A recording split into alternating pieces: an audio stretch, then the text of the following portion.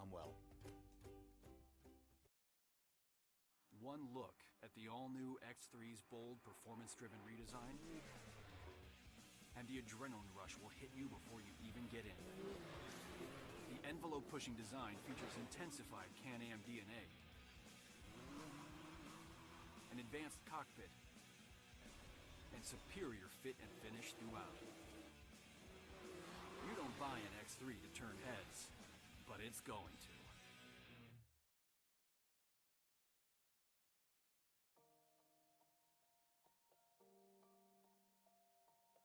Being a good New Zealand agribusiness bank is about understanding that banking is cyclical and supporting clients through the cycle. The dairy industry has been through that scenario at the moment over the last couple of years, with being at the trough of the dairy payout cycle. A product like Figured really helps us at that bottom point in the cycle because it means that we have information a lot faster of a lot higher quality. Figured is a product that creates that common platform between the farmer, the accountant, the consultant and the banker. Running a farm means gathering information and data from a number of sources. Often the process of consolidating and making sense of the information is time consuming. This means that a large portion of our time is just interpreting it rather than analysing it. But that's where Figured comes in. It's a great tool. We can use it anywhere. I can bring it up on my iPad, or be at the accountant's or in the dairy shed, going through information. Figured has been and is a valuable tool to us. We believe in the Figured product so much and the collaborative platform that it enables that we're giving our clients a 2-year free trial on that product. So they'll be able to enjoy the benefits of having a really close-knit farming team working for them.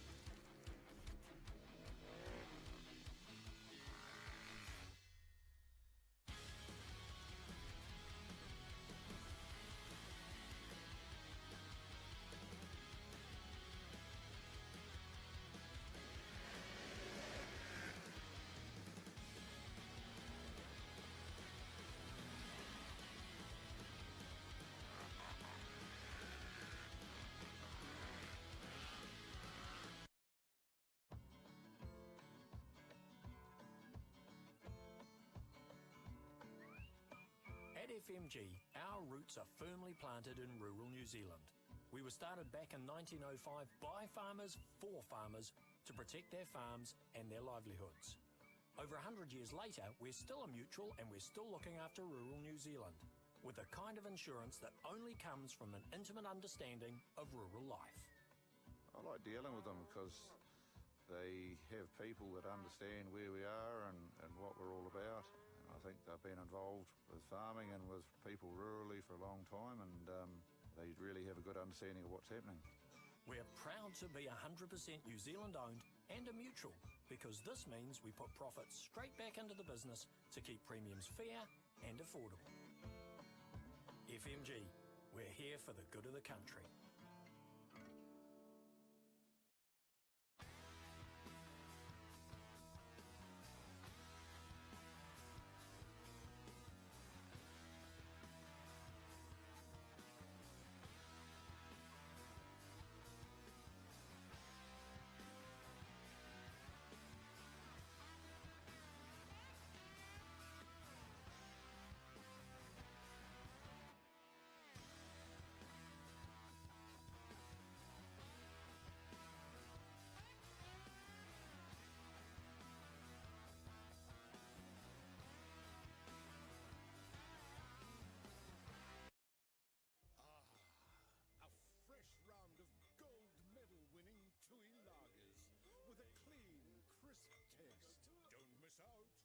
Like this hand has.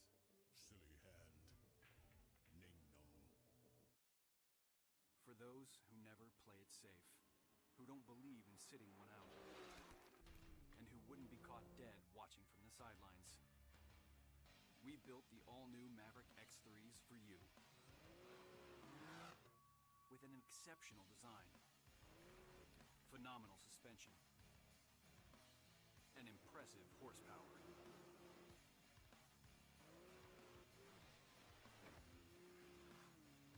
So you can give all the watchers something to watch. The all-new Maverick X3. Unleash your inner Maverick.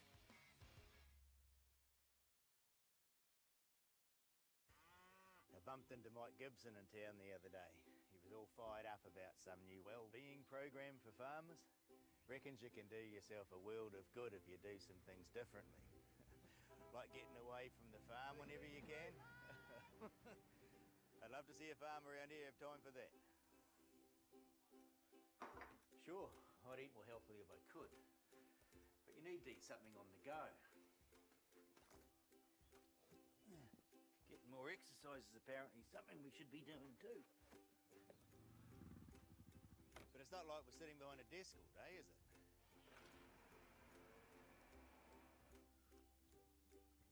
I'm sure I'd love to get a good night's sleep. For some reason, I always wake up. For some simple tips on how to look after yourself on the farm, check out the Farm Strong website and see how living well can help you to farm well. One look at the all-new X3's bold, performance-driven redesign, and the adrenaline rush will hit you before you even get in. The envelope-pushing design features intensified Can-Am DNA, an advanced cockpit, and superior fit and finish throughout. You don't buy an X3 to turn heads, but it's going to.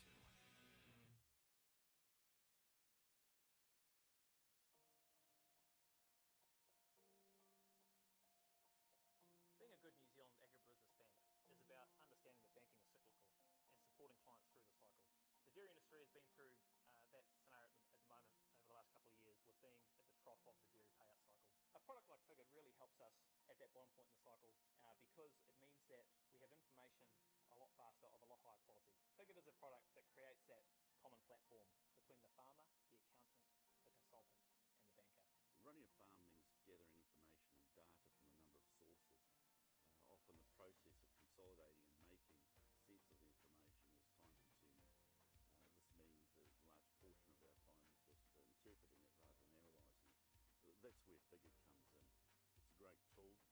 We can use it anywhere. I can bring it up on my iPad, or be at the accountant's or in the dairy shed, going through information. Figured has been and is a valuable tool to us.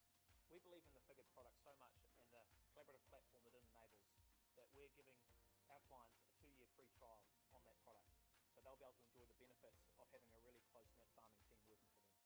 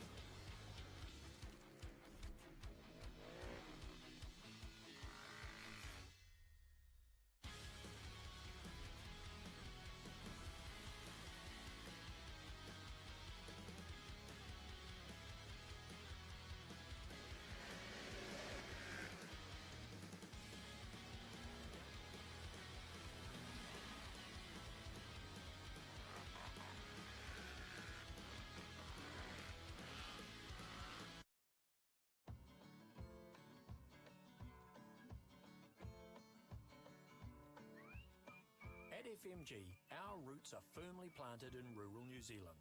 We were started back in 1905 by farmers for farmers to protect their farms and their livelihoods. Over 100 years later, we're still a mutual and we're still looking after rural New Zealand with a kind of insurance that only comes from an intimate understanding of rural life. I like dealing with them because they have people that understand where we are and what we're all about. And I think they've been involved with farming and with people rurally for a long time, and they really have a good understanding of what's happening. We're proud to be 100% New Zealand owned and a mutual because this means we put profits straight back into the business to keep premiums fair and affordable. FMG, we're here for the good of the country.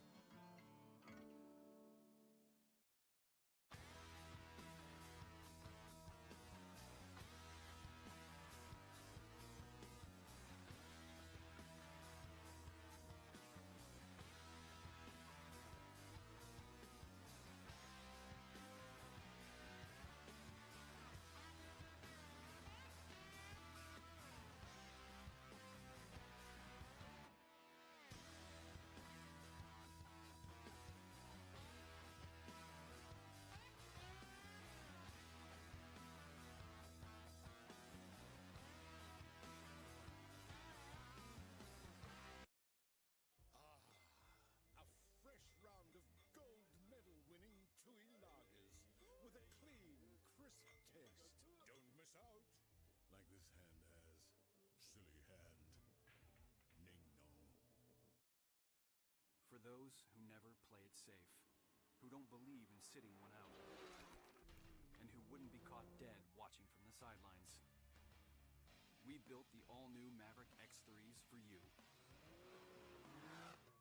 With an exceptional design, phenomenal suspension, and impressive horsepower.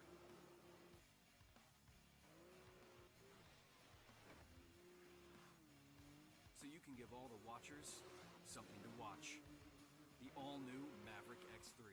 Unleash your inner Maverick.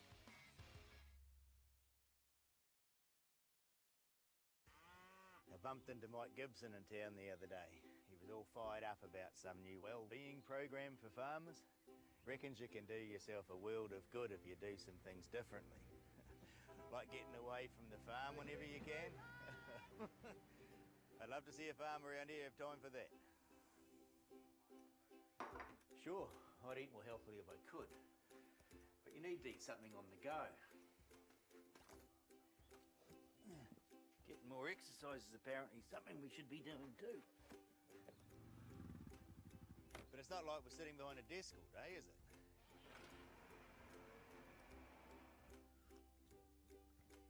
Sure, I'd love to get a good night's sleep. For some reason, I always wake up. For some simple tips on how to look after yourself on the farm, check out the Farm Strong website and see how living well can help you to farm well.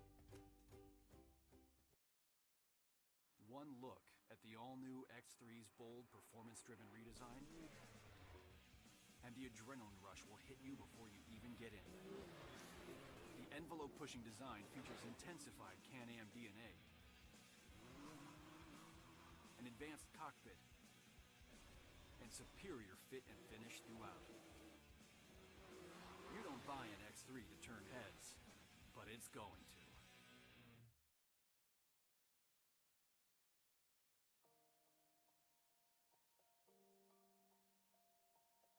Being a good New Zealand agribusiness bank is about understanding that banking is cyclical and supporting clients through the cycle.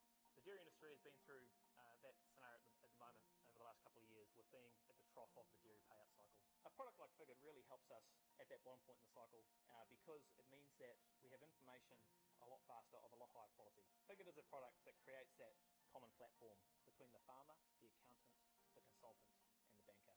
Running a farm means gathering information and data from a number of sources.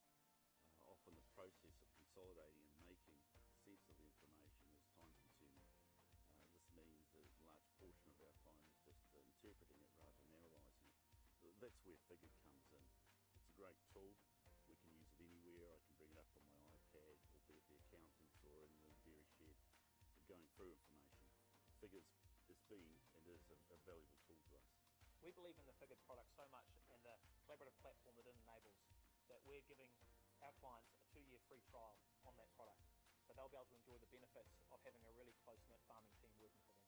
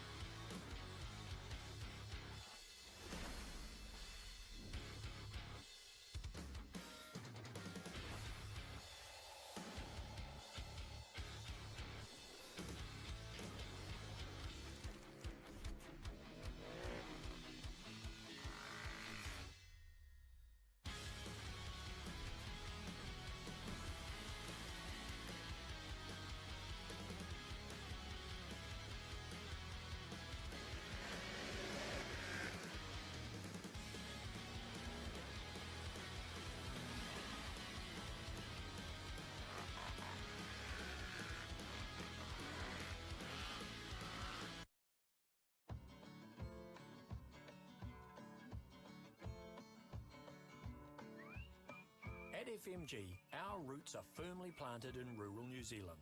We were started back in 1905 by farmers for farmers to protect their farms and their livelihoods. Over 100 years later, we're still a mutual and we're still looking after rural New Zealand with a kind of insurance that only comes from an intimate understanding of rural life. I like dealing with them because they have people that understand where we are and what we're all about.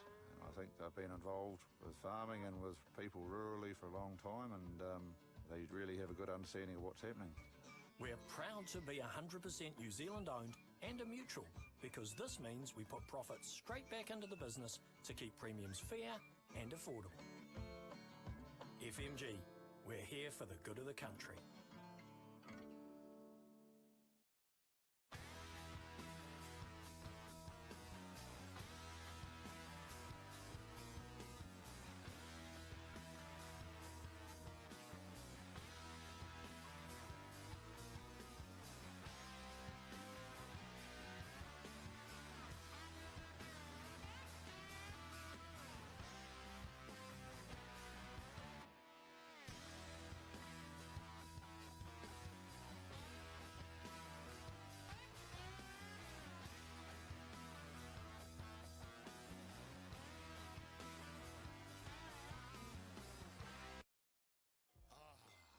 A fresh round of gold medal winning Tui lagers with a clean, crisp taste.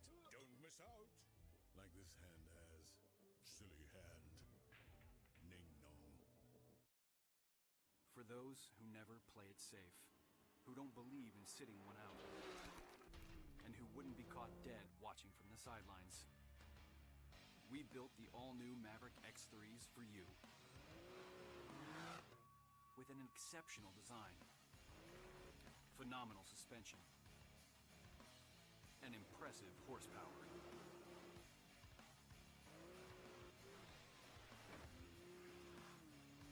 So you you can give all the watchers something to watch. The all-new Maverick X3. Unleash your inner Maverick.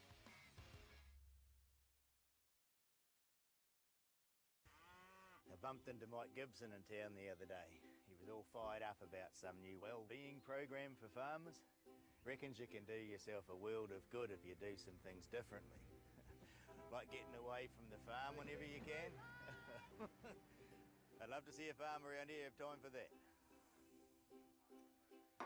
Sure, I'd eat more healthily if I could. But you need to eat something on the go. Getting more exercise is apparently something we should be doing too. But it's not like we're sitting behind a desk all day, is it?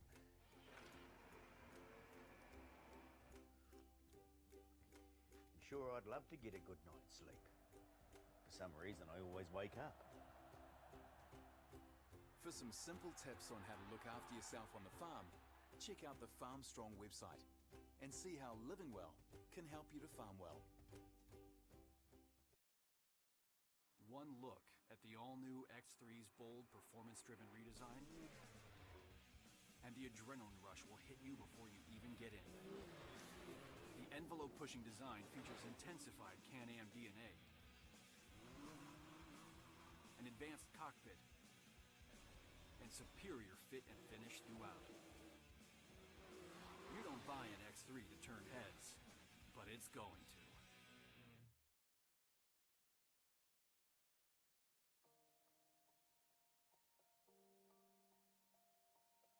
Being a good New Zealand agribusiness bank is about understanding that banking is cyclical and supporting clients through the cycle.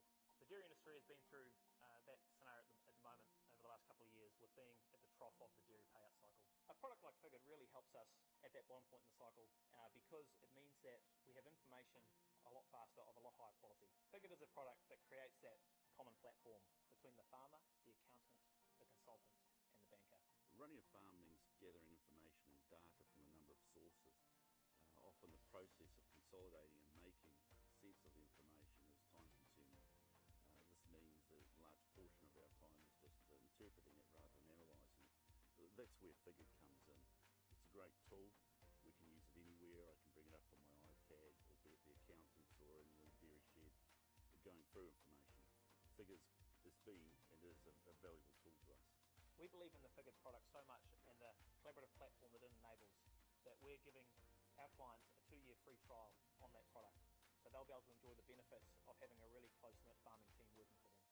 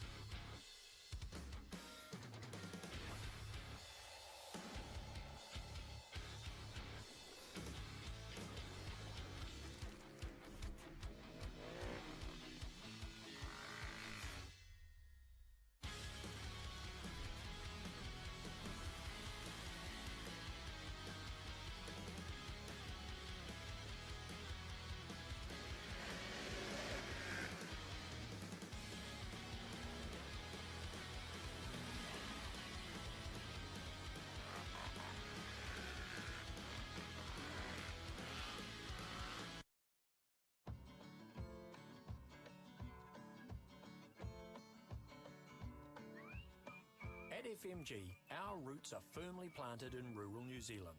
We were started back in 1905 by farmers for farmers to protect their farms and their livelihoods. Over 100 years later, we're still a mutual and we're still looking after rural New Zealand with a kind of insurance that only comes from an intimate understanding of rural life. I like dealing with them because they have people that understand where we are and what we're all about.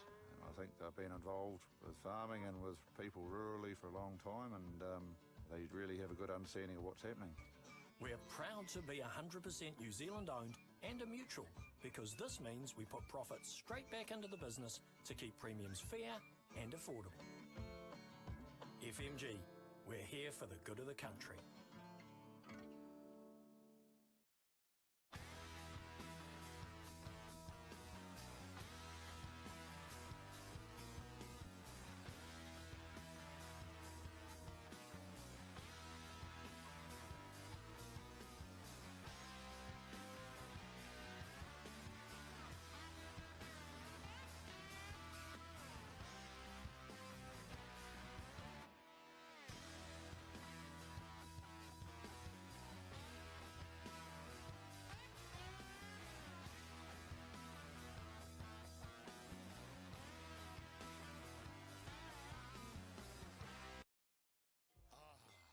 A fresh round of gold medal winning Tui lagers with a clean, crisp taste.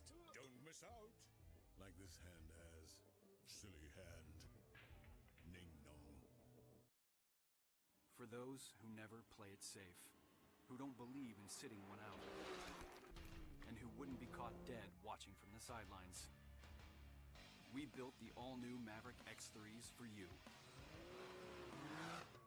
With an exceptional design, phenomenal suspension, and impressive horsepower.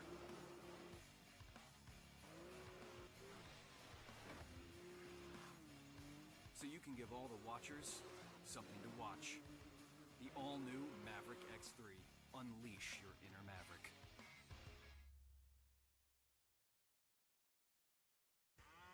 I bumped into Mike Gibson in town the other day. He was all fired up about some new Wellbeing program for farmers. Reckons you can do yourself a world of good if you do some things differently. Like getting away from the farm whenever you can. I'd love to see a farmer around here have time for that. Sure, I'd eat more healthily if I could, but you need to eat something on the go. Getting more exercise is apparently something we should be doing too. But it's not like we're sitting behind a desk all day, is it?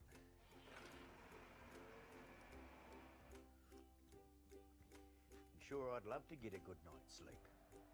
For some reason, I always wake up. For some simple tips on how to look after yourself on the farm, check out the Farm Strong website and see how living well can help you to farm well. One look at the all-new X3's bold, performance-driven redesign, and the adrenaline rush will hit you before you even get in. The envelope-pushing design features intensified Can-Am DNA, an advanced cockpit, and superior fit and finish throughout. You don't buy an X3 to turn heads, but it's going to.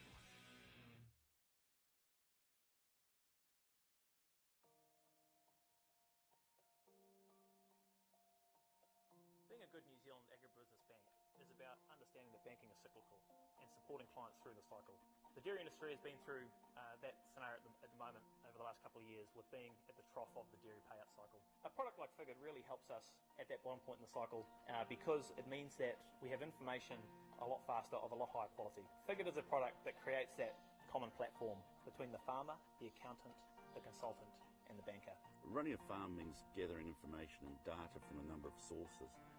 Often the process of consolidating and making sense of information is time-consuming. This means that a large portion of our time is just interpreting it rather than analysing. That's where Figured comes in. It's a great tool.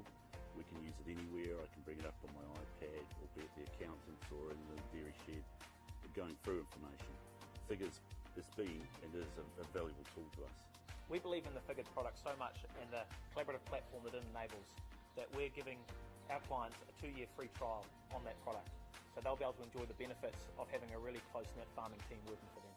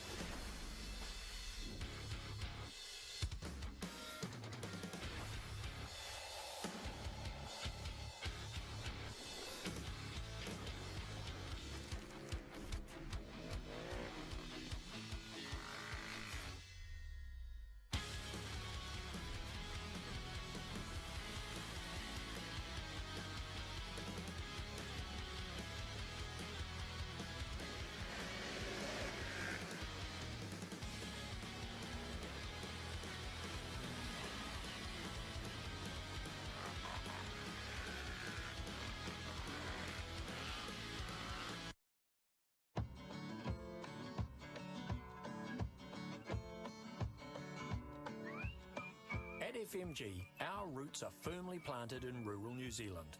We were started back in 1905 by farmers for farmers to protect their farms and their livelihoods.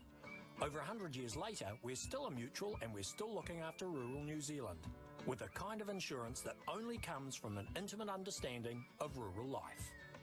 I like dealing with them because they have people that understand where we are and what we're all about. And I think they've been involved with farming and with people rurally for a long time, and they really have a good understanding of what's happening. We're proud to be 100% New Zealand owned and a mutual because this means we put profits straight back into the business to keep premiums fair and affordable. FMG, we're here for the good of the country.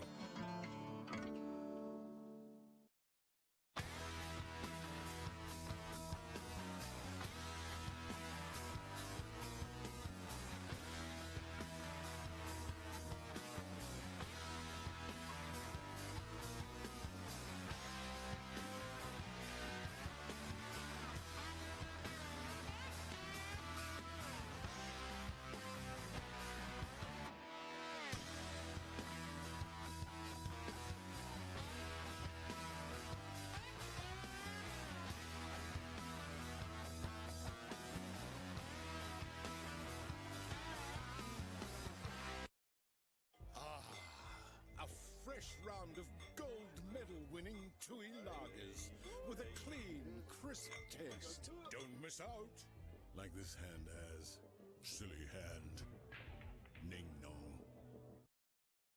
For those who never play it safe, who don't believe in sitting one out, and who wouldn't be caught dead watching from the sidelines, we built the all-new Maverick X3s for you. With an exceptional design, phenomenal suspension, and impressive horsepower.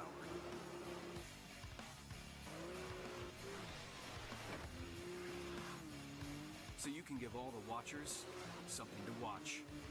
The all-new Maverick X3. Unleash your inner Maverick.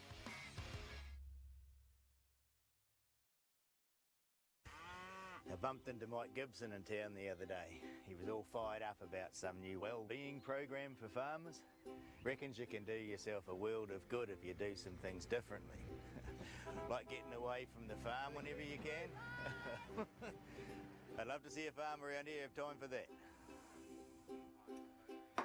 Sure, I'd eat more healthily if I could, but you need to eat something on the go.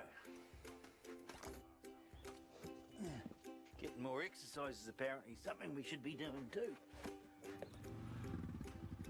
But it's not like we're sitting behind a desk all day, is it?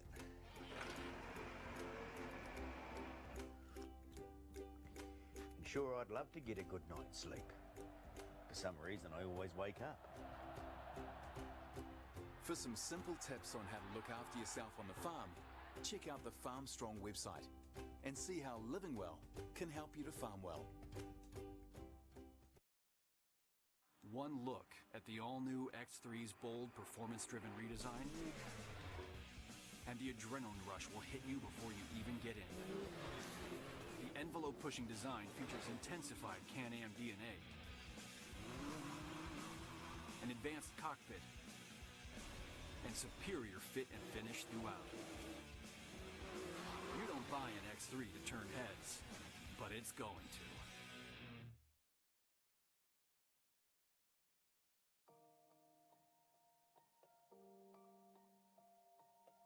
Being a good New Zealand agribusiness bank is about understanding that banking is cyclical and supporting clients through the cycle.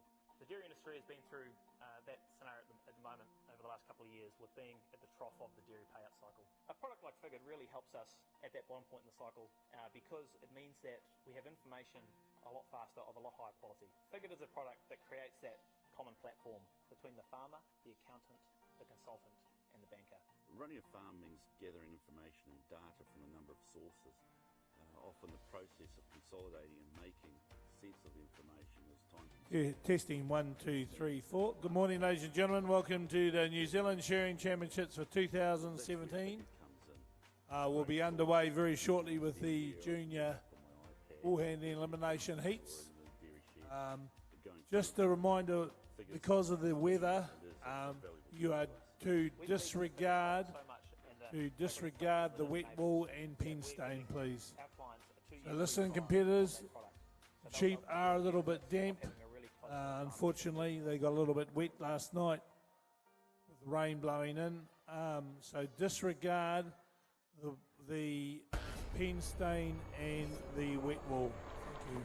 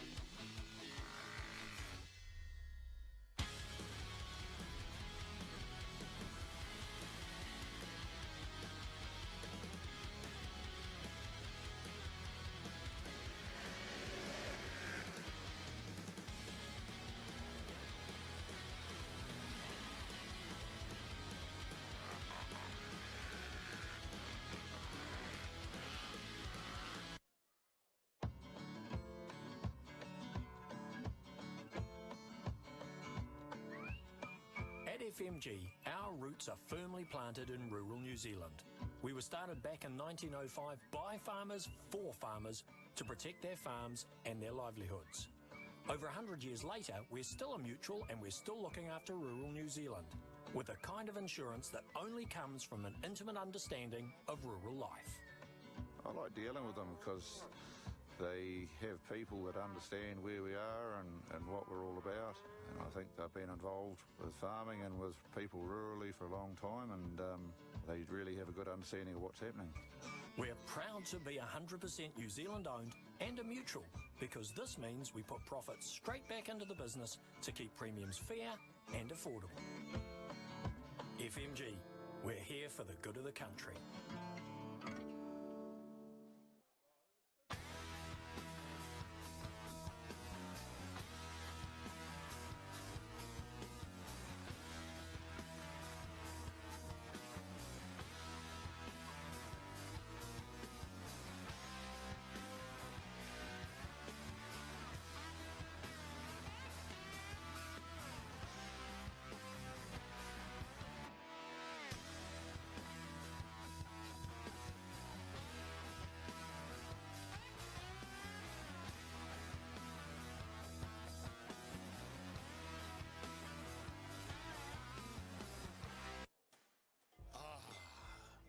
Fresh round of gold medal winning Tui lagers with a clean, crisp taste. Don't miss out. Like this hand has. Silly hand. Ning nong. For those who never play it safe, who don't believe in sitting one out, and who wouldn't be caught dead watching from the sidelines, we built the all-new Maverick X3s for you. With an exceptional design, phenomenal suspension, and impressive horsepower.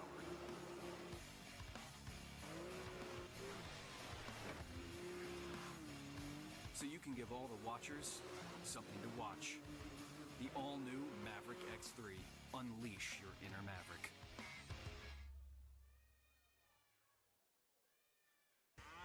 I bumped into Mike Gibson in town the other day. He was all fired up about some new Wellbeing program for farmers. Reckons you can do yourself a world of good if you do some things differently.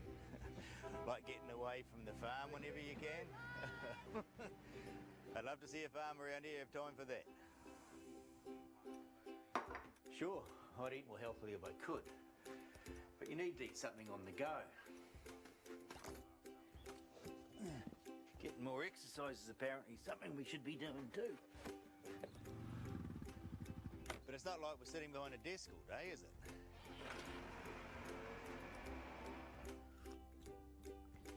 And sure, I'd love to get a good night's sleep. For some reason, I always wake up.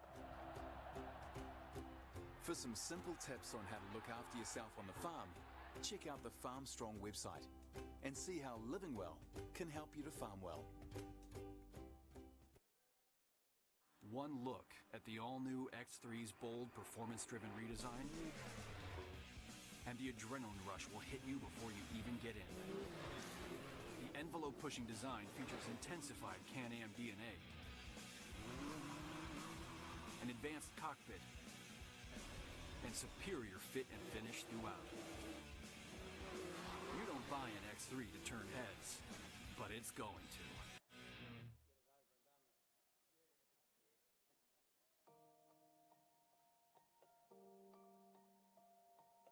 Being a good New Zealand agribusiness bank is about understanding that banking is cyclical and supporting clients through the cycle.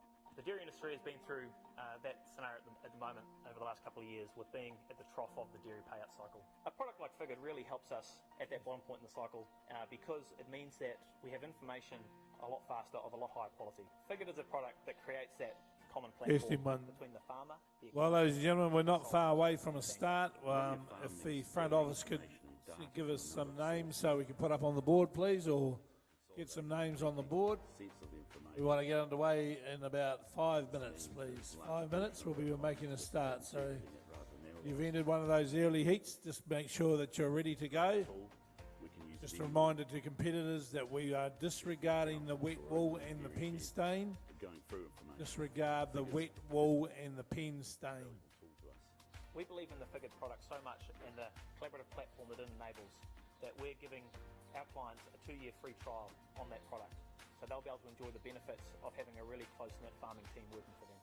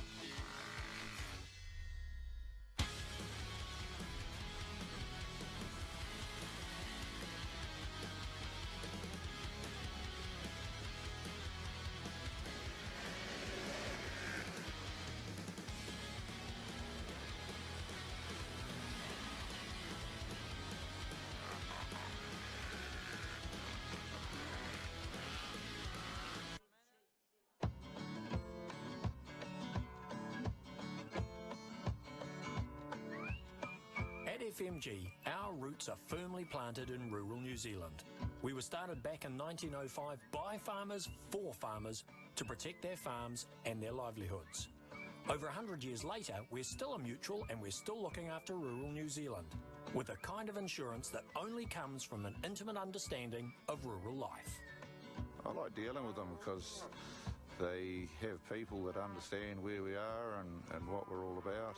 And I think they've been involved with farming and with people rurally for a long time, and they really have a good understanding of what's happening. We're proud to be 100% New Zealand owned and a mutual, because this means we put profits straight back into the business to keep premiums fair and affordable. FMG, we're here for the good of the country.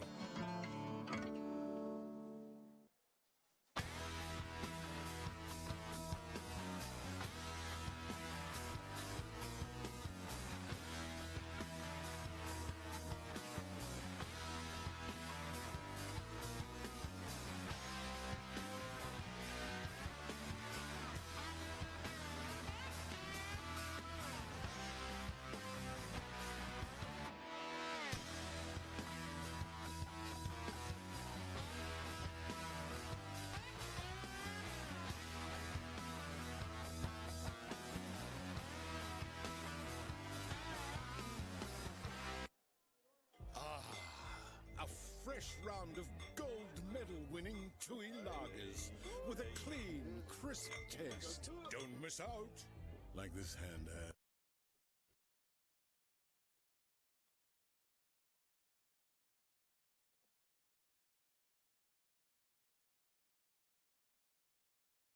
Caught dead watching from the sidelines. We built the all-new Maverick X3s for you. With an exceptional design, phenomenal suspension, and impressive horsepower.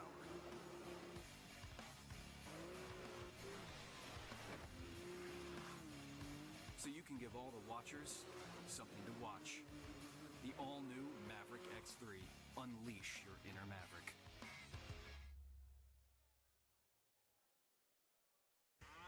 I bumped into Mike Gibson in town the other day. He was all fired up about some new Wellbeing program for farmers. Reckons you can do yourself a world of good if you do some things differently. Like getting away from the farm whenever you can. I'd love to see a farmer around here have time for that. Sure, I'd eat more healthily if I could, but you need to eat something on the go. Getting more exercise is apparently something we should be doing too. But it's not like we're sitting behind a desk all day, is it?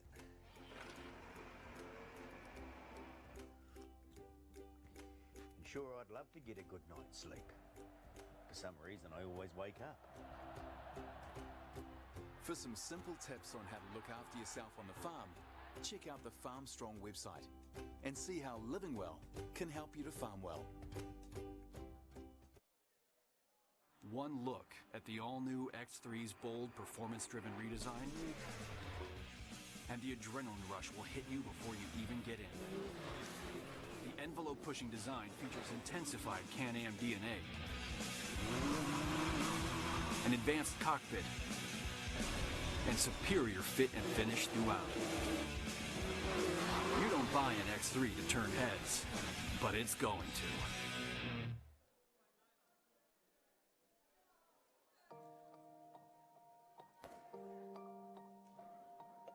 Being a good New Zealand agribusiness bank is about understanding that banking is cyclical and supporting clients through the cycle.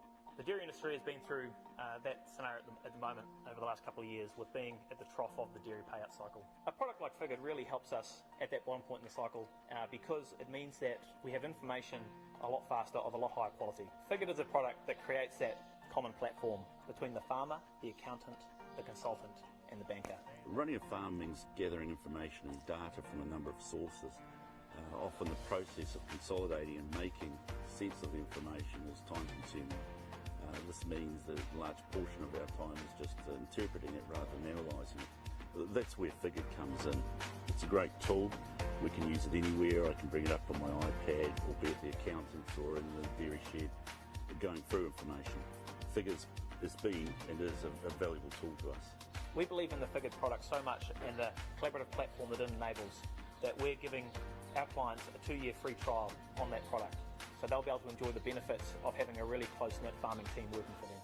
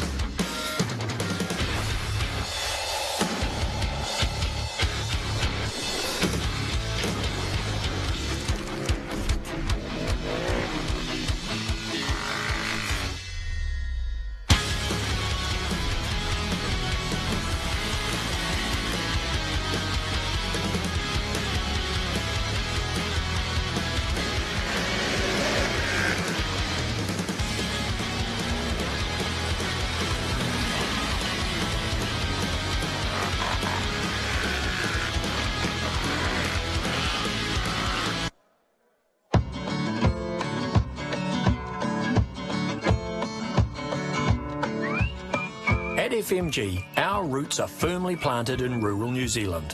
We were started back in 1905 by farmers for farmers to protect their farms and their livelihoods. Over 100 years later, we're still a mutual and we're still looking after rural New Zealand with a kind of insurance that only comes from an intimate understanding of rural life. I like dealing with them because they have people that understand where we are and what we're all about. And I think they've been involved with farming and with people rurally for a long time, and they really have a good understanding of what's happening. We're proud to be 100% New Zealand owned and a mutual, because this means we put profits straight back into the business to keep premiums fair and affordable. FMG, we're here for the good of the country.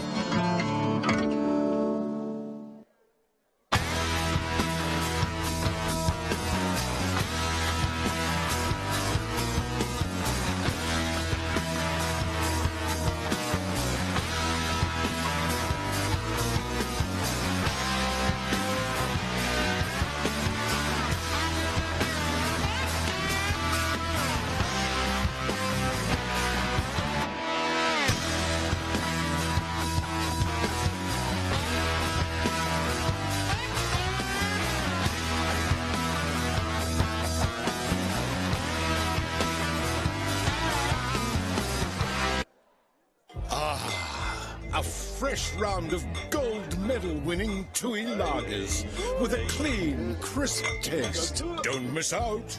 Like this hand has. Silly hand. Ning nong. For those who never play it safe, who don't believe in sitting one out, and who wouldn't be caught dead watching from the sidelines, we built the all-new Maverick X3s for you. With an exceptional design, phenomenal suspension, and impressive horsepower.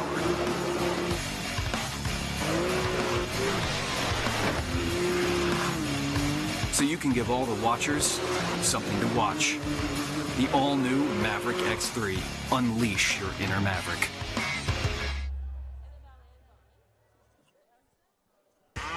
I bumped into Mike Gibson in town the other day. He was all fired up about some new Wellbeing program for farmers. Reckons you can do yourself a world of good if you do some things differently. Like getting away from the farm whenever you can. First one, Ian Vella. Ian Vella, would you come and see me at the announcer's table, please? Ian Vella, would you come and see me at the announcer's table, please? I'd eat more healthily if I could. But you need to eat something on the go. Getting more exercise is apparently something we should be doing too. But it's not like we're sitting behind a desk all day, is it?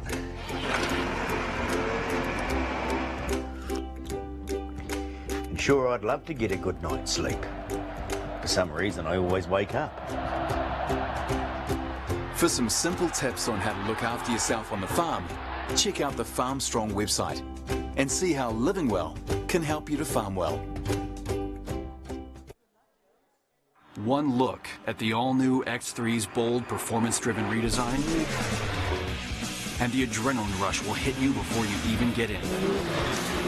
The envelope-pushing design features intensified Can-Am DNA, an advanced cockpit, and superior fit and finish throughout. You don't buy an X3 to turn heads, but it's going to.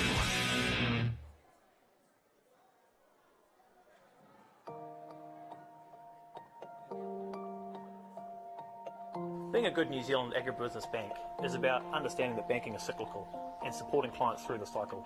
The dairy industry has been through that scenario at the moment over the last couple of years, with being at the trough of the dairy payout cycle. A product like Figured really helps us at that bottom point in the cycle because it means that we have information a lot faster of a lot higher quality. Figured is a product that creates that common platform between the farmer, the accountant, the consultant and the banker.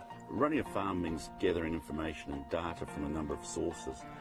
Often the process of consolidating and making sense of the information is time consuming. This means that a large portion of our time is just interpreting it rather than analysing it. That's where Figured comes in. It's a great tool. We can use it anywhere. I can bring it up on my iPad, or be at the accountant's or in the dairy shed, going through information. Figured's it's been and is a valuable tool to us. We believe in the Figured product so much and the collaborative platform that it enables that we're giving our clients a 2-year free trial on that product. So they'll be able to enjoy the benefits of having a really close-knit farming team working for them.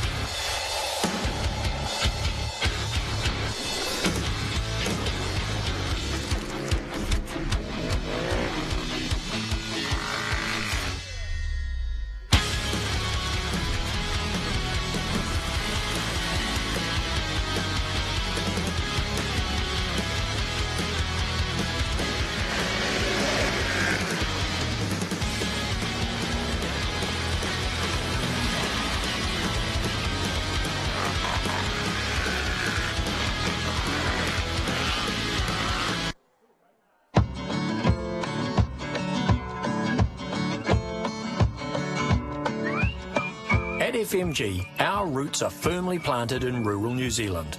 We were started back in 1905 by farmers for farmers to protect their farms and their livelihoods. Over 100 years later, we're still a mutual and we're still looking after rural New Zealand with a kind of insurance that only comes from an intimate understanding of rural life. I like dealing with them because they have people that understand where we are and what we're all about, and I think they've been involved with farming and with people rurally for a long time, and they really have a good understanding of what's happening. We're proud to be 100% New Zealand owned and a mutual, because this means we put profits straight back into the business to keep premiums fair and affordable. FMG, we're here for the good of the country.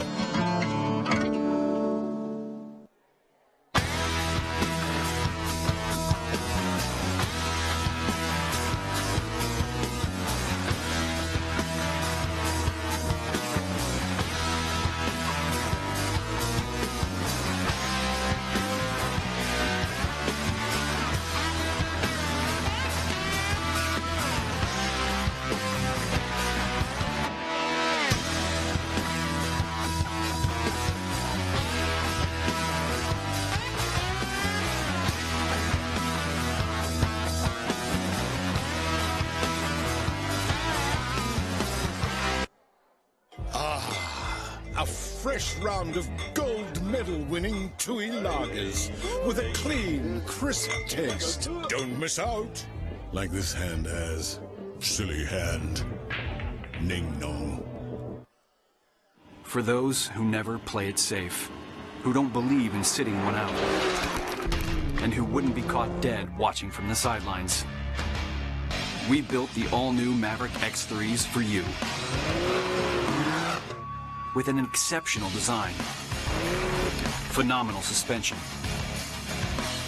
and impressive horsepower.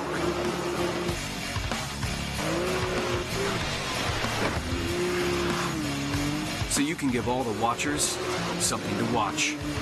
The all-new Maverick X3. Unleash your inner Maverick.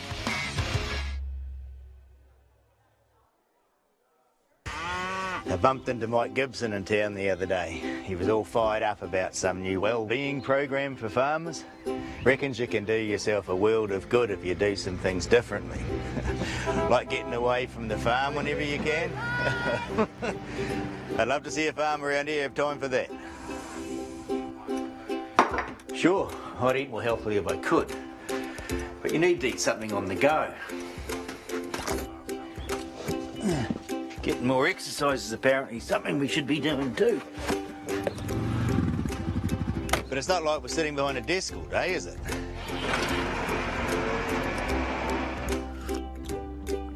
And sure, I'd love to get a good night's sleep. For some reason, I always wake up. For some simple tips on how to look after yourself on the farm, check out the Farm Strong website and see how living well can help you to farm well.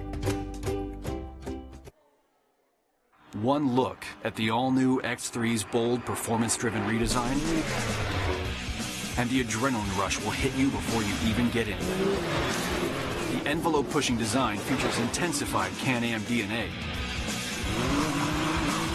an advanced cockpit, and superior fit and finish throughout. You don't buy an X3 to turn heads, but it's going to.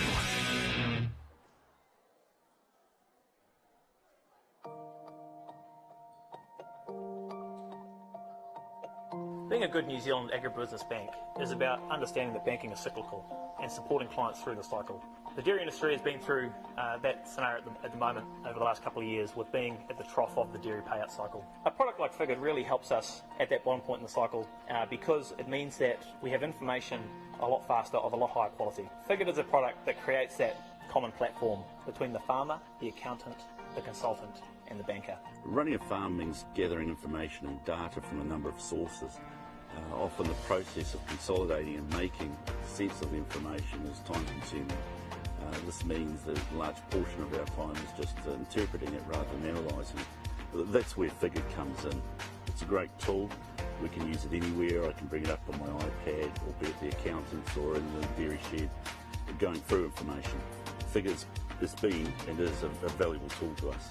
We believe in the Figured product so much and the collaborative platform that it enables that we're giving our clients a 2-year free trial on that product. So they'll be able to enjoy the benefits of having a really close-knit farming team working for them.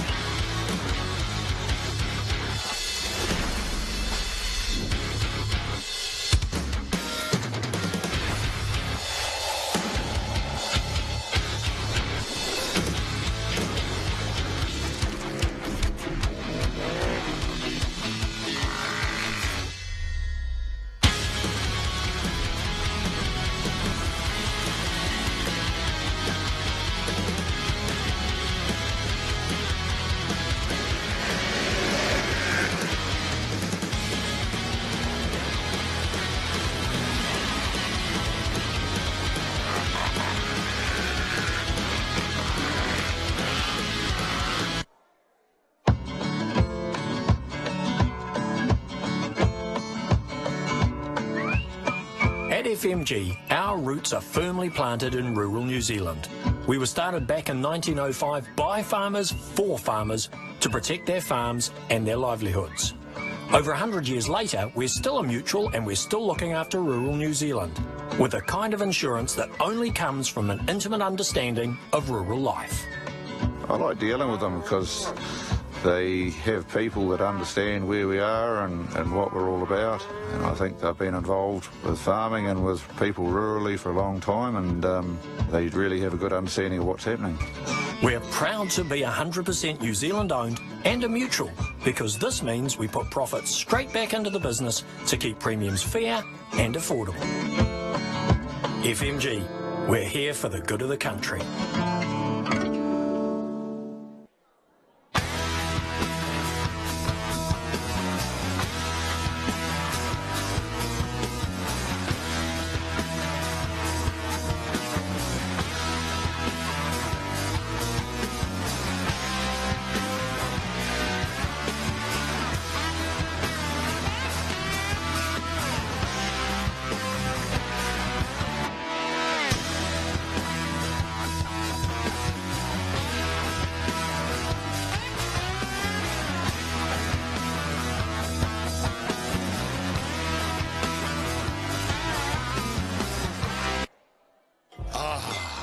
A fresh round of gold medal winning Tui lagers with a clean, crisp taste. Don't miss out.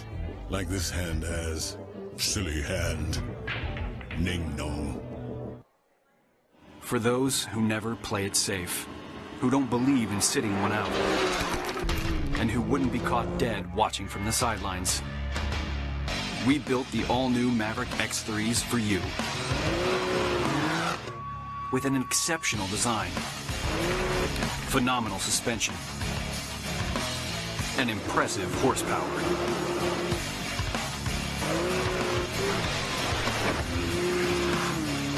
So you can give all the watchers something to watch. The all-new Maverick X3. Unleash your inner Maverick.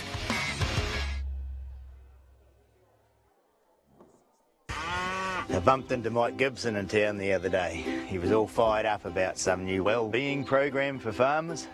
Reckons you can do yourself. All right, ladies and gentlemen, we'll be underway. If we could have some silence just for a minute or two, please. Whenever you can. Can we everybody listen? All competitors listen, please. Thank you. Right. Now, the sheep are a little bit wet. Damp, not wet. Ian says they're not wet. So please take no disregard to the pen stain or the wetness of the sheep. Also, just make sure that it's just the way it is. Unfortunately, with the weather closed down quickly on us last night and yesterday, so everybody's done their best, but unfortunately they are damp. So take no regard to the dampness of the sheep and also the pen stain.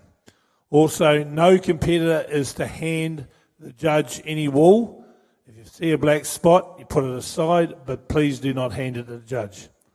Okay, so we'll be underway very, very shortly, and we'll be under control. Okay, thank you. An advanced cockpit and superior fit and finish throughout. You don't buy an X3 to turn heads, but it's going to.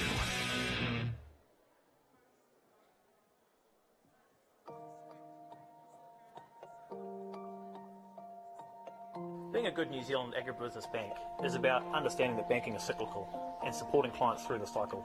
The dairy industry has been through that scenario at the moment over the last couple of years, with being at the trough of the dairy payout cycle. A product like Figured really helps us at that bottom point in the cycle because it means that we have information a lot faster of a lot higher quality. Figured is a product that creates that common platform between the farmer, the accountant, the consultant and the banker. Running a farm means gathering information and data from a number of sources.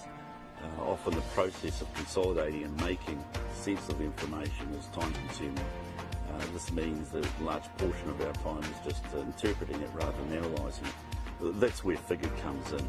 It's a great tool.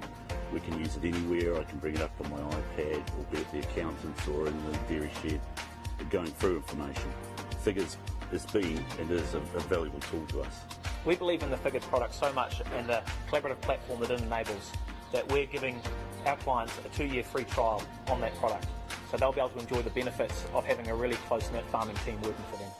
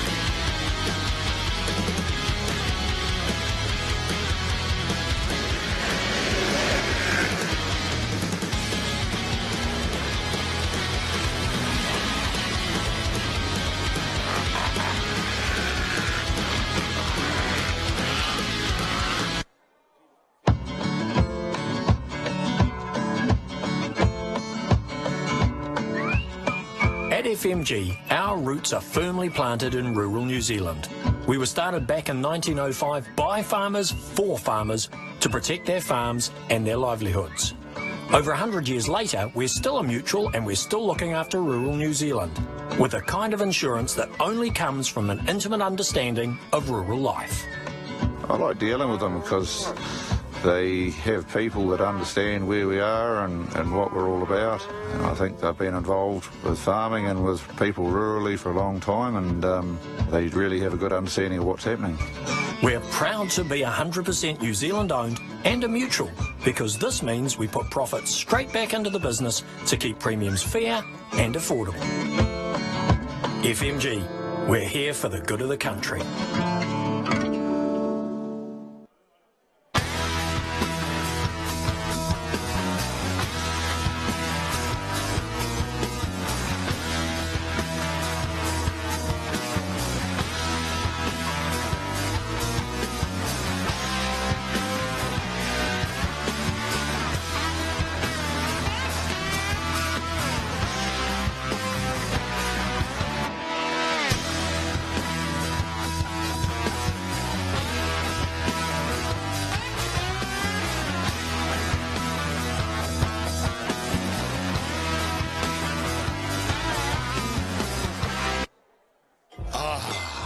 A fresh round of gold medal winning Tui lagers with a clean, crisp taste. Don't miss out. Like this hand has. Silly hand. Ning nong.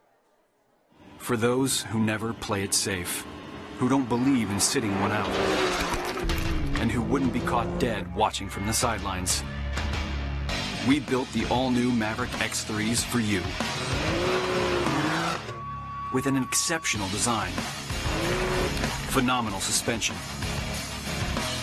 and impressive horsepower. Test 1, 2, 3. Righto, we've got the first heat. We have Taylor Ham, Ashley Thompson, Devin Taitoko, Idridu Paku, and Reese Johnson, please. I bumped into Mike Gibson. They are our down first the other day. contestants. He was all fired up about some new Wellbeing program for farmers. Reckons you can do yourself a world of good if you do some things differently. Like getting away from the farm whenever you can. Testing 1, 2. Could someone from the front office bring us some pens down, please? Pens, please. But you need to eat something on the go. For some reason we haven't got a pen here. Getting more exercise is apparently something we should be doing too. But it's not like we're sitting behind a desk all day, is it?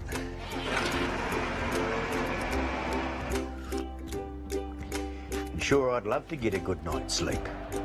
For some reason, I always wake up. For some simple tips on how to look after yourself on the farm, check out the Farm Strong website and see how living well can help you to farm well.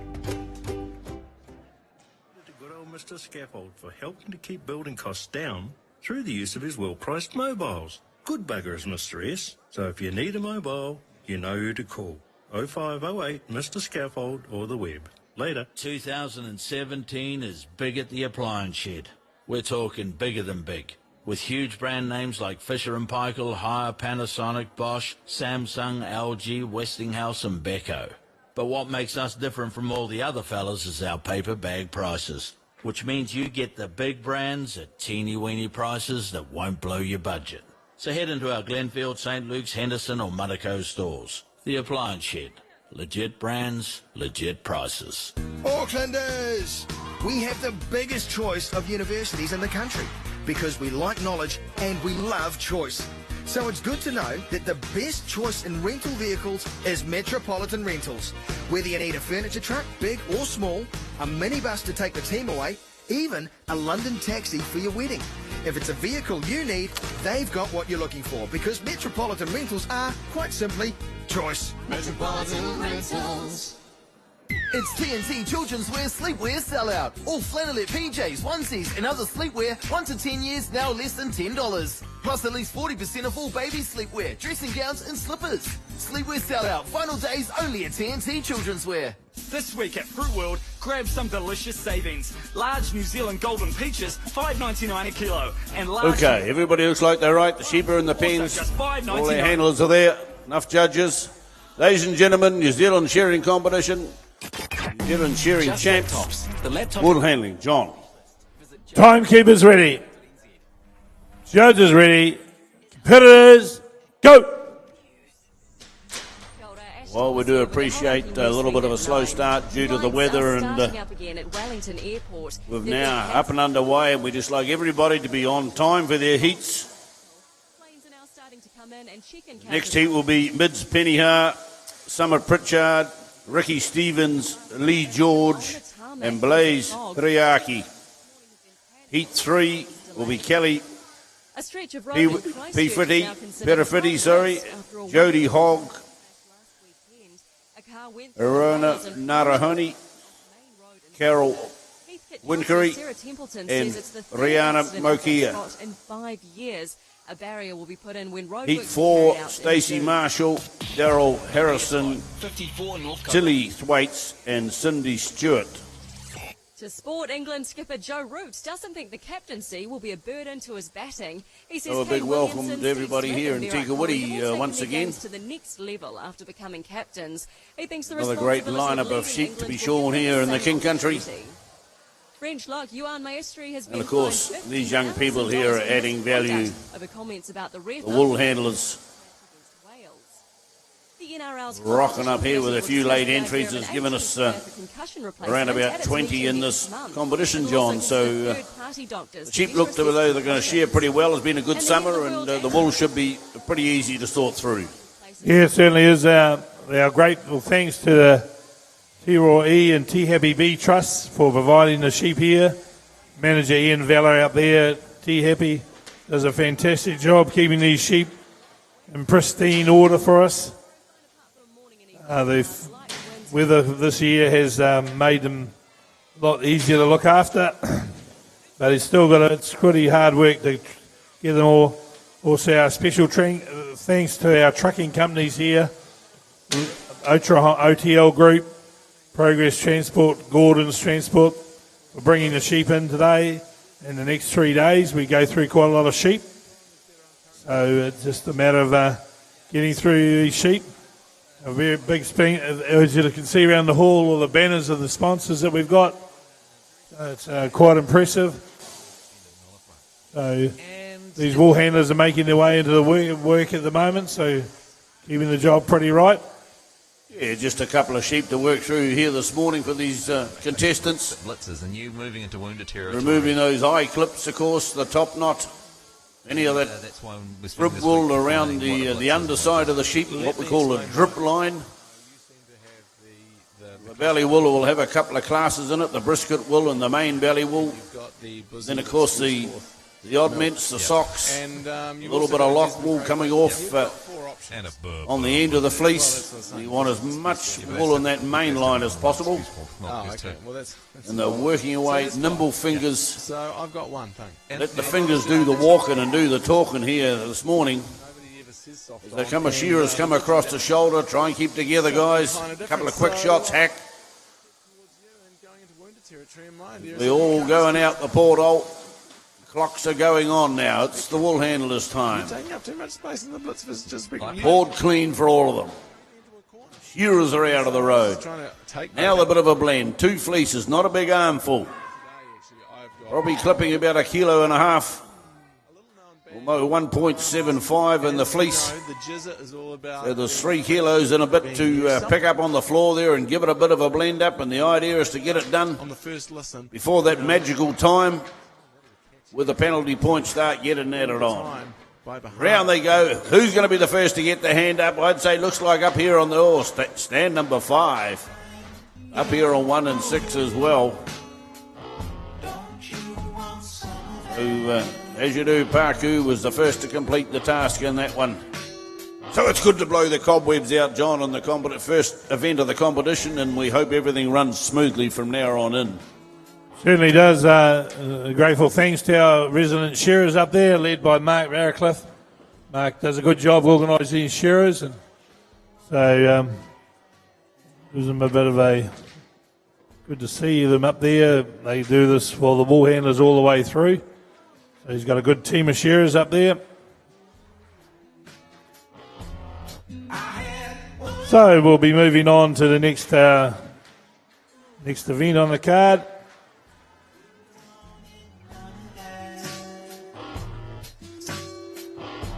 Yeah, next up in the heat, so we've got Mids, Summer, Ricky, Lee, and Blaze.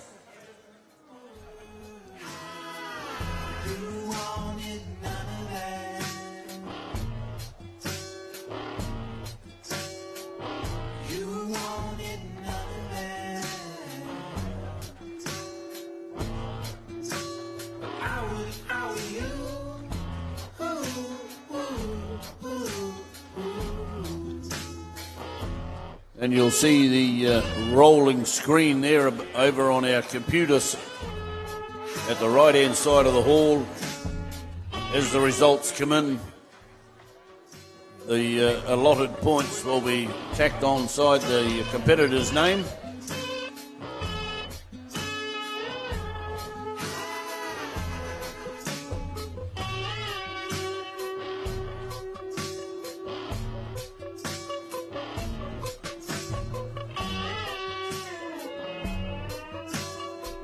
So we sacked that old shearer that was a bit slow. We've got on the guns now. And they're going to carry on through this morning's events.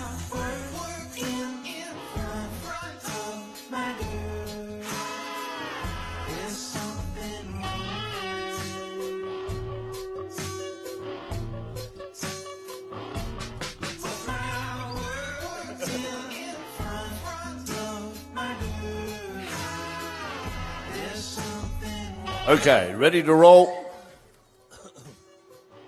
Everybody happy? Timekeeper's ready. Judges ready. Competitors, go! Off and moving again on this one. Mids Pennyha here on the front stand. Summer Pritchard on stand number 3.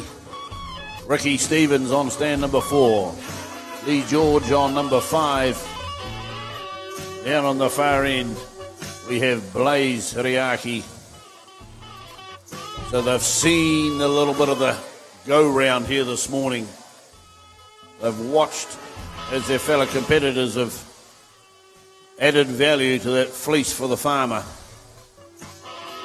Very important job, John. I just happened to be wool handling myself the other day for a couple of young shearers, and hell, I had to keep on my toes. That'll be a bit interesting. Well, you think you know it all when you're shorn a few hundred sheep, but it's a whole new ball game, this wool handling. The shearer's only got a kick, and the sheep's only got a kick, and the wool can be all round the place.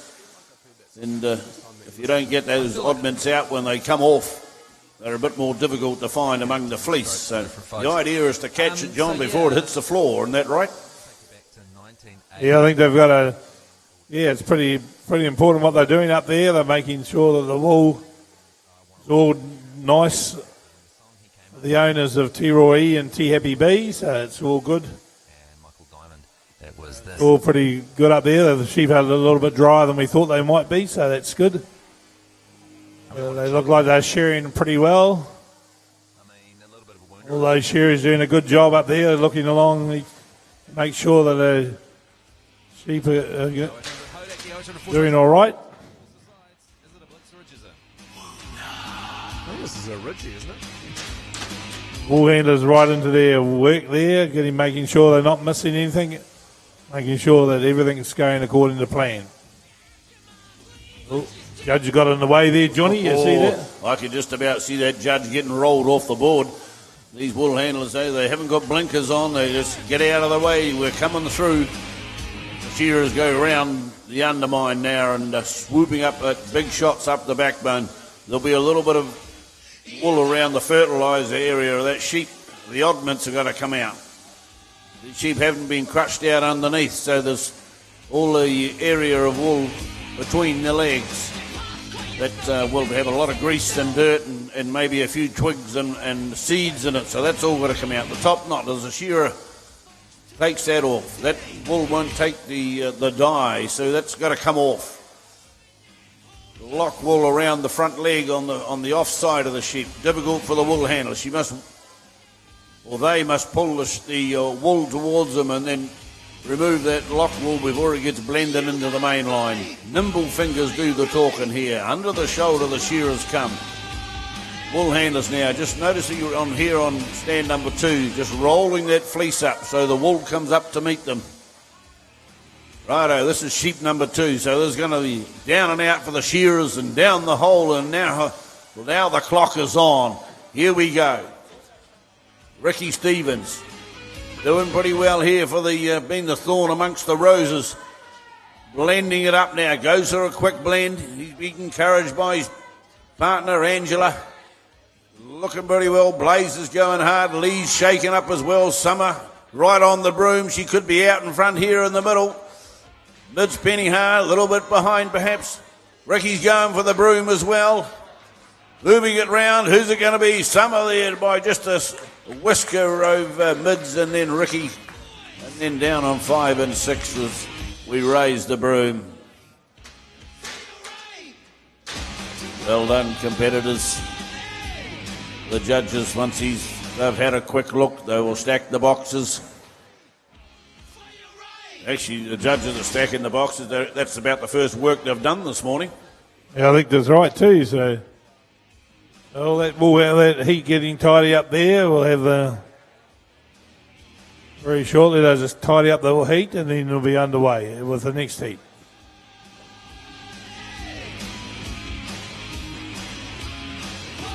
And our next heat will be, we've got Kelly Perifidi, Jody Hogg, Romeo Narangahangi, Carol Winkeri, and Rihanna Monakia. A quintessential Jizza 0800 So we've got 4 full heats. Bianca Harweir is in heat number 4. Really takes the wind out of your sails, that one, doesn't it? Yeah, I don't know how that happened, actually. Sorry. I think this is quite Lennon-McCartney-esque, actually, this song. So this is the junior. Full handling up before us at the moment. Mystery noise I made at the Remu Park Lodge. Does actually. What did you play? New Zealand Shearing Championship 2017. Supported by a great number of sponsors right around the hall, as well as many that are behind the scenes. Likewise, all the people that help to make this job work. He's riding long shirtless on Ponsonby Road. Thousands of man hours. I think it is. In the last 12 months has come down to this. Let's go to the phones. 5 calls decides whose song is better, Matt Splits or my Jizza. Here's Cohen Skin. Welcome to the show, Cohen. You're a new caller. Okay, up with the next crew, please. Names are on the board. Bit of hustle and bustle.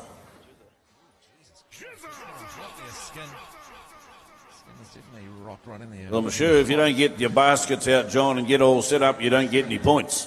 That's right, exactly. You got to make sure the baskets are set up properly and make sure they know what they're doing. Okay, looks like we're all clear for a start. Timekeeper's ready. I respect that, Cody. You're a great New Zealander. Jared. Let's head up to Orewa.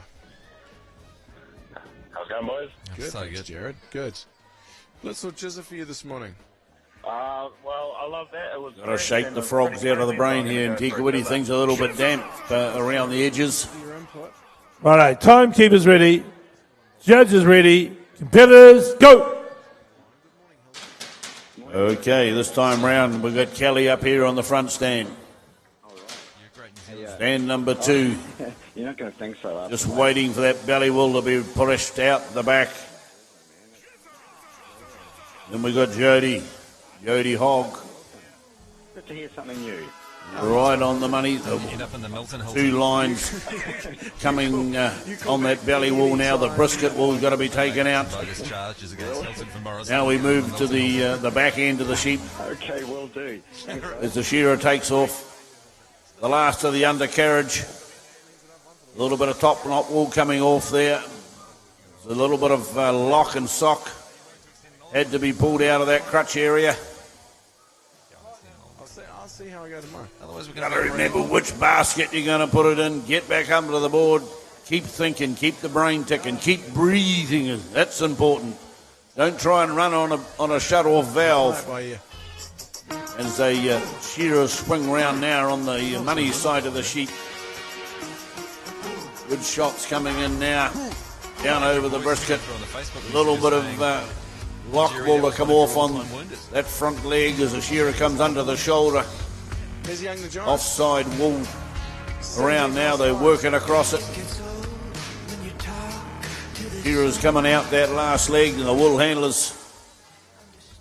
Who's got the tidiest job so far? Who's right on the money?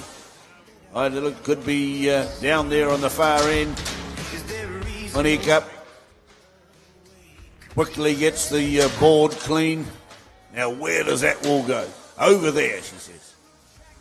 Be right on the money. You're just going to be switched on all the way through this competition. This is the 3rd heat. We got 1 more to go in this junior. Belly wool flipped out the back. They've got the brisket. Real dingy stuff on that brisket where the sheep puts its body down to rest for the evening or during the day in the heat. Up the top knot's taken off. Nicely caught. There'll be a little bit of eye wool to come out now. 1 shot down the side. Got there on the front stand. Got that on 2 and 3. Stand 4's a little bit. Stand 5's a little bit back. The shearer's now dropped down into that offside. Quite difficult for the wool handler. It's time to go away and actually have a little bit of a think about what you got down on the floor, because you can't get around the shearer. It's not until they actually pull up for that last side that you can reach around and pull that offside wool and then tend to it. Roll it up onto itself so that any of that oddments stand out. Hit you in the eye. Here they go. Shearers down the last leg. Couple of quick shots down on 6. Watch along the line, boys. We've got another older substitute shearer down there, old Roger. He gets out of the road. Okay, here we into the shake-up. Nice looking fleece there on stand number 4. That maybe just the way the lights are shining on it from here, but that looks pretty bright. A good blend up there from Naragione, doing the job. Into the broom now they go. Here goes Hogg with the broom as well. Pressure up here at Perifetti on the front stand. Who's going to be first? Hand up there on for Naragione, closely followed by Hogg, Perifetti, and then it's down 5 and 6. Finishing touches. Not too much of a hustle here on 6, he says. There goes the hand up on 5. Still got a smile on their face, these competitors, and indicates to the judges that it's all done. Yeah, thank you, John. We'll be moving on to the 4th heat very shortly. Let's get these billboards tidied up.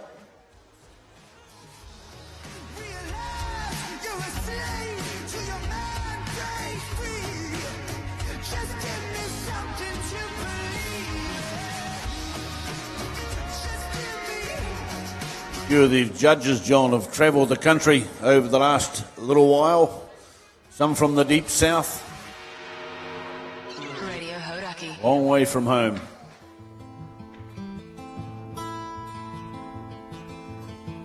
Little black submarines, operator, please put me back on the line. Told my girl I'd be back. Wool industry dominated by the female gender, but we do have a couple of judges of the male variety. Darryl Crow, the referee, and Ian Hopkirk. Okay, John's going to announce the heat 4 up onto the board, please. Heat 4, we've got Stacey Marshall, Daryl Harrison, Tilly Thwaites, Cindy Stewart, and Bianca Hawea. Pressure on the judges down in the dungeon because they need to get all those containers up here as quickly as possible. What we call the dungeon is down the back end of the hall, out of sight. Very important job goes on of going through all the fleeces, all the oddments. Where's Koro Mullins?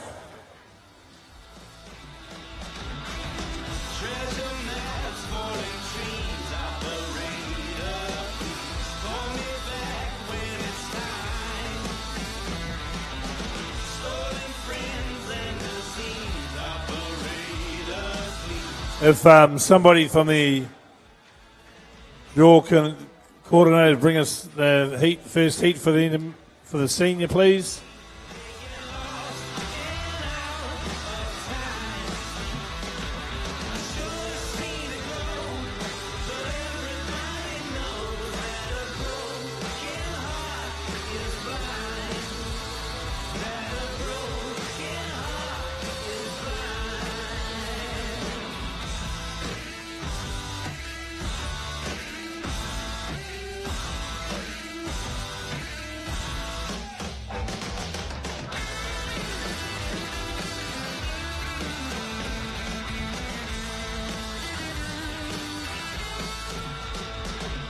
It looks like we're pretty much ready to go. Judges up, please. Cheers to the board. Everybody happy? Timekeepers ready. Judges ready. Competitors, go! Last heat of this junior wool handling competition, sponsored by New Zealand Shearing Champs. On the front stand here we have Stacey Marshall, Daryl Harrison on number 3. On number 4, Tilly Thwaites, Cindy Stewart's down on 5 and Bianca Haweer on 6. So last chance of any of these contestants to get through to the next round. Important to do the job right. Just like when the shearers up there battling it out, it's about leaving it all up there on the board. Just every time you get up there, you can't hold anything back in case you make a mistake or somebody gets the better of you. Get on with the job and do it to the best of your advantage as they now prepare to think about what they need to be doing next as the shearers in the offside. Long arms will reach around shortly as those shearers now turn onto the last side. Quick, a couple of shots down on 6 Hack as they come over the shoulder. They've got to work with open class shearers in the shed, these wool handlers, so it's keeping the pressure on. It's no good just dawdling along, but we just sheared at a nice even pace so that they don't actually get confused with themselves. They just know the wool's coming off and it's coming off quick and we're working under pressure. That's what happens in the shed day in and day out. And we try to emulate that here at these wool handling competitions. Wool off the board there on the front stand. Doing pretty well now. Turns around, has a quick look. What have I left in? Quick check there for Tilly Thwaites. Daryl Harrison turns and just rolls his over. Down there now, the shearers are taking the belly off. It'll be flicked out towards the back of the sheep. Sometimes it doesn't all go out the back. It just sort of blows up a little bit. So then you've got to reach around and you've got a mixture of wool as the shearers come into the undermine. Have a look along the board. Up over the top they come, down into that first off shoulder. Ease down a couple, Roger. Have a look, buddy. As the wool handlers getting that bits of eye clip that the shearer, and he hits that last side, drops into the hand, down into the pottle that they know, the big buckets to put the wool in, and the shearers are coming under the shoulder. Pressure on from Bianca. Oh, what's that shearer doing? He's starting to fire some quick shots then down that last side. Wool handlers now, just about your time for the shakedown. Little bit of back leg wool coming off. Into the pen they go now. The board's your own. Stay in your marked areas and get that broom whipping. Who's going to be the first to go for the shakedown? Looks like it's young Daryl Harrison here. He's putting the pressure on the woman in the competition. Bianca now for the shake as well. Come on up here on the front, Sally. Get in with get a rock and roll. Come on. Here goes Daryl, on with the broom. He was over the line a little bit. Did the judge see that? Very small working space for these competitors to go in, but that's their lot. Down on stand number 6, it was Bianca. First to get the money. So that is now the end of our junior wool handling competition. Well done, competitors. As you can see, that computer screen over there on top of the CP wool sign, that will give you your ranking into the next round.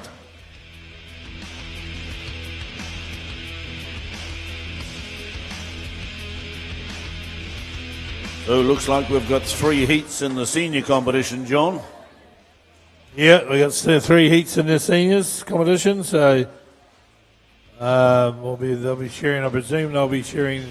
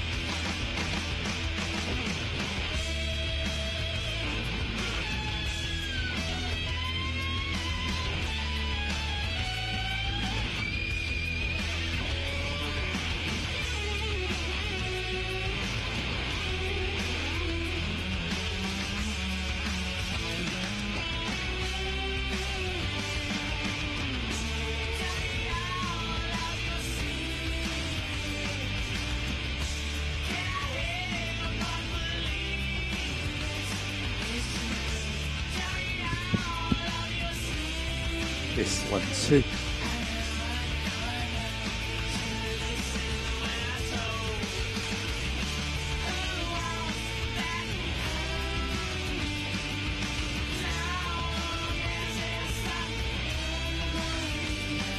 Hello.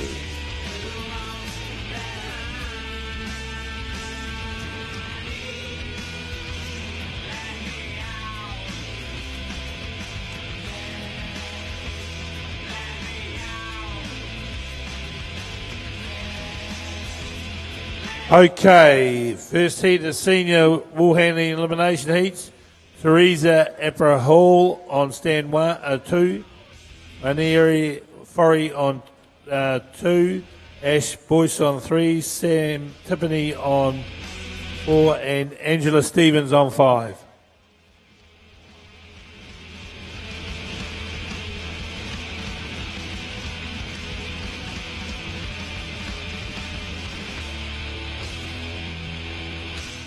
Hats and Pazes at 9:34. You're on the Matt and Jerry show. 3 competition sheep this year, wool handlers. Dream I had last night?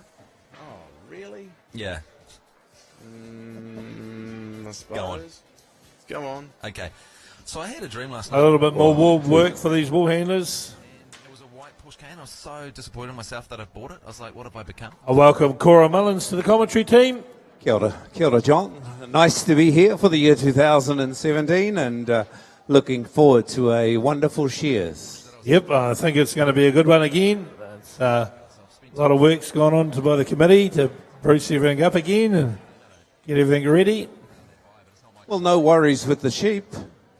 Oh, a little bit of concern with the rain yesterday. A lot more rain came in than we thought.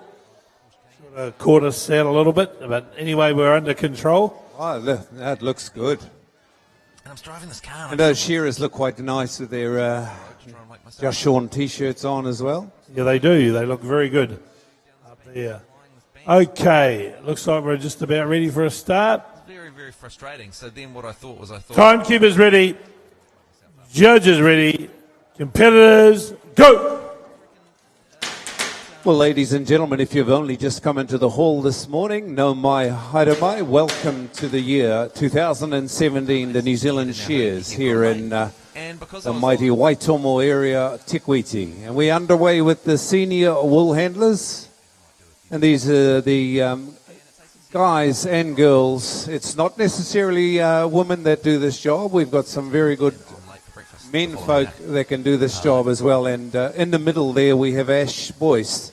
I believe Ash Boyce has done quite well and made the Golden Shears wool handling finals down there a couple of weeks ago. And he's on fire. He's on fire, this guy. He's ready to roll, ready to rumble.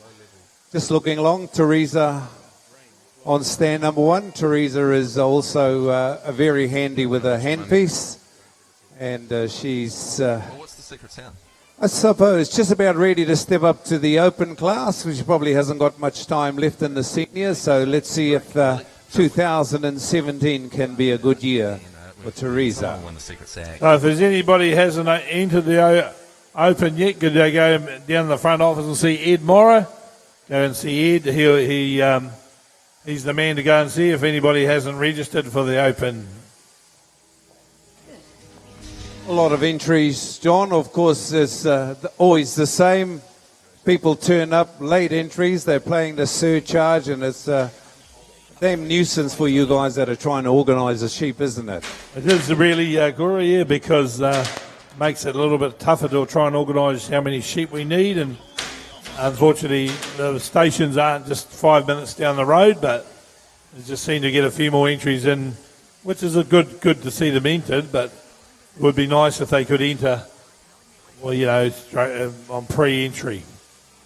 I suppose that's the nature of the beast. We don't really know whether we're going to be here or not, but the weather is played right into your wool handlers' hands. I'm sure there's not a lot of shearing going on out there at the moment, so get along here to the shearing champs and take part, because there's wonderful prizes. This is the richest shearing and wool handling show in the world, and it's all happening here in good old Te Kuiti. So let's keep going down to the wool handlers. I believe they're shearing 3 sheep, And Tipene down there, Angela Stevens, who's probably the top-ranked senior wool handler in New Zealand, certainly was as a junior, but now she stepped up to the senior class. So a hell of a good lineup here, all the way from down there in Ahuriri in Napier, Angela Stevens. Sam Tipene, I think she's from Pahiatua in the Wairarapa. Sam Boyce, Ash Boyce is Danny Verk. And I think Ray Whare is from Taumaranui. So we're going to get ready to, this is the third and final sheep coming out onto the boards. Thank you very much to our shearers for shearing. We'd like them to keep all together. Now, once the shearer starts, the belly comes off. At the top of the belly, there's this crusty bit of wool. It's called the frib. That's worth about 20 cents. The rest of the belly is worth about $2.50. So the wool handler adds value and takes away that red crusty bit, put it in a pile, in another pile, and then the rest of the belly goes into the container. I believe they're putting the bellies separately, and then the oddments, they've got to be put into another basket as well. So the top knot, that's also got to find a home. You can't mix it all up. And these are the skills that these wool handlers are doing. And you may not know it, but there's all those baskets there, and they've got to have a class of wool, and it's the wool handler's job to make sure that they don't mix it up. And they've also got to be mindful that they've got a neighbour. When they go into the blends, be very mindful that when you start to blend the wool up, your wool doesn't fall into somebody else's container, because these judges are looking at that. If you do take a bit of wool and it drops into somebody else, you've got to go and fetch it. Take it back out, because if you don't, the judge will do it and they will penalise you accordingly. So this is what it is. So we're down to the last bit of shake. The clock is on. You've got to move a little bit quicker. Aporo, she's got a nice bit of wool there. She's already going into the shaking that boogie. Tipene is there. Oh, Ash Boyce is going. Get moving, get it. You got to go right to the bottom, lift it up, make a beautiful big blend, because we want to see those short bits all mixed together, and then we get that beautiful blend. I don't know. We'll have to have a talk with the first hand going up for Aporo. We might have a talk with Daryl and just have a little bit of a talk on where he comes from. He's a wool buyer, and he wants to know. So give them a hand, ladies and gentlemen. That's the first senior one. We're going to get quicker and better as we go. You want to call the next heat, John? Okay, the next heat will be Jamie McLean, Jimmy Samuels, Wiz Marshall. That's the next heat.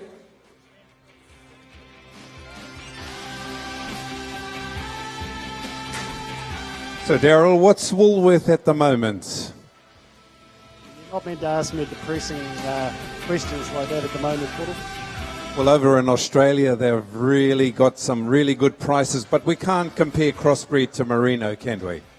Definitely not. Different use merino for garments and stuff like that. Whereas crossbreeds are all carpet and soft furnishings, so totally different market. Well, Daryl is the chief referee here, folks, and if you have an issue, like you think you've been unfairly treated, just have a yarn to this man here, and he will help you get through it. Well, a hell of a big lineup here this morning. You got a job to do. Just to remind bull handlers, there will be no semi-final in this event. Unfortunately, because there's only 3 heats, and 2 of those heats are only got 3 shearers in.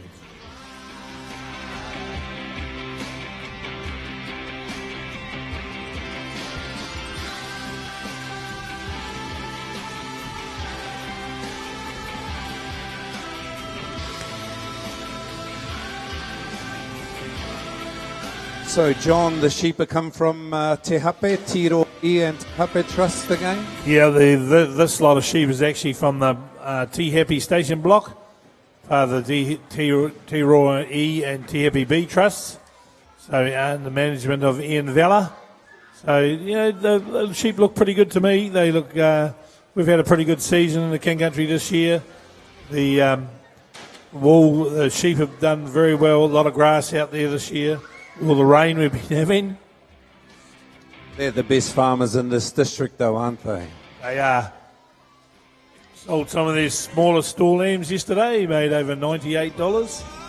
All went off to the Wairarapa stall lambs.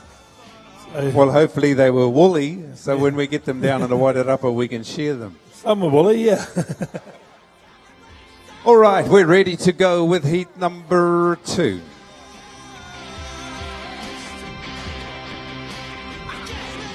Okay, looks like we're all pretty ready for a start. Just 3 bull handlers up there. Okay. Timekeeper's ready. Judges ready. Competitors, go!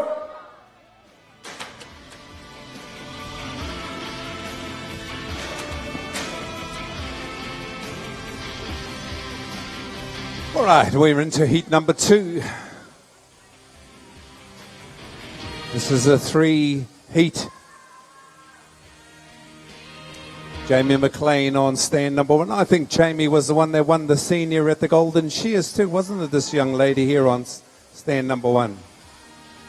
I think it is her, yeah. So she's the superstar. I see Joel Henare sitting over there waiting. He's another superstar, the world's champion, Golden Shears champion. So everyone who's who in the zoo is here this morning.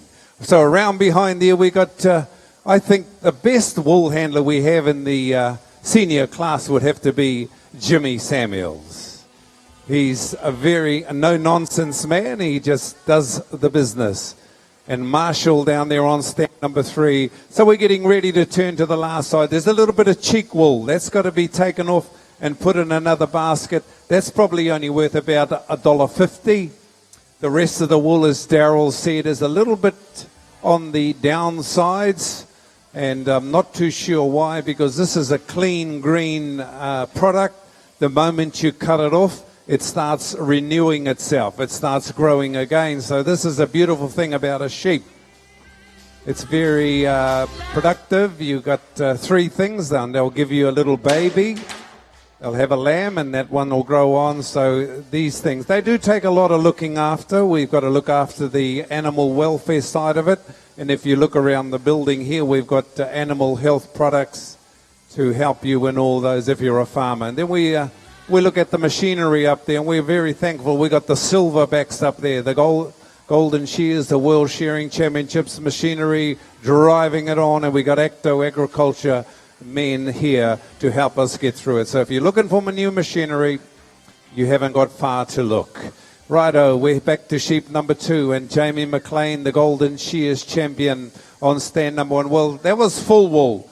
Jamie might be hopeless on second shear, so you never know. This is a different challenge.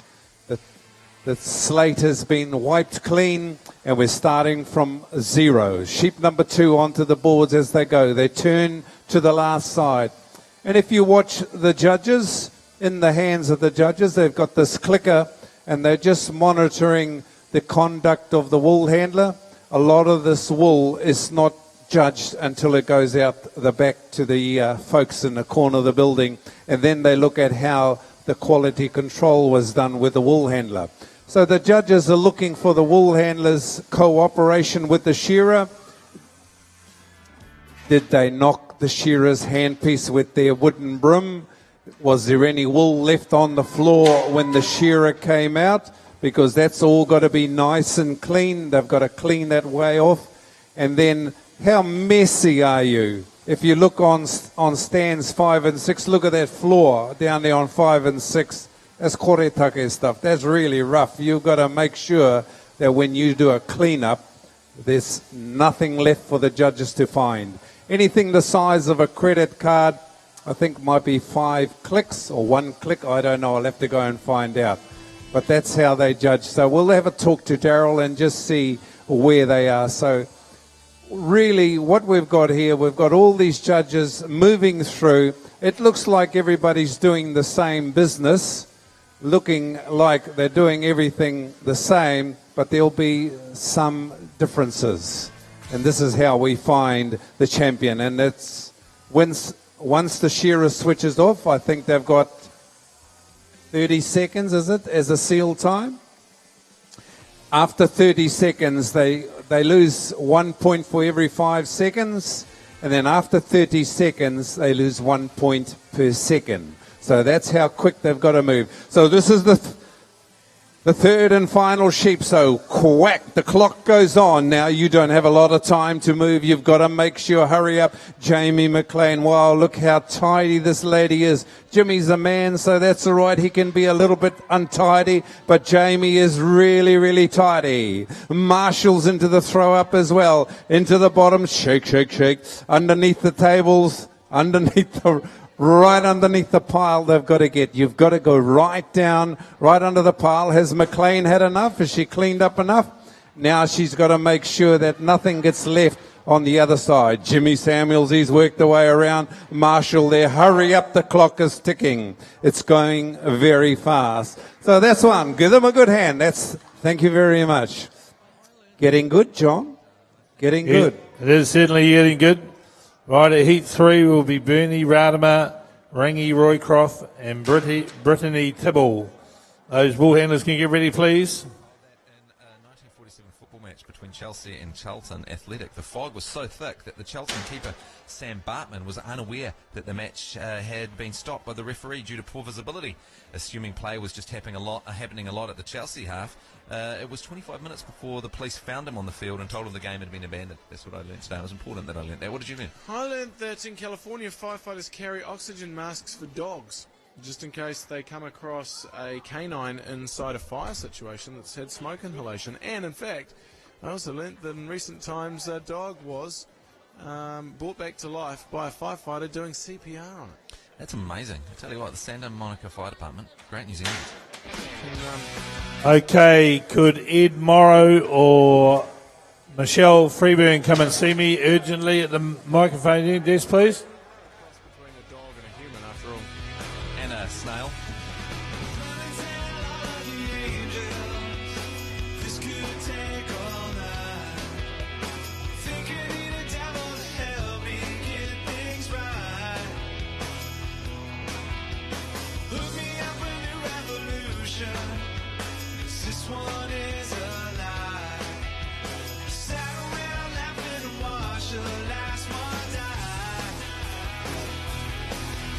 Carol Claude, if you could confirm, I think it is 30 seconds, the seal time.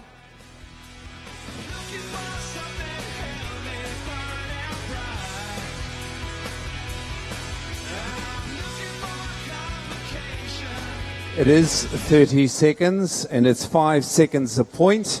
Ball handlers, can you stand down, please? Ball handlers, stand down. Come off the board. We've just had a little bit of a computer glitch, so come off the board, please.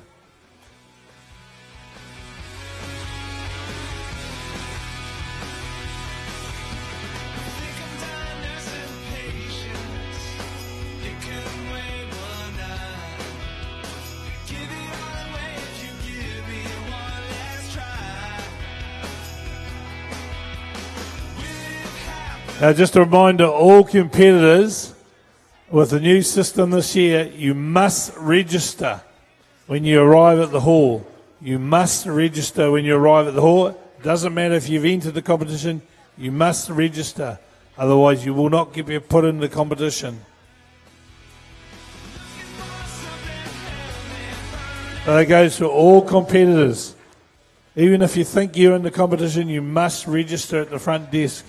Because we're trying not to have gaps, but we've got a few gaps, obviously, but...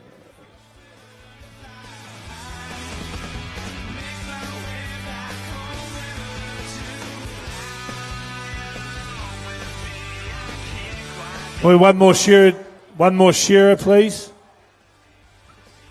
Cowboy, can we get another shearer there, please? One more shearer. Thanks, guys. That's not like wool handlers, John. Normally they are more organised than that, aren't they? Is that like a tui head or? It's the shearers that are usually the problem. So did you hear, competitors? If you come into the hall, you've got to register. Don't just rely on the program. You've got to go along and say, I'm here.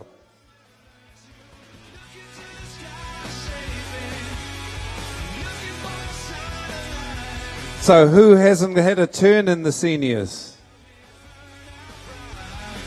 You're a burglar.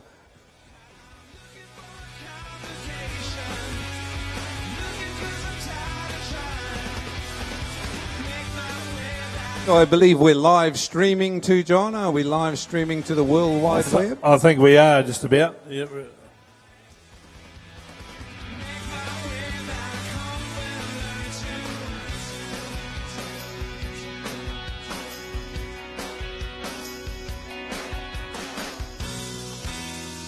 So while we're waiting, welcome along to the New Zealand Shearing Championships. Erina Smith, can you go out and see Ed Morrow, please? Erina, you've got to go. Can I sit next to you? Can you sit next to me? Kings and Leon, find me.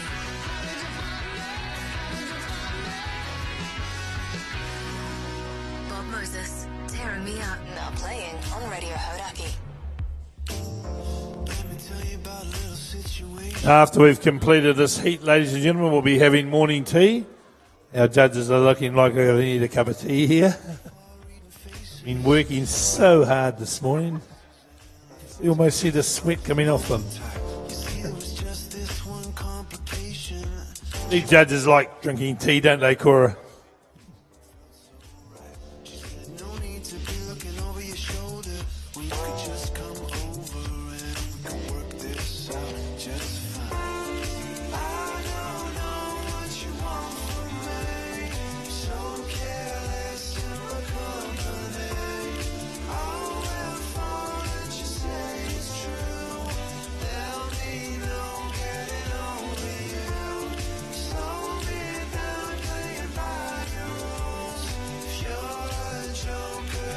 So if you've just come into the hall and you're a senior competitor, you've got to go and register. I see there's a couple of competitors there that aren't on the books, so they need to go along.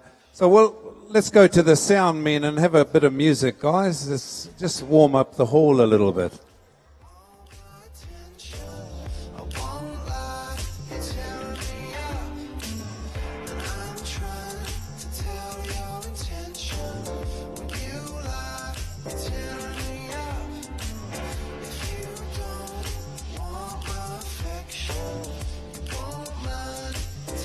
Okay, now just to remind people that if you're not part of a working team, you're not allowed out that exit door there. Only officials must be above the stage. Okay, thank you.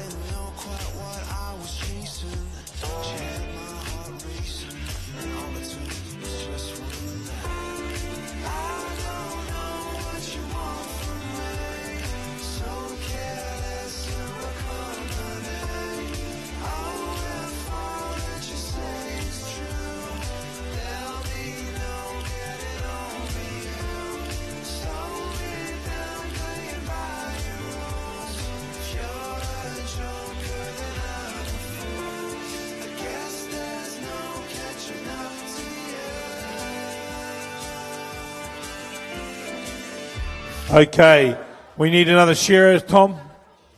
Thank you. So we got 5 in this heat, please, ladies and gentlemen. 5. 5 wool handlers. So just remind competitors, even though you've entered the competition, you must register at the door. Otherwise, your name will not go forward. You must register so we know you're here. Pretty clear. Okay, Let's have the bull handlers on the board, please. The judges on the board. Freshly fried donut filled with salted caramel and chocolate. Well, musical beds at the moment at my place. Right. Don't really want to pull on that thread. Yeah, well, I kind of do want to pull on that thread a little bit. What do you mean musical beds? Lee Hart and Jason Hoyt. Weekdays at 4 on Radio Hodaki. At State, we don't just pay out what we think your car is worth, or pay out what the market thinks it's worth. Not what your mum thinks it's worth, Darling. or Dave down the street, or Andy on Auto Trader, or even what Murray, your mechanic, thinks it's worth. Mate, we pay out what we both agree your car is worth when you insure it, because that's what we agreed. That way, if something happens... Okay, we're going to go ready for a start. Just like the car you had. Simple. State, click, done.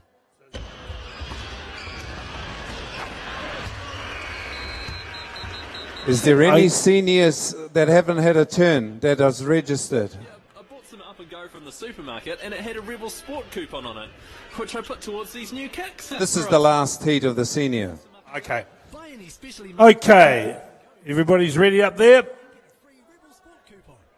Timekeeper's ready. Judges ready. Bidders, go! Sorry for the little bit of a hiccup, ladies and gentlemen, but we're back into it, and this is the third and final heat of the senior class wool handlers here at the New Zealand Shears for the year 2017. We're going straight into it. The belly is coming off. There is a little bit of an issue with sheep. We had an influx of competitors this morning, and it's really put the pressure on the boys. But like everything, we've come through with flying colours. Ratima on stand number 1, big tall girl. She's going to go through the business. The shearers are working their way. Put a little bit more pressure on these wool handlers. As we get to the open class, it's going to get even harder. Roy Croft on stand number 2. She's ready to pounce on that fleece. Look at her. She's just busting like a wound up spring. Gisvin Tibble there on stand number 3. We got Smith, Edna Smith from Ruatoria there in the East Coast, Children of the Mist. And down there on stand number 5, Marika Braddock. So that's the lineup here. All very, very good wool handlers here to entertain you this morning, ladies and gentlemen. We're going to go down. I believe there's no semi-final. We're going straight into the finals. So you've got to put your best forward. Bring your A game to the shearing board this morning. You only have one shot. Make it a good one. The polices are coming back at them now. Look at this Ratima. She's doing the quality control, having a look, making sure that all the little bits are taken out, nothing left for the judges. Tibble is doing exactly the same. Roy Croft is doing a little bit of a blend as well. And Braddock down the end is already back to the shearer. So the belly has come off. The brisket has got to be taken out. That's the yellow fribby stuff. It's only worth about 20 cents, probably in today's market, 10 cents. So that's what they're doing. The rest of the belly is worth about $2, $1.50. So that wool handler is adding value to our sponsors, to all our people that handle our wool, market our wool, Primary Wools. And there they are. Onto the long blow, the shearer's work. There's a lot of wool under that first front leg that's discoloured. That's got to come out as well. Take that bit. That's what we call first pieces. And it's probably worth a little bit more than a frib. So they've got to find a container to put it in. Did you see Roy Croft? Just keep an eye on those containers, just making sure that they're putting the wool in the right one. This is the second sheep. Only one more sheep in the pen, and then you've got to go. You've got to speed it up. You've got to lift your tempo. Here we go. We're going back with the wool now onto the floor. Make sure the judges are looking onto the shearing board there. When the shearer comes out, it's nice and clean. Back to the floor. Roy Croft having a look on the floor there. Tibble just a little bit slow going back there. Edna Smith's mucking around in that container. She's found something else that shouldn't be in there. So this is the third and final sheep, ladies and gentlemen. The belly has come off. The boys are working through the crutch down the fertilizer works there, the tail of the sheep. This is where the fertilizer comes from. Now they're going to work it, taking away anything that's discoloured. Top knot comes off. Now the pressure's coming on. You winding yourself up into this third and final sheep, competitors. This is the only chance you have. The pressure's coming from the shearers. Long blow time for the shearer. Onto the long blow. Tibble's working away. The judges are busy. One of the judges has got a bit of a coughing spurt there, but that's all right. She'll be fine. I'm sure she'll live. Down the last side, the shearers work the last cheek coming off now. Have a look down the board, shearers. Just make sure you all come off at the same time. And then we're going to make the pressure put on. Just have a look. Roger, just look down the board. Just half comb if you have to. We're just waiting on the man in the middle. He's going to go. We're going to get out. Then you can let it go and let's see some work happen. Righto, the sheep has gone out. Now it's up to the judges. The clock is on. Hurry up, bull handlers. If you want to make somebody, give them a little bit of support. Make them work. Oh, shaking. Shaking. And the first one into the blend is Edina. Edina's into the blend. She's the first one. Tibble's into the blend. Here she is, Roy Croft, but Ratima's here. Hurry up the clock. 30 seconds is all you got. Then you'll start to lose 1 point per second. Here she is. Get that bloody wool off the broom, and as she works around. Or you could be over blending. We'll have to have a talk. Hurry up. Now the time is clicking behind you. We got some. Hurry up, Roy Croft. There she is. Look at that. The broom's getting us. Hey, the first one. Roy Croft. She's an old warhorse, that girl. She's seen lots of wool in her time, hasn't she, John? Yes, she certainly has. With our battle axe. We have a bit of fun. Okay. Well done. Well done. Give them a hand, ladies and gentlemen. That's the only time we'll see most of these. I think we're only coming back with 5, John. That's correct. The cup of tea time now. We're going to drop Joe Clough. If you're around, Joe, please. We're going to get out our officials and our staff, have a cup of tea. So if Joe would like to just come and go in her usual place there. Not that Joe will know where her usual place is because she's new to our committee. It's lovely to have Joe here as part of our committee this year. He's done a fantastic job. Works for PGG Wrightson's in the merchandise department. I'm only human after all. Don't put your blame on me. Don't put your blame on me. Take a look in the mirror. What do you see? Do you see it clearer, or are you deceived in what you believe? 'Cause I'm only human after all, and you're only human after all. Don't put the blame on me. Don't put your blame on me. Some people got the real problems. Some people out of love. Some people think I can solve them, but Lord heavens above, I'm only human after all. I'm only human after all. Don't put the blame on me. Don't put the blame on me. Don't ask my opinion, don't ask me to lie. Then beg for forgiveness for making you cry. For making you cry. 'Cause I'm only human after all. I'm only human after all. Don't put your blame on me. Don't put the blame on me. Oh, some people got the real problems. Some people out of love. Some people think I can solve them. Lord heavens above, I'm only human after all. I'm only human after all. Don't put the blame on me. Don't put the blame on me. I'm only human. I make mistakes. I'm only human. It's all it takes to put the blame on me. Don't put the blame on me. 'Cause I'm no prophet or Messiah. You should go looking somewhere high.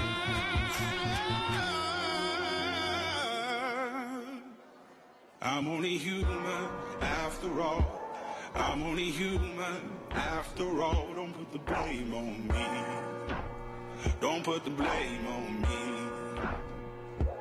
I'm only human, I do what I can. I'm just a man, I do what I can. Don't put the blame on me.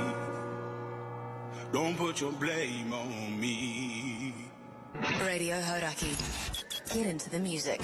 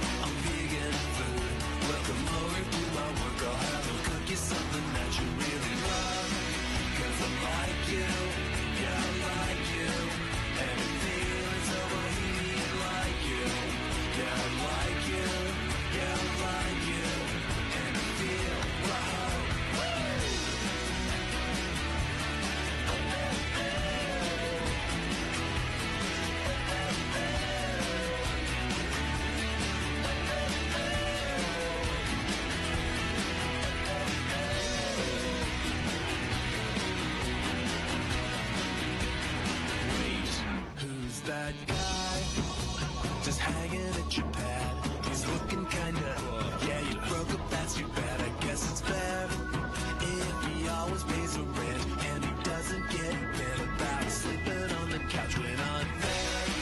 'Cause I like you, yeah, I like you, and I feel it's a bohemian like you. Yeah, I like you, yeah, I like you, and I feel, whoa.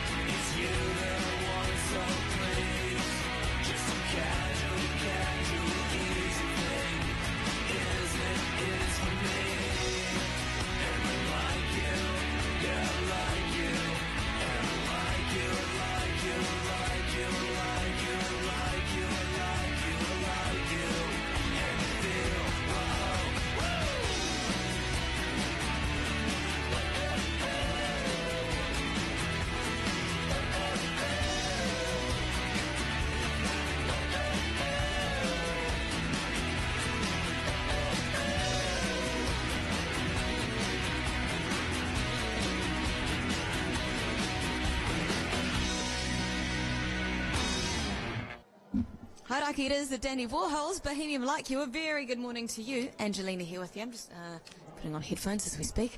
Amy Shark on the way for you shortly. I've got Manic Street Preachers, and after this, I'm going to play you a tune for Tool. I've just been reading here that Maynard Keenan from Tool did make some comment about how he thought his fans were insufferable retards, which he has cleared up. He's trying to say, no, those insults were only aimed at the fanatics that follow the band. Surely we're all Tool fanatics. They reckon the brand new album isn't going to be released this year. Some roadblocks, they say. But I'm going to play you a tune from the last album that Tool released over 10 years ago. After this, it's Pearl Jam's Jeremy. On Hauraki, good morning.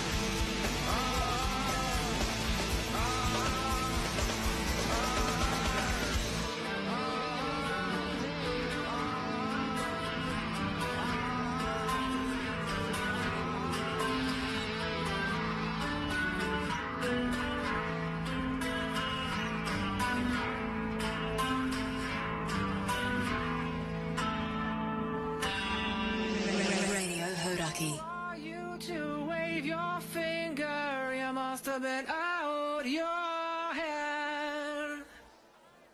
I hold deep in muddy waters. You practically raised the dead.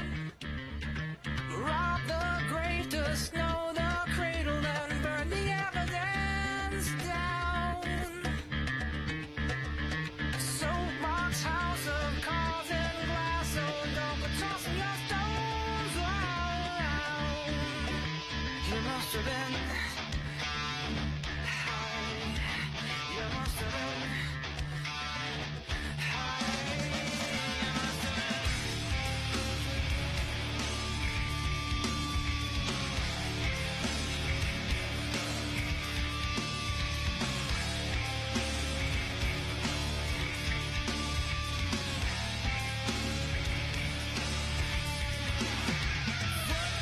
mouth and head up.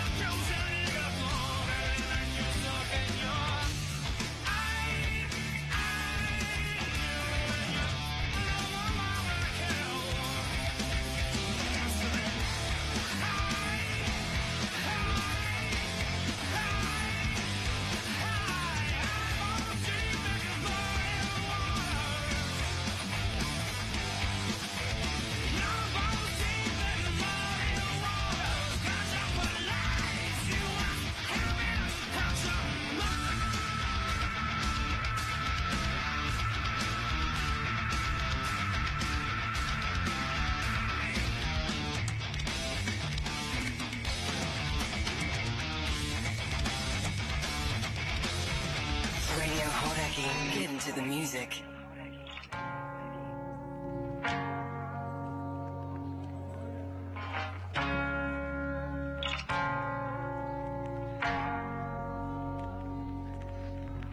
I'm just gonna stand with my back hanging off my left arm. I'm just gonna walk home kicking stones at parked cars. But I had a great night, 'cause you kept rubbing against my arm. I'm just gonna stand with my back hanging off my left arm. Give me a drink, I get drunk, I won't sip just so I can adore you. Want the entire street out of town just so I can be alone with you. Now go when you're ready, my head's getting heavy, pressed against your arm. I adore you.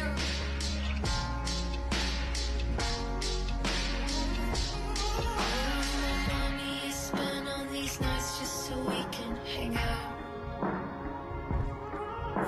Squeezing in and out of these dresses, I wanna be found by you.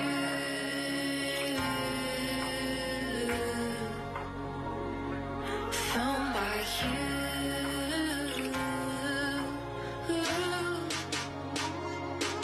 Give me a drink, I get drunk, I won't sip just so I can adore you. Want the entire street out of town just so I can be alone with you. Now go when you're ready, my head's getting heavy, pressed against your arm. I adore you. I adore you. I keep you better in tight shorts, basketball courts. Watch me, watch him talk to girls. I'm known as a right-hand slugger. Anybody else wanna touch my lover? Me a drink, I get drunk, I won't sip just so I can adore you. Want the entire street out of town just so I can be alone with you. Now go when you're ready, my head's getting heavy, pressed against your arm. Just to adore you. I adore you. It's Amy Shark on Hauraki, Adore. Hey, I've got that new tune for Kasabian coming up very soon, which is totally rad. I'm so excited about back in action. It's a tune called You're in Love with a Psycho, which explains a lot. I'm also going to be doing, stay very close to your wireless, because I am going to be doing a ukulele breakout. Test 1, 2. Well, good afternoon, morning, ladies and gentlemen. Again, we're back with the New Zealand Shearing Championships here at Te Kuiti. And we are moving right along with the open wool handling heats. Heat 1, Angela Walker, Dana Tiara, Monica Potai, Erina Neo, Amy Karaka. Those wool handlers can get ready, please.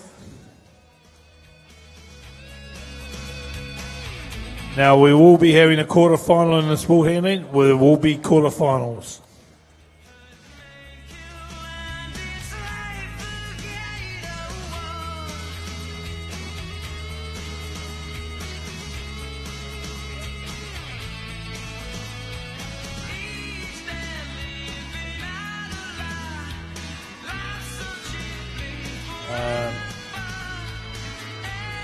Who?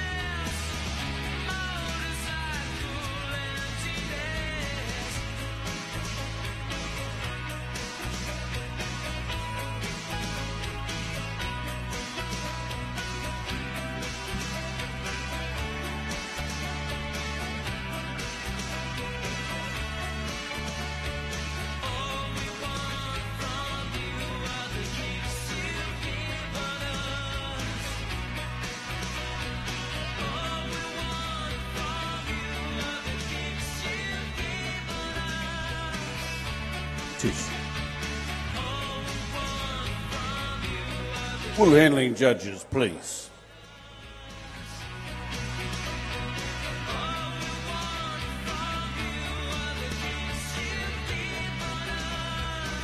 Coming up is the open wool handling heats.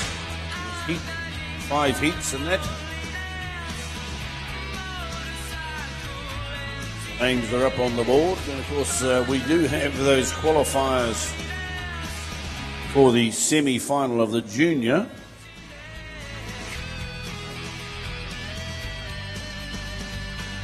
Top qualifier was Ricky Stevens, Summer Pritchard, Daryl Harrison, Taylor Ham, Savannah Taitoko, Ashley Thompson, Lee George, Jody Hogg, Blaze Liaki, Bianca Hawia. They are the top 10.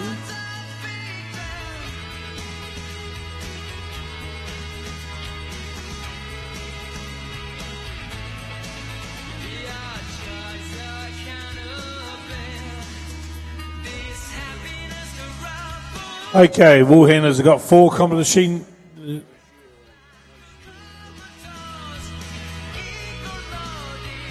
Oh, we need a shearer for Stan.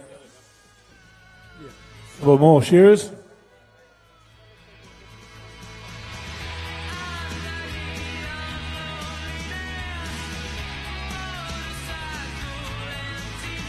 So we have Angela Walker from Pew Pew on 2.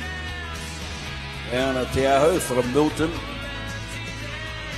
on 3. On 4, Monica Potai from Milton. Emiria Meho from Daniver. Amy Karaka. Ikaraka. On the far end. Okay, looks like we're ready to rock and rumble. All our resident shearers are back up there. Okay. Timekeeper's ready. Judge is ready. Pitters, go! So we're off and going here, and we'll just give you heat number 2. Angelique Miller, Anna Braddock, Leanne Braddock, Karen Herbert, Joel Hanari. Heat 3, Leonora Smith, T. Moore, Peggy Sue Tahangoroa, Pania Piwari. Sherry Alabaster. Heat 5, Anita Phillips, Joe Tarrant, Sue Turner, Carmen Smith, Hanatia Tippany. Heat 5, Maxine Pui, Marianne Beatty, Kushla Abrahams, Kimberly Braddock, and Emiria Braddock. So that's our 5 heats in this open wool handling competition. We have 4 sheep to compete over. A little bit more pressure now with a bigger number of sheep. And we're back in action as the sheep seem to be behaving very nicely for us this morning. Letting the shearers remove that valuable product, or we hope it's going to be valuable come sale time. They tell me it's sneaking up towards $3 a kilo at the moment. Just about half of what we were getting this time last year. Hard to fathom, really, but here we are, back up here on stage, and the shearers have all popped that first sheep out. Angie Walker, here on stand number 2. Righto, we got Tiahu looking pretty sharp round the back of the shearer. Got the big broom right up on the board. Just what is his preference, whether you like the little lamb bat or whether you like the full-blown broom. Shearer doesn't like getting clipped around the ears with a broom, of course, or getting his ankles smacked with a lamb bat. But it's all about, they'll be judged on that if the wool handler interferes with a shearer. And they're, while they're removing the fleece, they will be penalised. And their job up there is to shift that lovely product, turn it into from a $2 fleece into a $3 fleece within the bat of an eyelid, and that's what they got to do. Over the shearers, come over the shoulder and down and out to the flank. Right there, Karaka down the far end. Working away, getting that little bit of lock wool that comes off just above the fetlock of the sheep. There, down the porthole, now into the broom. Look at him go. Sweeping it off. Getting that lock wool from the last leg separated. Now a little bit of a tension. They've got 2 fleeces on the board, so they'll just roll it over. Some will give it a little bit of a shake and rattle, because deep in the pile there may be 1 or 2 little shorter bits of wool that needs to be blended in, and get that main line looking as white as possible, Quarter. It's all about adding that little bit of extra value to this lovely product. Righto. D Tiaho there. Right onto it. That little bit of back wool coming off, that's very bright there on top of the back. May have a little bit of sand in it, but the sand will shake out or wash out. But of course it's got any shed stain, any trucking stain, that's got to come off. The shearer, when they go down the belly, they will try and take all that belly wool off and get right out to what we call the drip line on the sheep. And that above the drip line, it should be all white wool. Below the drip line, that's where you get discoloration, of course. The little bits of twig and seeds and what have you, as the shearer comes down the last side now and out that last leg. Bull handler's time in the sun here this morning, these open class. Shearers will be shearing in excess of 300 to 500 a day, and these top competitors here have got to do the job day in and day out in the shed. Hey, 8 hours a day, used to be the big long 9 hours. Occasionally there's 1 or 2 of those chucked in the season. But here's second shear time in the King Country. It's all about adding value. A little bit of frib wool down there for Karaka on stand number 6. Reaches for the belly wool. They all do the same. Takes off the brisket. Main belly wool into one line, brisket wool into another. That brisket wool ends up in the sock wool department, because it's very discoloured, and that's about all it's good for, is making socks. Shearers are up the neck. Wool handlers are working away that little bit of eye wig that's coming off now.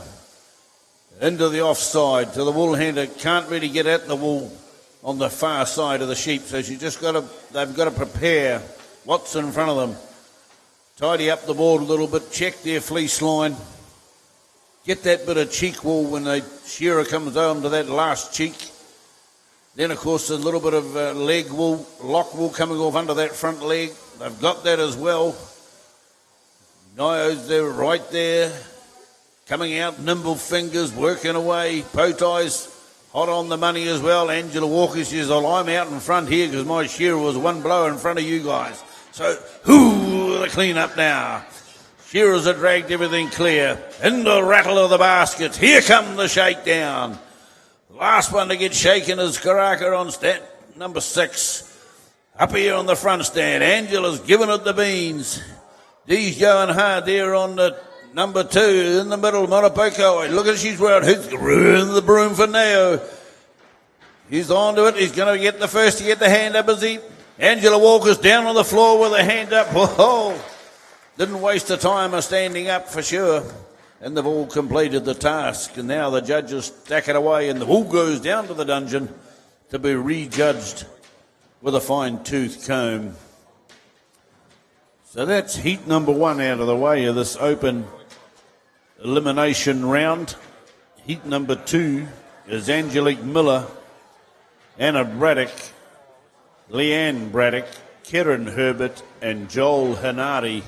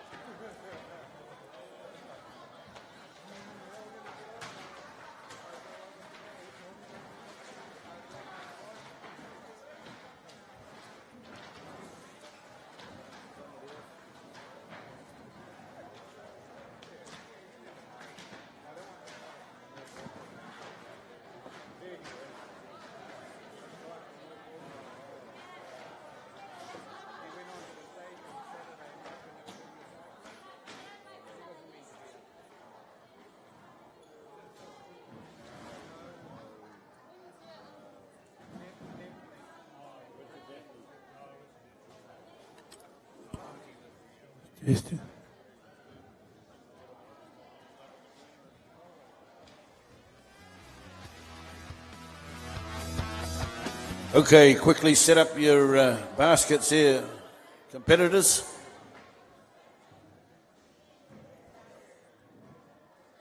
If you need a hand, take somebody with you to get the job done quickly.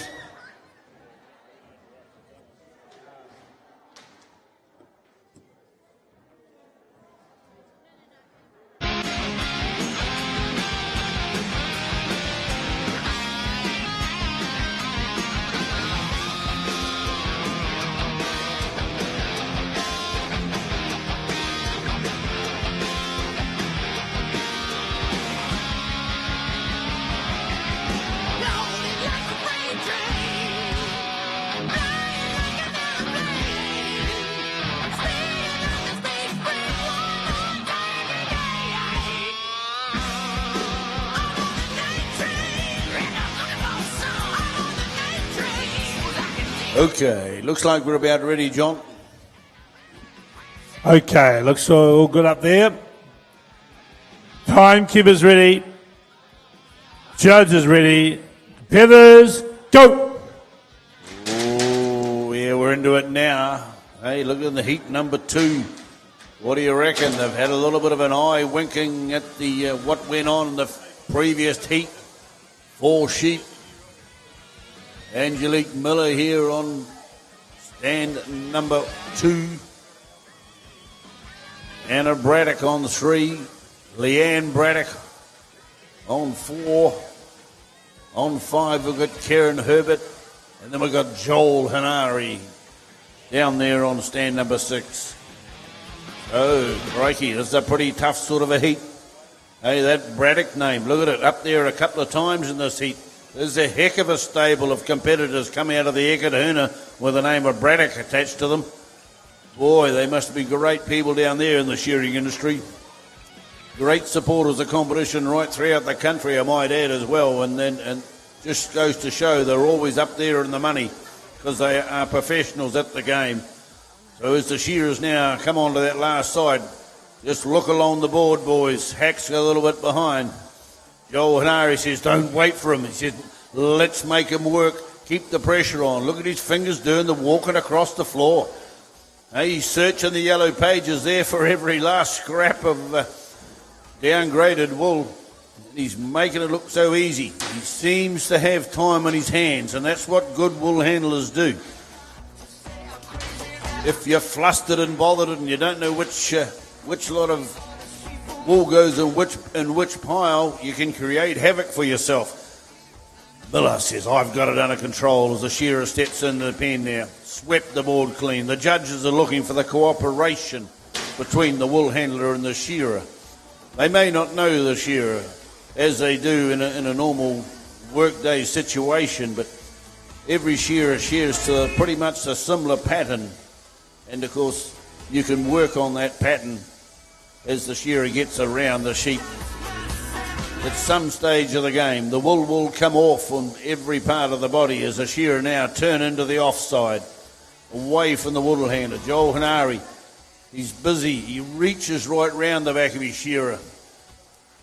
Long arms, just rolls that wool over, makes it look so simple. Karen Herbert, very experienced competitor there on stand number 5.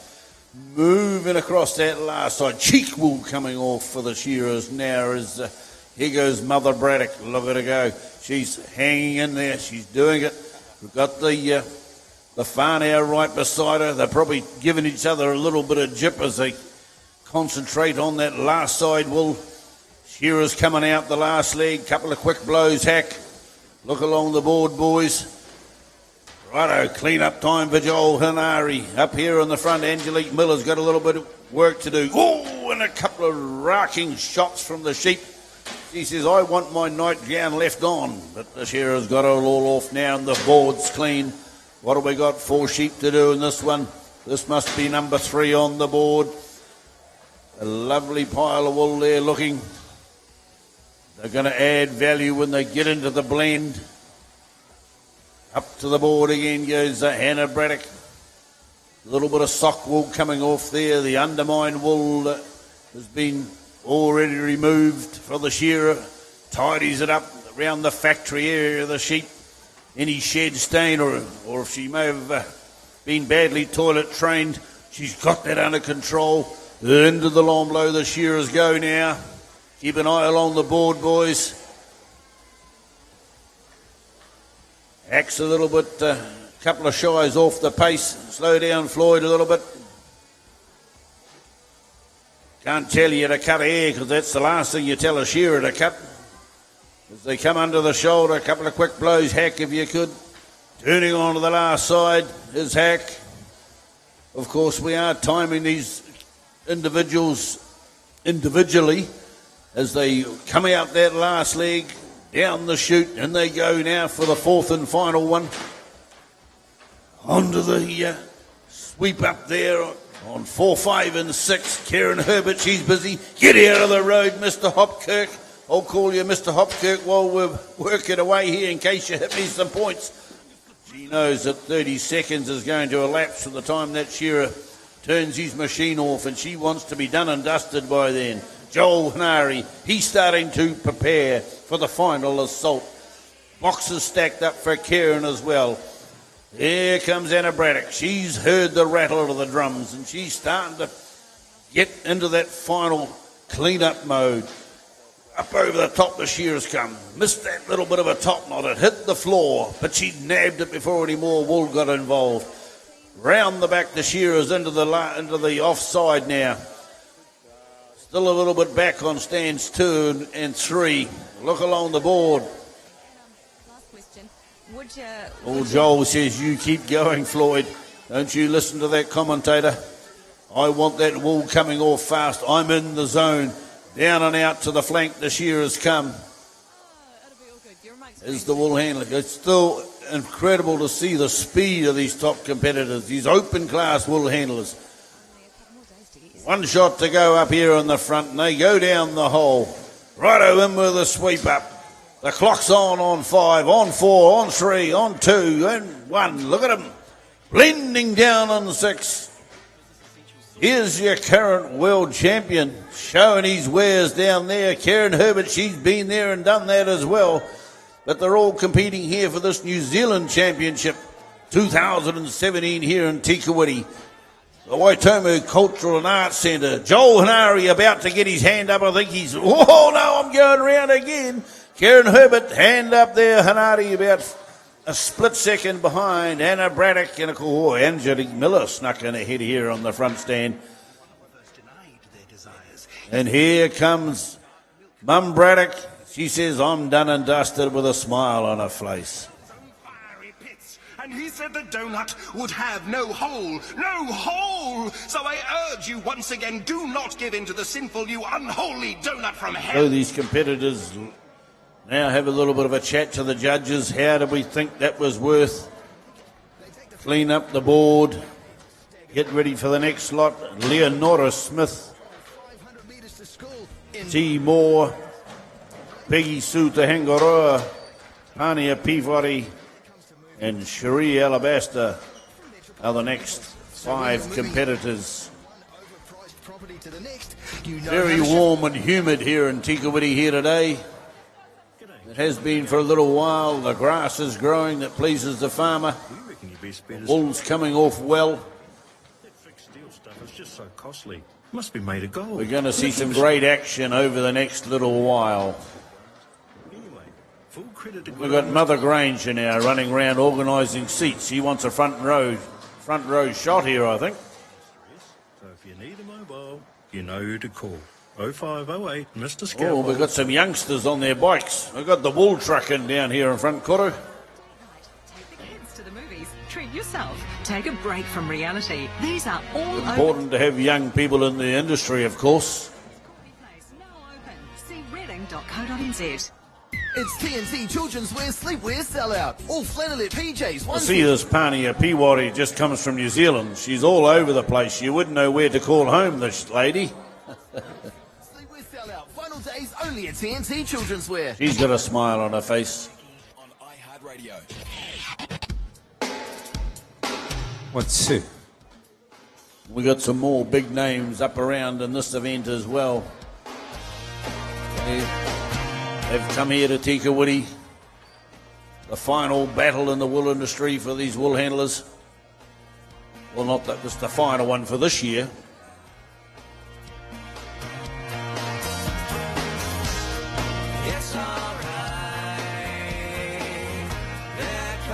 So the grandmothers have got to take the whippersnappers away, and that's not going to go down too well. They've just been wishing their mother good luck up there. Go hard. The wool handling judges are taking the board.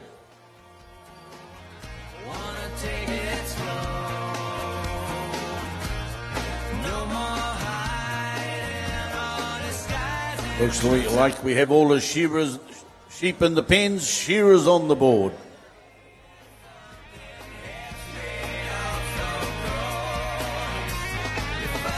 And 4. Is he coming out?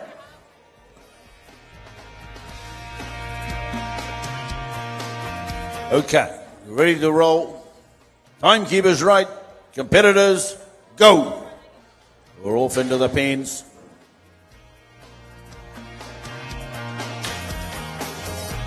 Well, quarter halfway through this, almost halfway through this competition now, and we're only taking 3 heats through to the next round, so the pressure's starting to add on these final number of heats. 25 competitors, John. That's a huge field for this open class, and of course the prize monies is magnificent. This is the richest shearing and wool handling championships in the world, isn't it? Yeah, I believe it's something like about $50,000 up for grabs here over this current session. Well, this event alone is worth a huge amount to the open class, and there's everybody's who's who in the zoo is here today, and everybody has got a mission and a goal, and that's to take out this second shear title, New Zealand Shears title, the beautiful ribbons and all that sort of stuff, the flowers. It all goes down to the Saturday night. Whoa, the young fella just pulls that one back. He does a WWF move on that sheep, and he chucks it straight back in the pens. So the first fleece comes off, ladies and gentlemen. What we're looking for is the judges are just keeping an eye on the quality. John has mentioned it, the cooperation with the shearer, and every time the shearer goes in, the door closes, the shearer has to come out to a beautifully polished, nice, clean floor. That incurs no penalties. If there's little bits of wool left up on the shearing stage, they've got a clicker in their hand, and then they start clicking away, and you've been penalised. So the belly comes off, the shearers throw it to the front, throw it to the back. Well, they've got to find that fribby bit. That's worth bugger all in today's market, John. It's worth bugger all, that fribby bit. Well, yeah, a little while ago we were only getting about $1.50 for our bits and pieces, and about $2.50 for our main lines. But if you don't take it out, of course, then your main line's only worth $2, and that doesn't equivalent to much money at the end of the day. But if you do it over the whole crop of our wool, it certainly adds up to a lot less export value.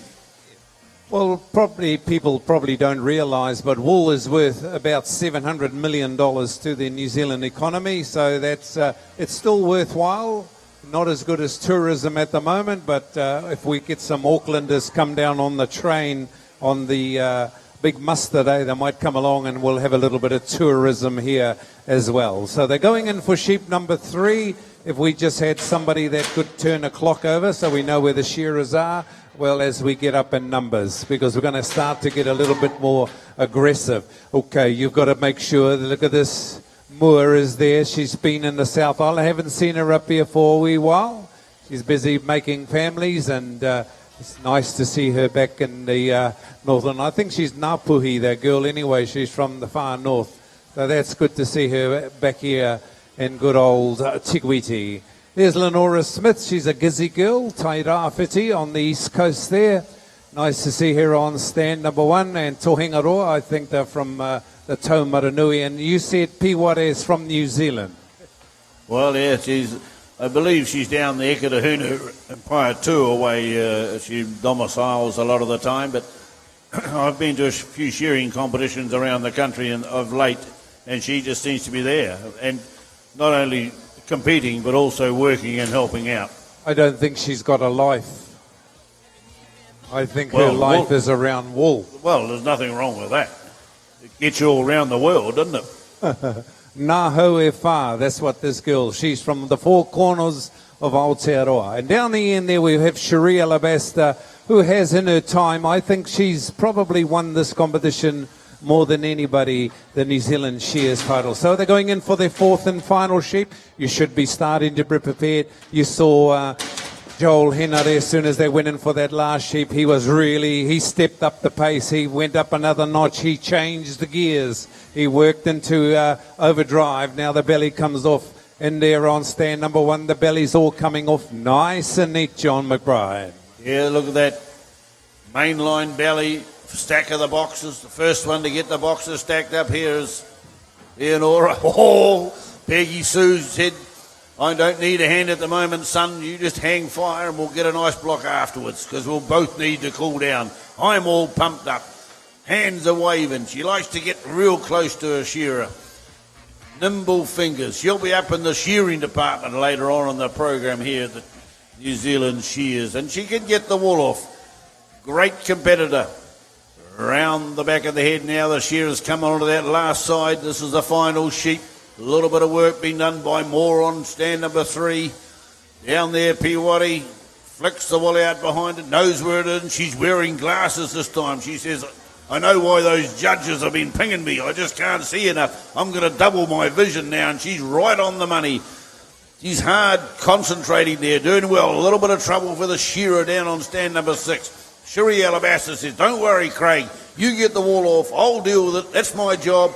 Here she goes, clean up time, and the pressure's on as the shearers all step in the pen. Honey is the first into the shakedown. Look at her go, working hard there. Cherie's right on her tail now. Peggy Souza, she's a absolutely frantic blender, this woman. Working hard, shake, rattle and roll up here in the front as well for Leonora. Who's going to get the time clock stopped at 30 seconds or less? Very important. We talked about the penalty points and the time. Whoa, we're moving fast. That quick that we get just tripping up under her own dribble. Look at she going well. Round she goes. Hands up for Peggy. Always an entertainer. That's what you call commitment. She You're loves ballistic. I think we'll have to check the sprigs on her shoes. I think a little bit of grease or something on the floor, or maybe just a long fibre. You might have to go and see that. Good stuff. Anyway, there's great competitors. They love, and they're all completed the task now, and we just wait for the tidy up to complete. Next up, we've got Anita Phillips, Joe Tarrant, Sue Turner, Carmen Smith, and Hanatia Tippany. $2,000 up for grabs in this competition, Koro. That's just for first. Well, we did talk about that being the most prestigious title, and to round it off is $2,000. Unbelievable. The sponsors have really done themselves proud by helping out the competitions around the country over the last 12 months, and no more so than at this New Zealand Shears for 2017. Well, our major sponsor is Carfield's Primary Wools, the Carr family down there in the deep south, and they've really put their stamp on it. I believe they were the major sponsor at the World Championships as well. Yes, they're all looking pretty sharp, these wool handling judges with their CP Wools shirt on, and it's great to see that the wool companies are putting money back into the industry to at least foster something to help drive the industry. I know we're down to about 25 million sheep these days, so we need to keep young people coming through the industry and make sure their talents are fully exposed and improved as we get through Balancing the books again? 9 Competitions. invoices due, 2 of which might be late. Thankfully, with a Z Fuel card, you've got up to 27 days to pay and a simple way to keep the cash. Didn't that young fella want to have an interview, Koro? I just thought the floor was slippery, but she said she was up there twerking. She was dancing. Oh, that's not working, it's twerking. I thought the floor was slippery from the wool, but she was just dancing. Also just $5.99 a kilo. Countdown's 2-day sale is this Wednesday. So heat number 4. Very close. And perfect for dinner. Fresh beef corn silverside, $6.79. Now people down the back are turning the buckets over pretty quickly, and we're getting the next lot up here on stage all empty So date night. and clean. It looks like we're good to go. Okay, everybody happy? Timekeepers right, competitors set, go. Well, heat number 4, ladies and gentlemen, this is the open class, the $2,000 event. What a fantastic event this is to be a part of. And if you're not here taking part in this competition, hard luck. You're missing out on a fantastic opportunity. The stadium is starting to hum now as we work through our elimination heats. And we're only going, how many? We're going down to 15. We're going down to 15 competitors, so and that will be this afternoon. The open wool handling 1-2 will, the quarterfinals will come into play after the junior wool handling semi-final. So those junior wool handling semi-finalists are Ricky Stevens, Summer Pritchard, Daryl Harrison, Taylor Ham, Savannah Taitoko, Ashley Thompson, Lee George, Jody Hogg and Blaze Hiriaki. And we have the senior qualifiers for the final. This is a straight final. The senior wool handling finalists: Jamie McLean, Brittany Tibble, Angela Stevens, Ash Boyce, and Rianir Rafari. They are our wool handling finalists for the senior competition. Right, we go back to the stage. I had a natter a little earlier on with the judge on how they scoring their blending. You'll see them at the end. They'll do the big blend, and if you don't make an attempt to blend, you're penalised 35 points. And I think if you make a fantastic blend, you might get down to 5 points. So you've got to make an effort to turn that wool over and over again and make it blend up nicely. So if you don't make an attempt, you'll penalise 35 points. And if you give it a good shove, if you get 10, I believe, John, 10 is a good points to get. Well, they've worked to a standard. They've made sure they're all off the same page, these judges, so that's how it's run. All even standard of judging right throughout the world. You've noticed, if those of you that were down at the World Champs, we had outside judges that were all under the same banner, so that we're all running off the same page. And here we are. It's good to see these people donate their time to furthering things in the industry for the betterment of wool. Out the last leg come the shearers now. We've got one fleece on the board. Here's the second one being added. Shearer goes, takes that sock wool off on the last side, down the porthole. Now out with the broom, we've got Joe Tarrant reaching right out onto the board, the clean right close to the porthole. That's where the sheep goes down. Now down for a little bit of a check. While the shearer's taken the belly off, he's going to put about 4 blows in there, getting that wool off the belly. So they've got a little bit of time. It's quite a difficult part. Got to use the left hand for the shear and wiggle the skin up away from the sharp teeth of the comb. And of course, so the little bit more care required by the shearer, and that just gives the wool handler a fraction of a moment to do other work around the pile of wool on the floor. Round the back they reach now, getting that last bit of undermined wool or lock wool that come off that was under the sheep. They've achieved that now. Back to get the top knot off, the cheek wool that come off on that first side. Here they go. Shearers now turning off the long blow. Wool handlers reaching round. We've got Carmen Smith got that little bit of eye clip coming across the shoulder. A little bit of lockwool on top of that front leg. Shearers are going out the last leg. Down the portal was sheep number 3. And we'll get the fleece pile is starting to grow now. At the end of the shearing competition, I'll be thinking about going fishing, but not today. Here we are, we're trying to find the winner for 2017 that represent New Zealand shearing champs. Look at them, around the crutch will go the shearers now. Wool handler up on the front, Anita Phillips reaches right in. Tries not to get in the way of that handpiece. 13 teeth on that comb, and boy, they can make a little bit of a nibble at your fingers if you happen to put them in the way. Down there the far end, Tiffany's got her lot sorted. Top knot comes off. Cheek wool's already gone. Just maybe a little bit of lock wool they can get as Carmen Smith reaches round the far end to get on that offside a little bit to try and quicken the job up on the last side. Over the money side of the seat for the shearer. Look at them, they start to stack the boxes now. They've been counting the fleeces. Sue Turner says, let me at them.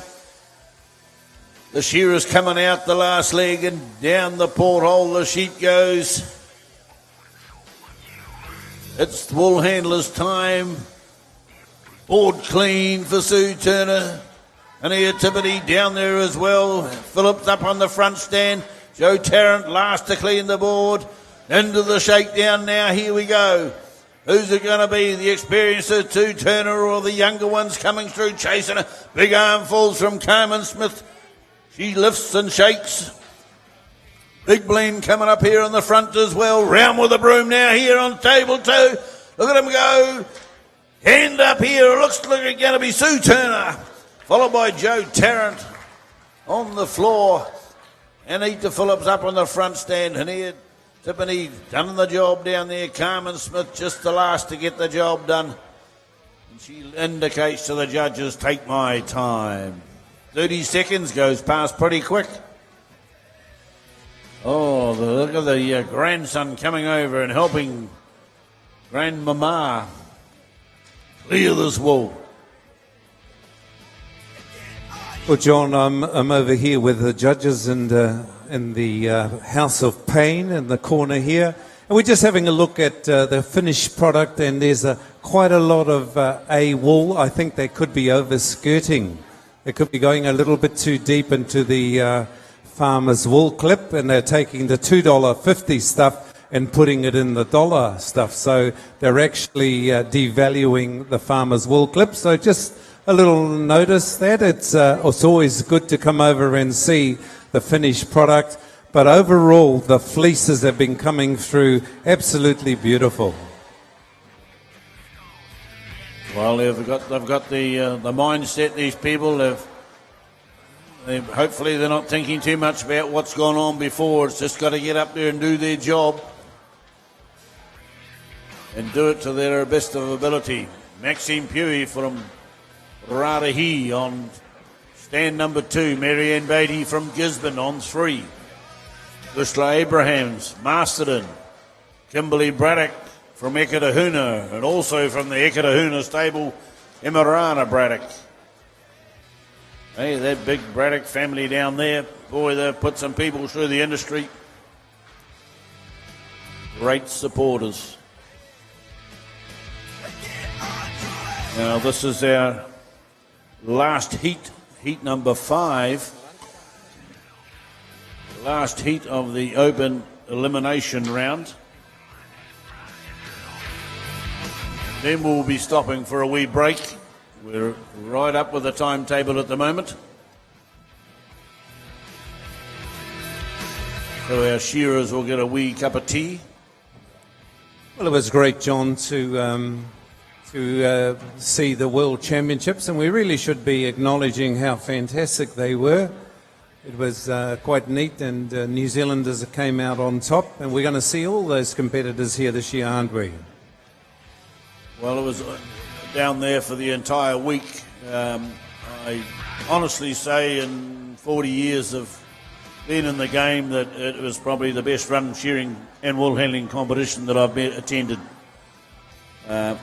Absolutely fantastic the way everybody came together. Southland really got behind it. It was an amazing event. It came through very well on the Wi-Fi, and the organisers had to be super pleased with the way things went off. $40 million wool shed. It was absolutely. It was the venue, wasn't it? That Well, was really. And we're only It's using class. about a third of it for the actual competition as we set these guys alight. Okay, everybody's happy. Timekeeper's right. Competitors, set, go. So yeah, we talked about the $40 million wool shed. It was a T section in the hall, and there was about 70 odd stands of selling all sorts of things from food to shearing gear, kids' clothing. 70 odd exhibitors out there in the main arm of the hall, and we were tucked in one corner with 4,500 people making a hell of a lot of noise. Well, I see the shoppers out here, so we've got an opportunity to buy some of that merchandise that was in the Deep South. So there's the Waddell family have brought their agriculture, brought their gear through, and if you've missed out on that, well, you got an opportunity to buy one of those out there. So we're back to the wool now. Ladies and gentlemen, the fifth and final heat of the open class wool handlers, the $2,000 event, and we're unfolding here. This is it. This is your last chance, and Mary Ann Beatty from Gisborne there on stand number 2. She's the girl that's going to go to another level, John. Well, we talked about shifting the game, and here we are. You went over to the wool handling table there before and tried to give them a little bit of an insight, but it's too late to change the mindset now for these competitors. They know what they had to do. They've gone over it since breakfast this morning. Where are they going to put their pottles? Where is their number 2 line going? Where's their main line going? How far can I stretch myself out onto the board for the shearer? Don't want to get involved into the ruckus of the sheep getting at me and racking up my elbows or kicking me in the eye or anything like that. So they're right on the money. Here we're down the far end. Braddock from the big stable in the Ekatahuna. Belly wool coming off now. Got it sorted. Very small brisket she took out. She may have taken on that little bit of info from Cora. Says, don't take too much out because the wool is looking pretty sharp up there from these sheep. And there's not a lot of dust in it. So, and they look to have just dried off a little bit, Cora. A little bit damp on the tips earlier on, but they've dried off it. And it looks quite nice as it coming onto the floor. Beautiful. This is a beautiful white gold, ladies and gentlemen. The wool is absolutely sublime. They've got an opportunity. We had a look down at the judges there, and I thought they were digging a little bit too deep, and just really all they're after is the really discoloured bits. And actually there was top notches and some socks mixed up together. So this is the open class. Oh, crikey, that's detrimental to the old scoreline. That's not going to help them at all. And but anyway, 5 people up there now giving it their best shot. Maxine on the front stand here. Eddie Ann on 2. Kushler on 3. And down on number 4 we have the Braddocks. Look at them, 4 and 5. Almost working together, but against each other. Board clean there for Emirata. Right there. Get it off, blend it, get ready for the blend. We're not that far away. That's 2 fleeces on the floor. The third one's on the board now. Kimberly says, I'm right on the money. Kushler, we's just checking over that main line. Very experienced competitors. All these people up here on stage at the moment. Maxine. Hey, she's not showing her age at all. She's nimble-fingered. Look at her. Right gets that top knot off. That was a big top knot. She got it sorted and it come a little bit loose. The shearers go up the neck and around the back of the head. Last heat on the board for these open wool handlers for 2017. Who's going to make the next cut? Mary Ann Beatty. She's represented New Zealand this year. She's must be pretty proud of what she's achieved at the moment, Koro, and she's up there making the difference. That would have been a highlight of her life, and she's a very young girl, so maybe that's not her last one because we're going to France in a couple of years' time for the World Champs. So This is next year's a qualifying show, so you need to be up here to get the practice going. But I'm just looking along here. I think Emma Ryan put a little bit of wool underneath one of her buckets here. I'm not quite sure what that was all about.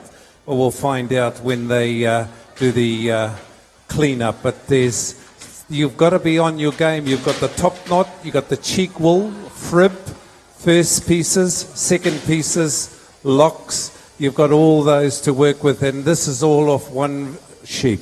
So there it is. The belly comes off. This is the fourth and final sheep, John. Fourth and final on the board at the moment, and here they go down that little quick shots and down to that fertilised area. These sheep have been tidied up in the back end quarter, so there's maybe a little bit of short fibre there to pull out as well. We've got to take everything out, John. Don't leave anything for these judges, because we want to find the best second shear wool handler in the country at the moment. There's $2,000. That'll go a long way to pay a lot of power bills. So the shearers are on the last long blow. Have a look down. I think we really need to acknowledge the fact that these guys are experts and strictly brought here to do this competition, and they're really fantastic. The coverage, the cameras are everywhere, lights are everywhere. Look down the boards, guys. That's it. Keep it going. The pressure's on, because this is the last fleece. Off she comes now. Braddock, another Braddock on 5, on 6. And there she is, Kushla Abraham, but Marianne Beatty and Maxine Pue on stand number 1. Okay, the fleece, it's gone. 30 seconds is all you have got to work with. Wind that clock up a little bit, John. Wind them up a little bit, John. Yeah, look at them go. They're starting to shake. We've got Braddock there on 5 and Braddock on 6. Who's going to be the win the sisters battle? They're around here. Comes Kushla Abraham with a blend up as well. Marianne's going hard. Maxine says, righto, I'm in the money here. I might be the oldest of these guys and gals, but I'm loving every moment of it. Underneath she goes, a big deep reach, and she's gone for the broom. Oh, hand up there from, here we go, Kimberly Braddock there on stand number 5. And there's Sis down there on 6, Emirata. She's right on the money. Marianne Batty says, I've done enough, along with Maxine Pui up here in the front. Kushla Abraham's got a grin on her face. What's she done? What she's hiding under the heap? Nothing but gold, she says, and we're now away to the judges. So that's the end of our competition here this morning, ladies and gentlemen. And competitors, we will be back with this afternoon's program, 12:30, for our junior wood handling semi-final over 3 sheep. And we do have those names: Ricky, Summer, Daryl, Taylor, Savan, Ashley, Lee, Jody, Blaze and Bianca. And then we will have the open quarterfinals very, very shortly when the names come through. Well, John, I said a little while ago there was Emma Rina Braddock put something underneath a little basket, and I asked her what was it, and where did you find that yellow, Emma? On the flank. On the flank. Okay, well, the party's And what did you do with it in the end? Did you have enough baskets? Henny picked it up. So that's what it is. If you don't have enough baskets and you've got another line of wool, as long as you can put it on the side and identify it to the judges, there's no penalties, because I think they understand that if you leave wool on the floor, it's penalisable, isn't it? Well, they're supposed to be in the fadge or in the bale, as we talk it. And once the job is done, you raise your broom, you're out of the shed. Too late. The farmer's still got a messy shed, and he doesn't like to see that. So that's the beauty of it. And I think the less lines you have, the better. Well, that's how we normally work down on the Taranaki, but yeah. A's and B's. A's and B's. What do you do with the top knot? I personally don't do a lot of with it. It goes into the seconds if we can get it, but because normally it's got a bit of seed on in Taranaki, so that comes out. So, well, Carfield primary wools are huge in New Zealand, and they really want to put their best foot forward. They've realised that the value of our wool clip, and so much as the preparation, has actually been falling behind a bit, and they realise that we've got to lift our game in New Zealand. Well, our training arm has been a little bit severed at the moment, and I just feel that perhaps, we need to, inside the industry, keep working at making the product, removing the wool for one thing, and also adding value at the end has got to be ongoing. Otherwise, we're going to fall apart. Well, there's bugger all training going on, really. We really need to have a hui about it and get the training going. And I think it's reflecting in numbers in the junior ranks as well. Well, of course, the numbers of sheep are falling away. To secure a job, you know, we've got an overseas contingent come, and we go overseas and work over there. But we also got to look after our young people and get them step into the breach and fill the hole. Yep. So if we all play our part and forget about the politics. Well, we're not. You and I are not getting older, so I get caught up in it.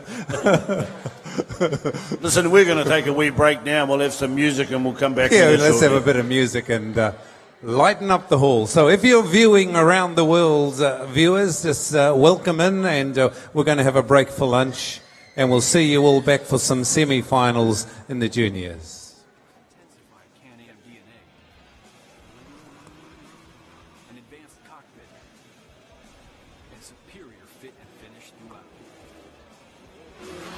Buy an X3 to turn heads, but it's going to.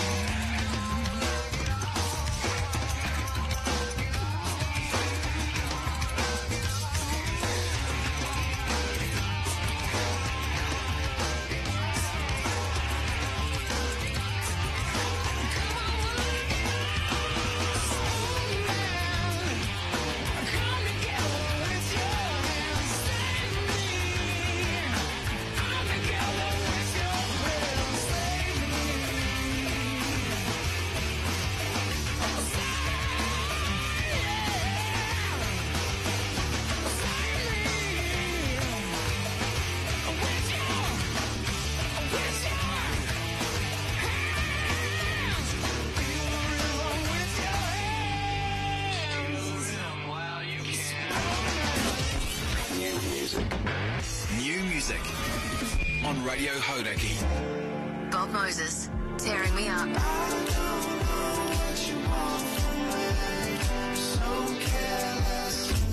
Cage the Elephant, cold, cold, cold.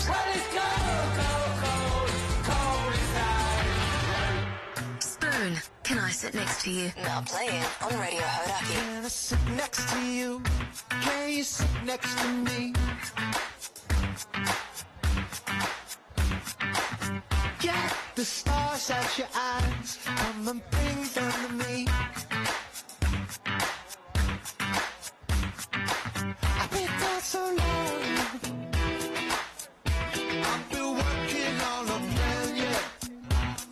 It's just that I've been down so long, I gotta give me my way. Can I sit next to you? Can you sit next to me?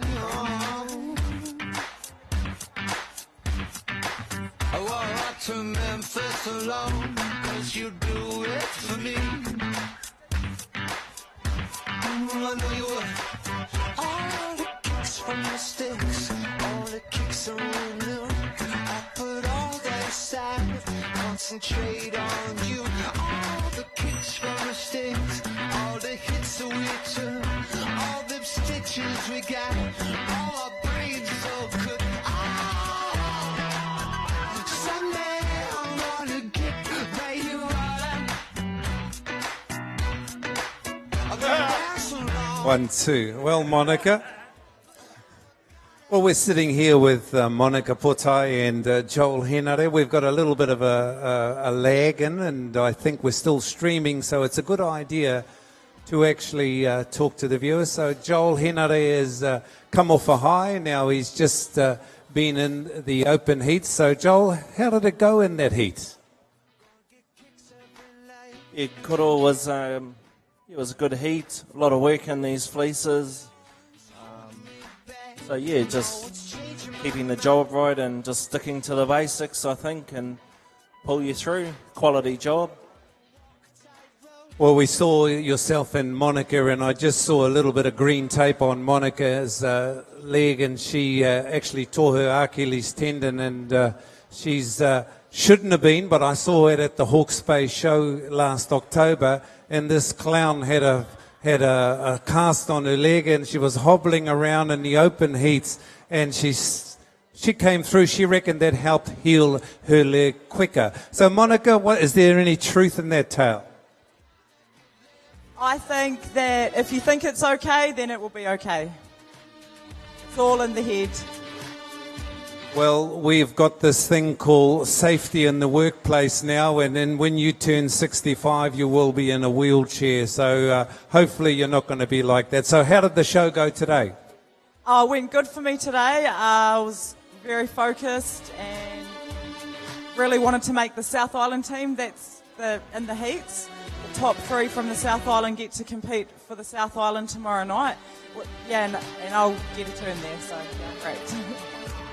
Well, good on Te Waiponamu. The South Islanders are in the house, and let's hope you did well enough. The points are up there. How are you sitting? At the top. At the top. She's not whakahihi, this girl. She said she's sitting at the top just quietly. Well, it could change because I don't think they had the outside points in. So, who's in the South Island team this year? Monica, Joel. It's not confirmed, so I don't really want to say it. All right, so because it's the top 3 South Islanders out of the heat. So I think Angelique Miller will be the 3rd person. Casual conversation. And That's the strongest team that's been from the South Island ever. Wow, you guys they're gonna do the business, John McBride. They're gonna come up and clean the slate because they haven't won in the North Island since this started, have they? Oh, a long time. I can't remember the year, but it's been a little while since the South Island have won. Oh, well, we'll be here and we're going to be rooting for the South Islanders. So Joel, Monica and possibly Angelique Miller will be the team, and that's going to be a real force to be... How come Joel's going for the South Island? He always does. He always has. Time for the Black Keys. It's gold on the ceiling on Hauraki. We're just winging it as we go. You know that, Mrs. Kirkpatrick, we just wing it as we go. We've got to make a little talk seem big. Hey, John McBride. Thank you very much, Monica. Oh, well, we're going to go and have a cup of tea and enough of the small talk, and we'll come back with the semi-final. Let's have a little bit of music from the man with the sounds.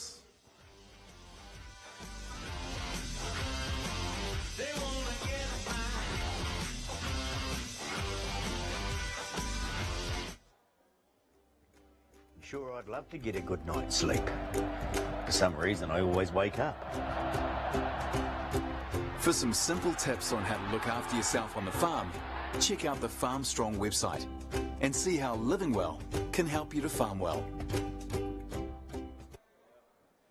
One look at the all-new X3's bold, performance-driven redesign, and the adrenaline rush will hit you before you even get in. The envelope-pushing design features intensified Can-Am DNA, an advanced cockpit, and superior fit and finish throughout. You don't buy an X3 to turn heads, but it's going to.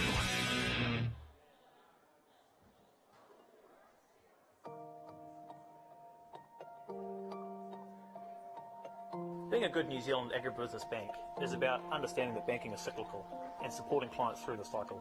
The dairy industry has been through that scenario at the moment over the last couple of years, with being at the trough of the dairy payout cycle. A product like Figured really helps us at that bottom point in the cycle because it means that we have information a lot faster of a lot higher quality. Figured is a product that creates that common platform between the farmer, the accountant, the consultant and the banker. Running a farm means gathering information and data from a number of sources. Often the process of consolidating and making sense of the information is time consuming. This means that a large portion of our time is just interpreting it rather than analysing it. That's where Figured comes in. It's a great tool. We can use it anywhere. I can bring it up on my iPad or be at the accountants or in the dairy shed going through information. Figures has been and is a valuable tool to us. We believe in the Figured product so much and the collaborative platform that it enables that we're giving our clients a 2-year free trial on that product. So they'll be able to enjoy the benefits of having a really close-knit farming team working for them.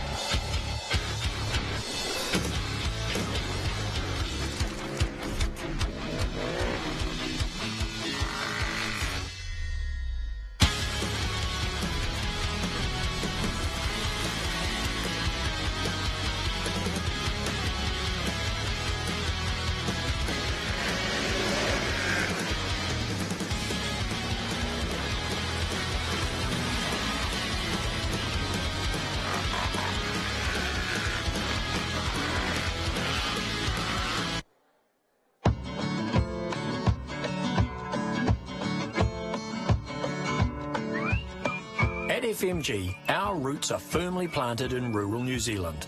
We were started back in 1905 by farmers for farmers to protect their farms and their livelihoods.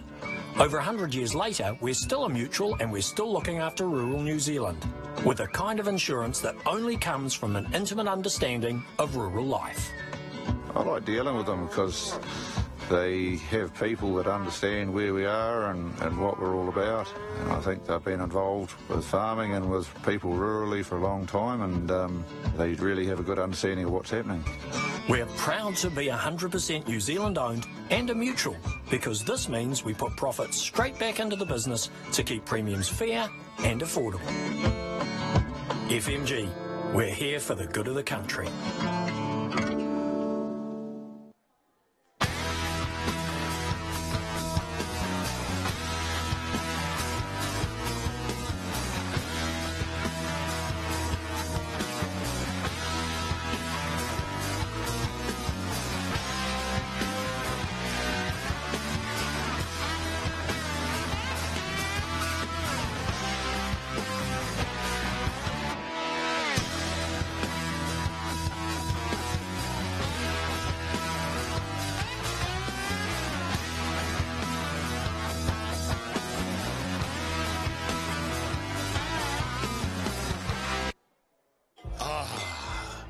Fresh round of gold medal winning Tui lagers with a clean, crisp taste. Don't miss out, like this hand has.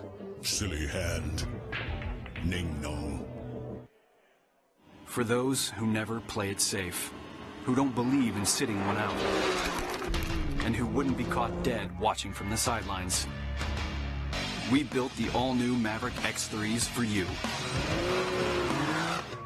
With an exceptional design, phenomenal suspension,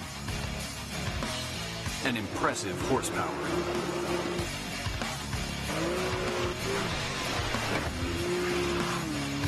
So you can give all the watchers something to watch. The all-new Maverick X3. Unleash your inner Maverick.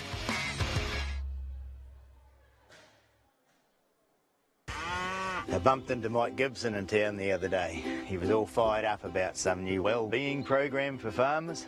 Reckons you can do yourself a world of good if you do some things differently. Like getting away from the farm whenever you can. I'd love to see a farmer around here have time for that. Sure, I'd eat more healthily if I could. But you need to eat something on the go. Getting more exercise is apparently something we should be doing too. But it's not like we're sitting behind a desk all day, is it?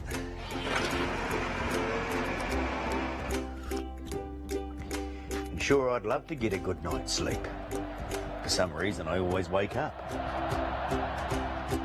For some simple tips on how to look after yourself on the farm, check out the Farm Strong website and see how living well can help you to farm well.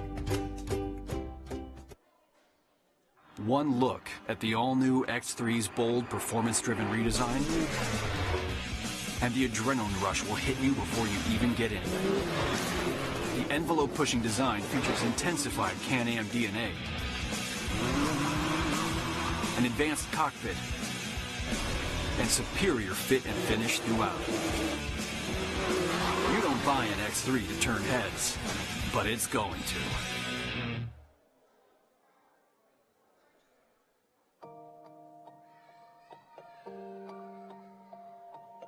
Being a good New Zealand agribusiness bank is about understanding that banking is cyclical and supporting clients through the cycle. The dairy industry has been through that scenario at the moment over the last couple of years, with being at the trough of the dairy payout cycle. A product like Figured really helps us at that bottom point in the cycle because it means that we have information a lot faster of a lot higher quality. Figured is a product that creates that common platform between the farmer, the accountant, the consultant and the banker. Running a farm means gathering information and data from a number of sources. Often the process of consolidating and making sense of the information is time consuming. This means that a large portion of our time is just interpreting it rather than analysing it. That's where Figured comes in. It's a great tool. We can use it anywhere. I can bring it up on my iPad, or be at the accountant's or in the dairy shed, going through information. Figured's has been and is a valuable tool to us. We believe in the Figured product so much and the collaborative platform that it enables that we're giving our clients a 2-year free trial on that product. So they'll be able to enjoy the benefits of having a really close-knit farming team working for them.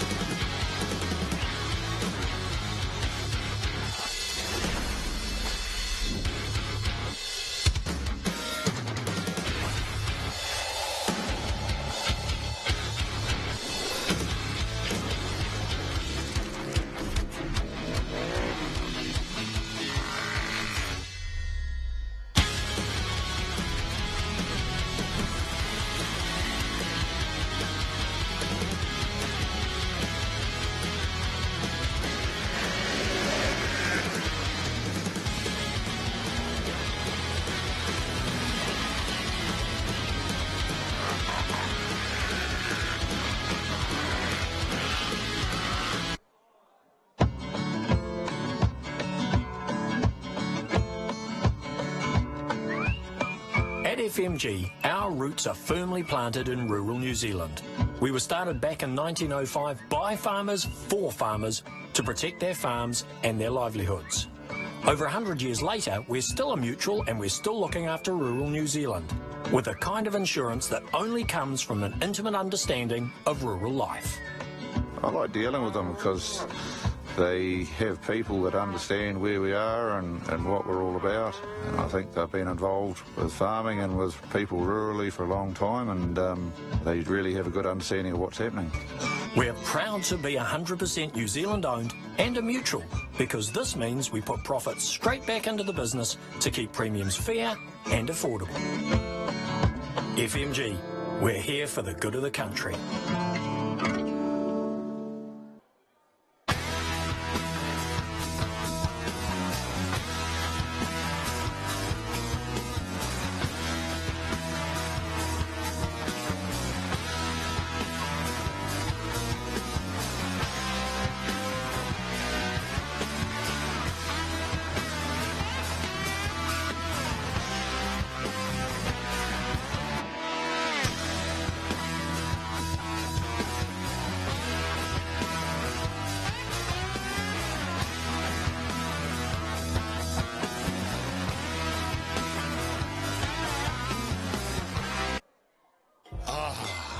A fresh round of gold medal winning Tui lagers with a clean, crisp taste. Don't miss out.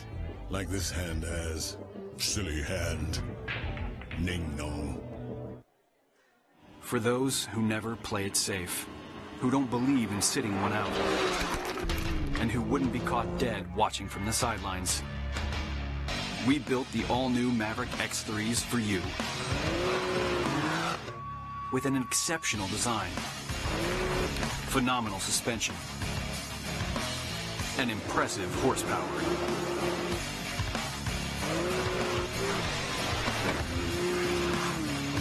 So you can give all the watchers something to watch. The all-new Maverick X3. Unleash your inner Maverick.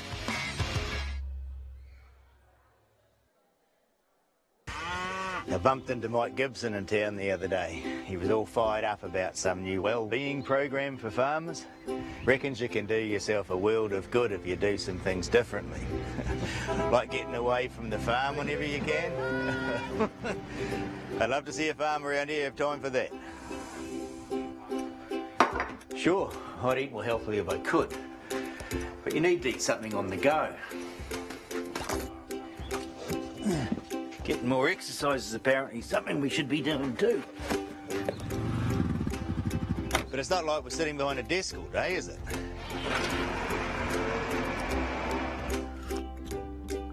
And sure, I'd love to get a good night's sleep. For some reason, I always wake up. For some simple tips on how to look after yourself on the farm, check out the Farm Strong website and see how living well can help you to farm well. One look at the all-new X3's bold, performance-driven redesign, and the adrenaline rush will hit you before you even get in. The envelope-pushing design features intensified Can-Am DNA, an advanced cockpit, and superior fit and finish throughout. You don't buy an X3 to turn heads, but it's going to.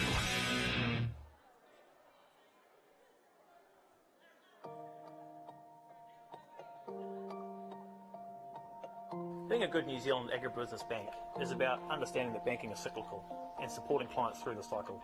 The dairy industry has been through that scenario at the moment over the last couple of years, with being at the trough of the dairy payout cycle. A product like Figured really helps us at that bottom point in the cycle because it means that we have information a lot faster of a lot higher quality. Figured is a product that creates that common platform between the farmer, the accountant, the consultant and the banker. Running a farm means gathering information and data from a number of sources. Often the process of consolidating and making sense of the information is time consuming. This means that a large portion of our time is just interpreting it rather than analysing it. That's where Figured comes in. It's a great tool. We can use it anywhere. I can bring it up on my iPad, or be at the accountant's or in the dairy shed, going through information. Figured's it's been and is a valuable tool to us. We believe in the Figured product so much and the collaborative platform that it enables that we're giving our clients a 2-year free trial on that product. So they'll be able to enjoy the benefits of having a really close-knit farming team working for them.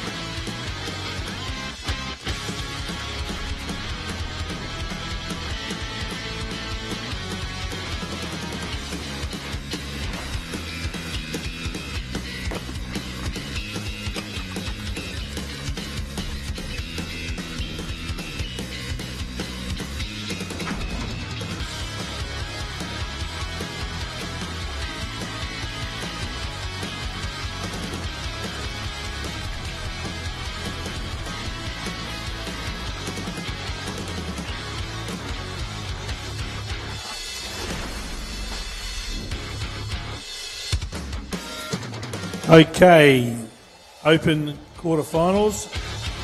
In order of qualification, Monica Potai, Joel Henari, Sue Turner, Kimberly Braddock, Sri Alabaster, Kieran Herbert, Herman Neo, Joe Tarrant, Leanne Braddock, Angelique Miller, Anate Tai Tiffany, T. Moore, Anna Braddock, Mary-Ann Betty, and Angela Walker. You'll be competing after the junior semi-finals, which the junior semi-finals will start at 12:30.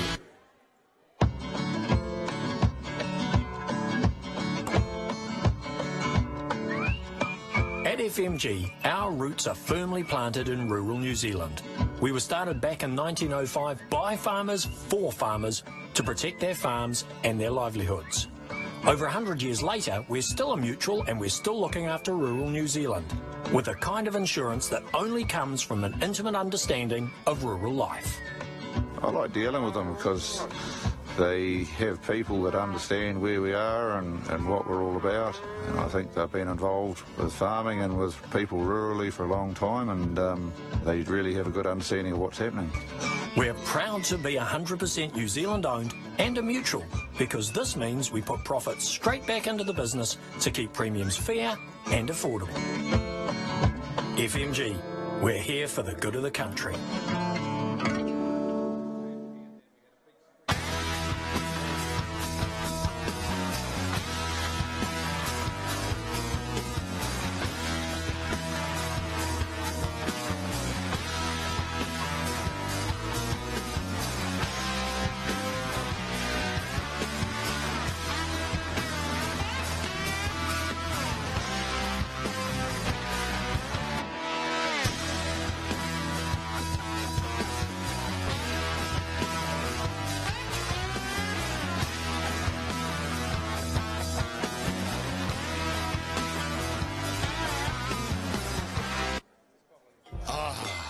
A fresh round of gold medal winning Tui lagers with a clean, crisp taste. Don't miss out.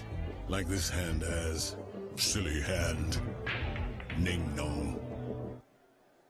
For those who never play it safe, who don't believe in sitting one out, and who wouldn't be caught dead watching from the sidelines, we built the all-new Maverick X3s for you.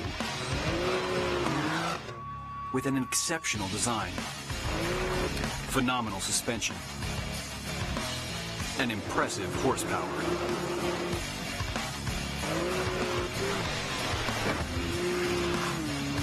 so you can give all the watchers something to watch. The all-new Maverick X3. Unleash your inner Maverick.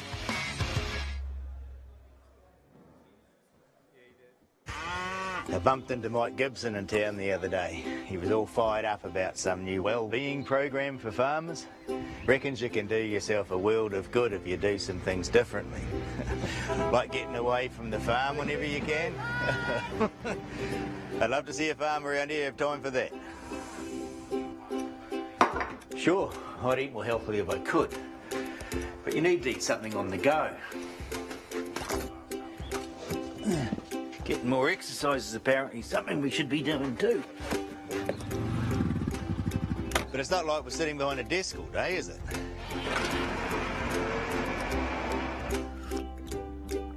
And sure, I'd love to get a good night's sleep. For some reason, I always wake up. For some simple tips on how to look after yourself on the farm, check out the Farm Strong website and see how living well can help you to farm well. One look at the all-new X3's bold, performance-driven redesign, and the adrenaline rush will hit you before you even get in. The envelope-pushing design features intensified Can-Am DNA, an advanced cockpit, and superior fit and finish throughout. You don't buy an X3 to turn heads, but it's going to.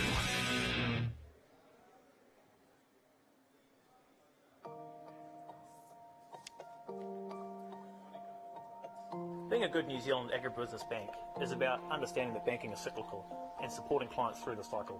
The dairy industry has been through that scenario at the moment over the last couple of years, with being at the trough of the dairy payout cycle. A product like Figured really helps us at that bottom point in the cycle because it means that we have information a lot faster of a lot higher quality. Figured is a product that creates that common platform between the farmer, the accountant, the consultant and the banker. Running a farm means gathering information and data from a number of sources.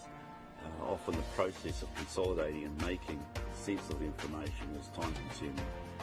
This means that a large portion of our time is just interpreting it rather than analysing it. That's where Figured comes in. It's a great tool. We can use it anywhere. I can bring it up on my iPad, or be at the accountant's or in the dairy shed, going through information. Figured has been and is a valuable tool to us. We believe in the Figured product so much and the collaborative platform that it enables that we're giving our clients a 2-year free trial on that product. So they'll be able to enjoy the benefits of having a really close-knit farming team working for them.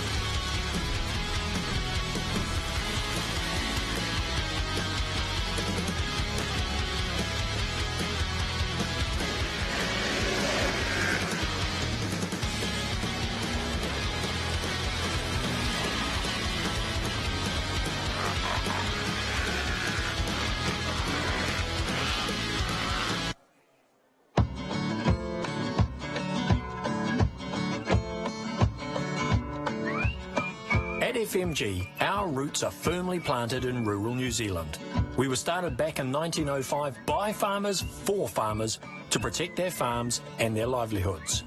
Over 100 years later, we're still a mutual and we're still looking after rural New Zealand with a kind of insurance that only comes from an intimate understanding of rural life.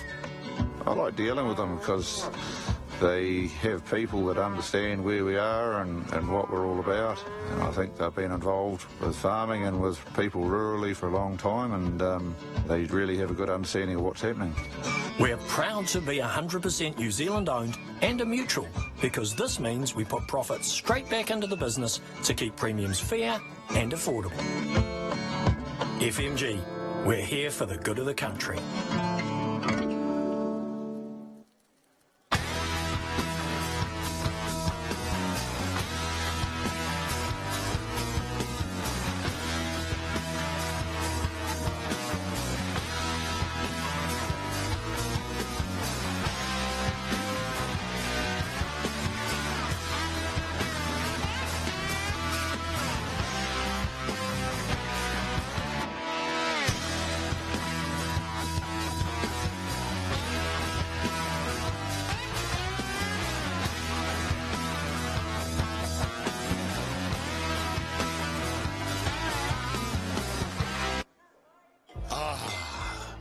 Fresh round of gold medal winning Tui lagers with a clean, crisp taste. Don't miss out.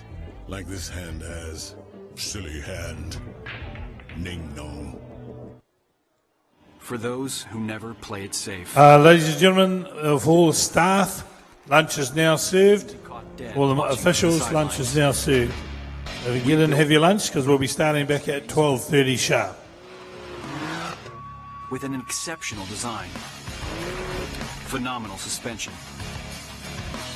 and impressive horsepower.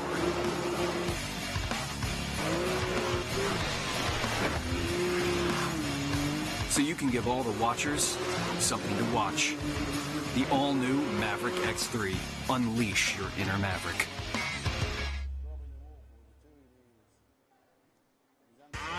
I bumped into Mike Gibson in town the other day. He was all fired up about some new Wellbeing program for farmers. Reckons you can do yourself a world of good if you do some things differently. Like getting away from the farm whenever you can. I'd love to see a farmer around here have time for that. Sure, I'd eat more healthily if I could. But you need to eat something on the go. Getting more exercise is apparently something we should be doing too. But it's not like we're sitting behind a desk all day, is it?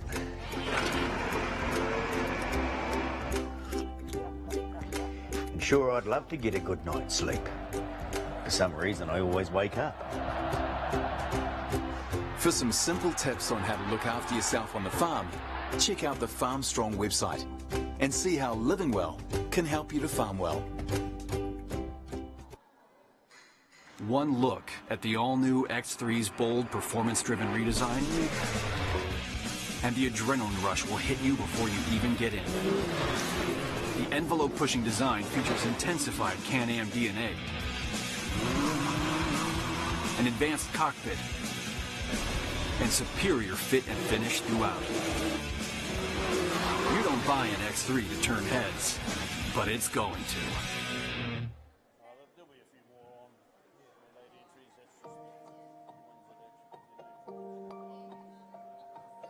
Being a good New Zealand agribusiness bank is about understanding that banking is cyclical and supporting clients through the cycle. The dairy industry has been through that scenario at the moment over the last couple of years, with being at the trough of the dairy payout cycle. A product like Figured really helps us at that bottom point in the cycle because it means that we have information a lot faster of a lot higher quality. Figured is a product that creates that common platform between the farmer, the accountant, the consultant and the banker. Running a farm means gathering information and data from a number of sources. Often the process of consolidating and making sense of the information is time consuming. This means that a large portion of our time is just interpreting it rather than analysing it. That's where Figured comes in. It's a great tool. We can use it anywhere. I can bring it up on my iPad or be at the accountant's or in the dairy shed going through information. Figured's it's been and is a valuable tool to us. We believe in the Figured product so much and the collaborative platform that it enables that we're giving our clients a 2-year free trial on that product. So they'll be able to enjoy the benefits of having a really close-knit farming team working for them.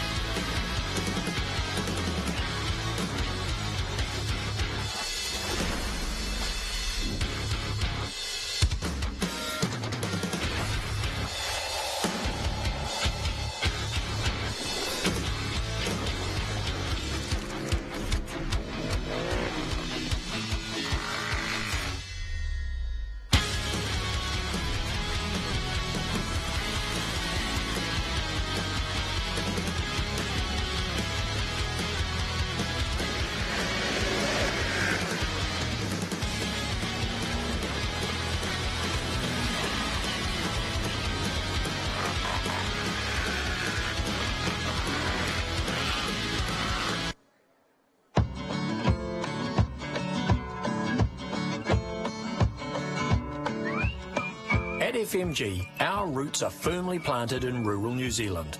We were started back in 1905 by farmers for farmers to protect their farms and their livelihoods. Over 100 years later, we're still a mutual and we're still looking after rural New Zealand with a kind of insurance that only comes from an intimate understanding of rural life. I like dealing with them because they have people that understand where we are and what we're all about. And I think they've been involved with farming and with people rurally for a long time, and they really have a good understanding of what's happening. We're proud to be 100% New Zealand owned and a mutual because this means we put profits straight back into the business to keep premiums fair and affordable. FMG, we're here for the good of the country.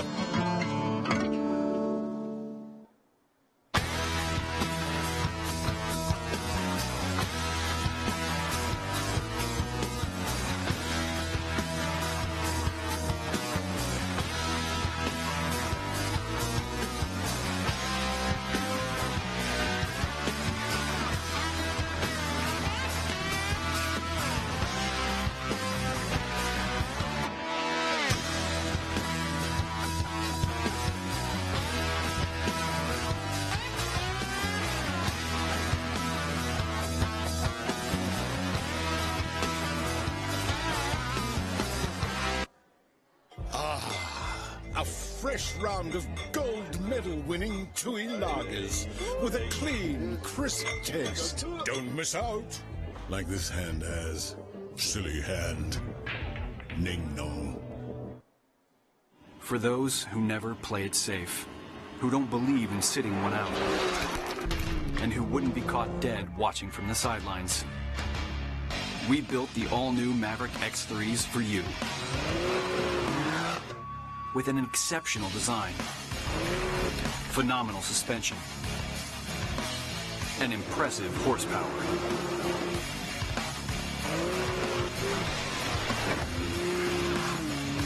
so you can give all the watchers something to watch. The all-new Maverick X3. Unleash your inner Maverick.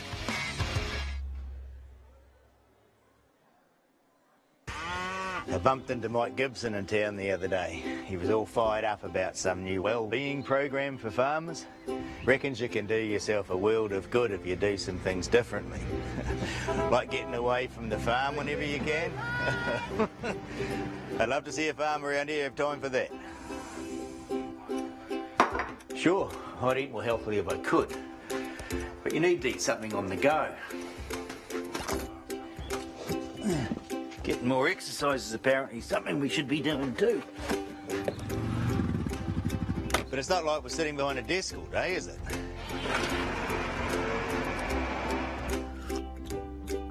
And sure, I'd love to get a good night's sleep. For some reason, I always wake up.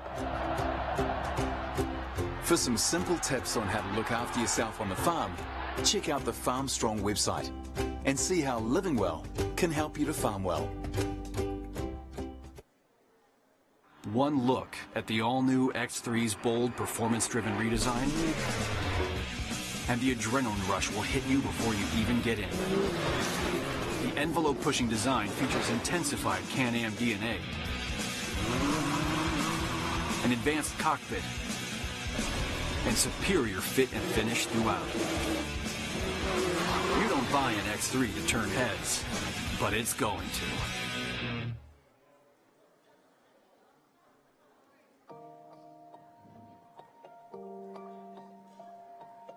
Being a good New Zealand agribusiness bank is about understanding that banking is cyclical and supporting clients through the cycle.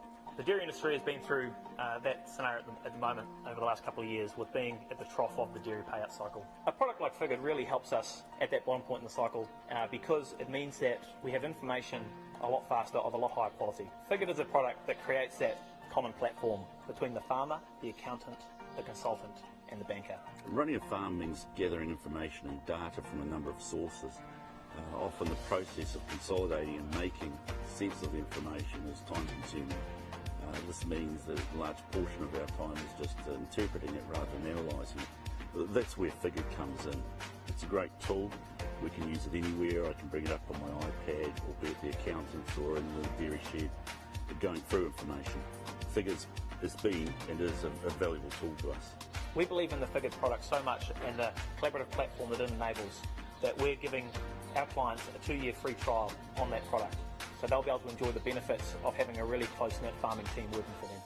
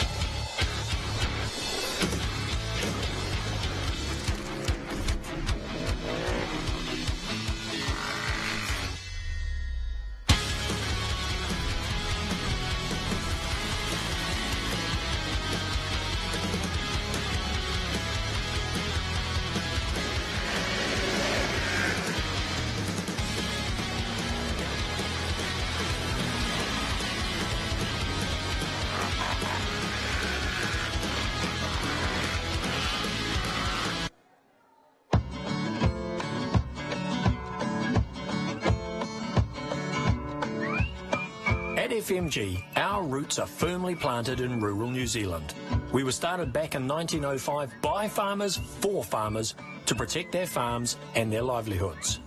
Over 100 years later, we're still a mutual and we're still looking after rural New Zealand with a kind of insurance that only comes from an intimate understanding of rural life. I like dealing with them because they have people that understand where we are and what we're all about. And I think they've been involved with farming and with people rurally for a long time, and they really have a good understanding of what's happening. We're proud to be 100% New Zealand owned and a mutual, because this means we put profits straight back into the business to keep premiums fair and affordable.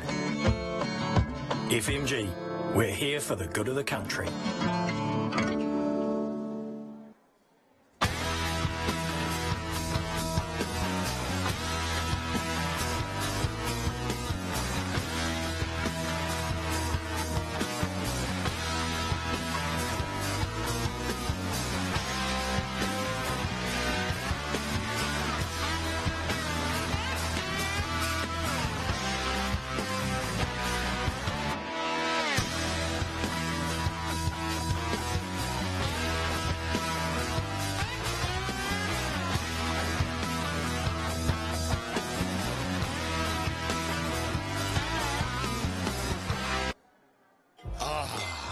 A fresh round of gold medal winning Tui lagers with a clean, crisp taste. Don't miss out.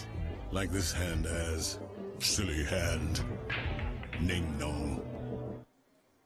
For those who never play it safe, who don't believe in sitting one out, and who wouldn't be caught dead watching from the sidelines, we built the all-new Maverick X3s for you. With an exceptional design, phenomenal suspension,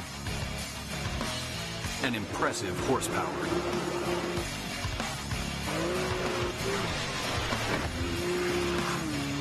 So you can give all the watchers something to watch. The all-new Maverick X3. Unleash your inner Maverick.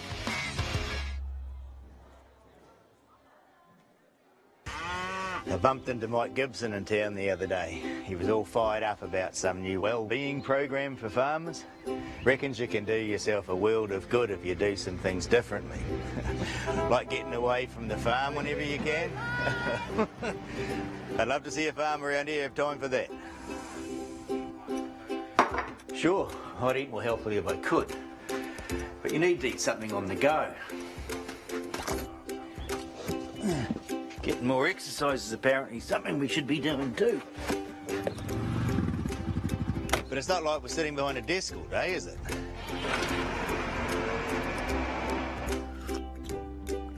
And sure, I'd love to get a good night's sleep. For some reason, I always wake up.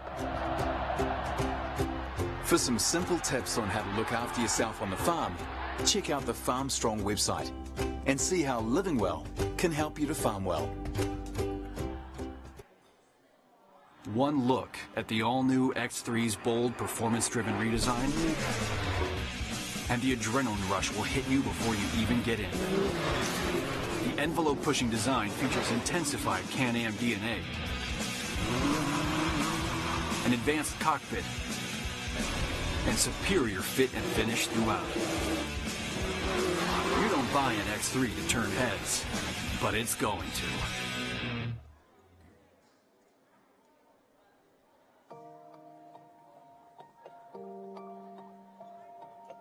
Being a good New Zealand agribusiness bank is about understanding that banking is cyclical and supporting clients through the cycle.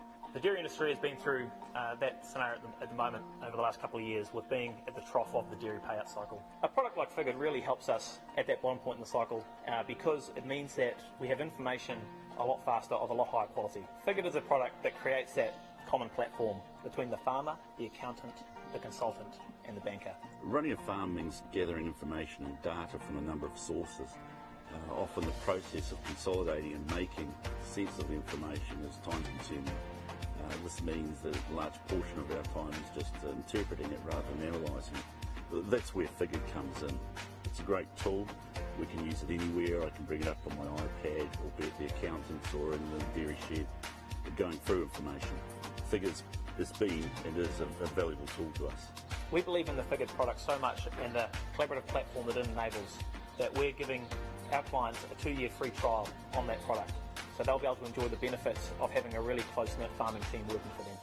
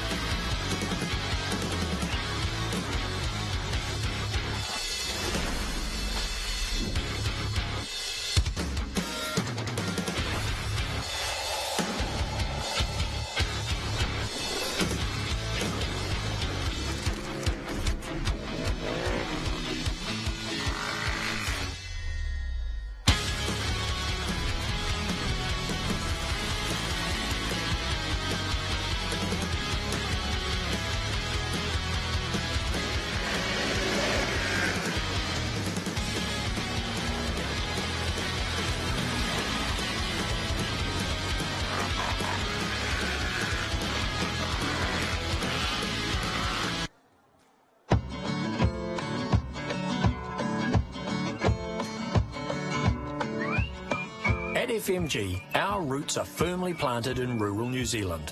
We were started back in 1905 by farmers for farmers to protect their farms and their livelihoods. Over 100 years later, we're still a mutual and we're still looking after rural New Zealand with a kind of insurance that only comes from an intimate understanding of rural life. I like dealing with them because they have people that understand where we are and what we're all about. And I think they've been involved with farming and with people rurally for a long time, and they really have a good understanding of what's happening. We're proud to be 100% New Zealand owned and a mutual, because this means we put profits straight back into the business to keep premiums fair and affordable. FMG, we're here for the good of the country.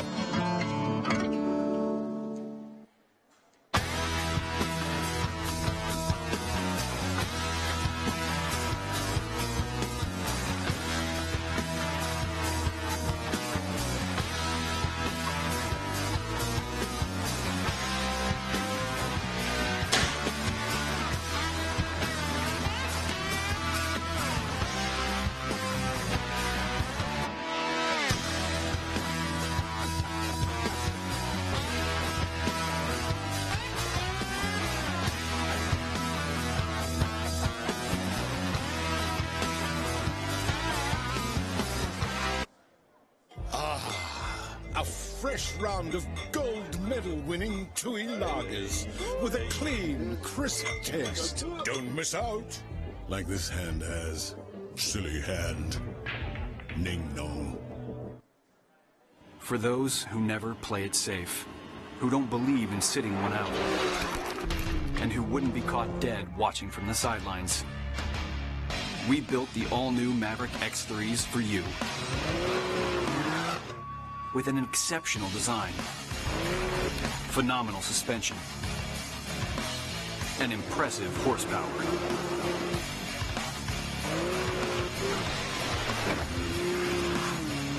So you can give all the watchers something to watch.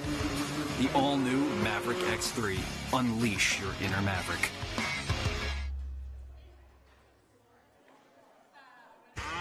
I bumped into Mike Gibson in town the other day. He was all fired up about some new Wellbeing program for farmers.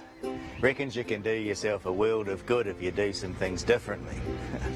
Like getting away from the farm whenever you can. I'd love to see a farmer around here have time for that. Sure, I'd eat more healthily if I could. But you need to eat something on the go.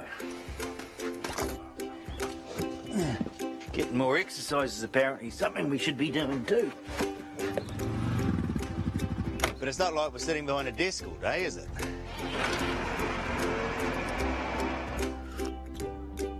And sure, I'd love to get a good night's sleep. For some reason, I always wake up. For some simple tips on how to look after yourself on the farm, check out the Farm Strong website and see how living well can help you to farm well. One look at the all-new X3's bold, performance-driven redesign, and the adrenaline rush will hit you before you even get in. The envelope-pushing design features intensified Can-Am DNA, an advanced cockpit, and superior fit and finish throughout. You don't buy an X3 to turn heads, but it's going to.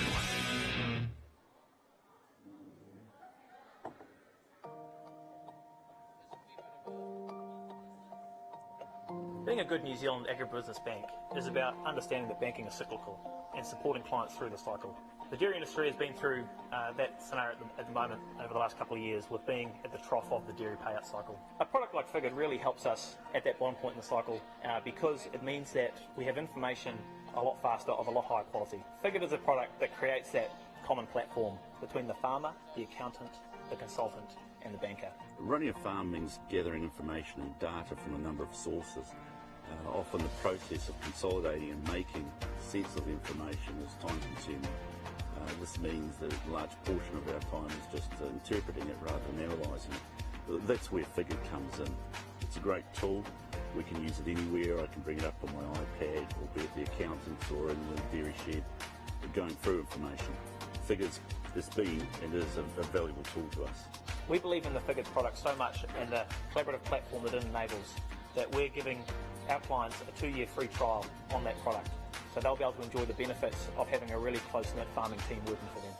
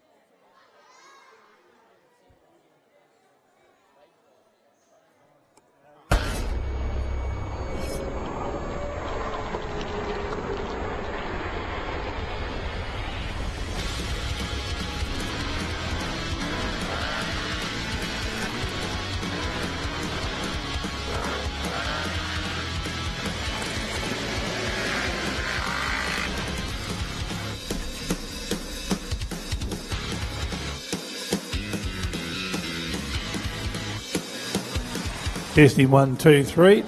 Right, good afternoon, ladies and gentlemen. Welcome back to the New Zealand Shearing Champions for 2017. We are moving right along, so with those junior semi-finalists, please get ready, please.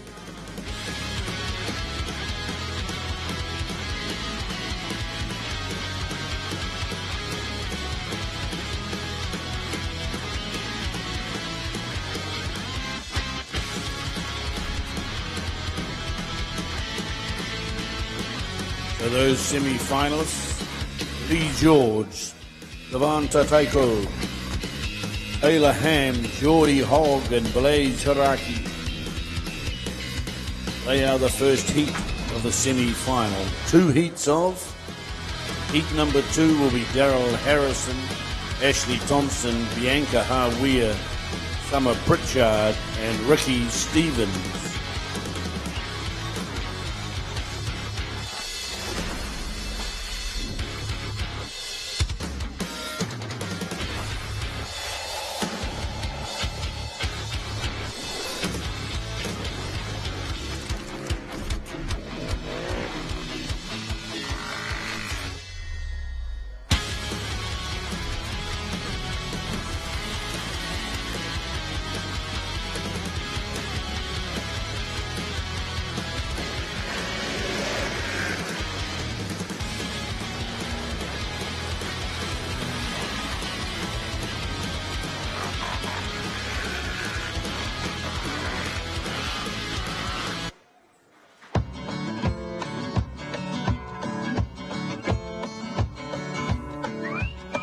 At FMG, our roots are firmly planted in rural New Zealand.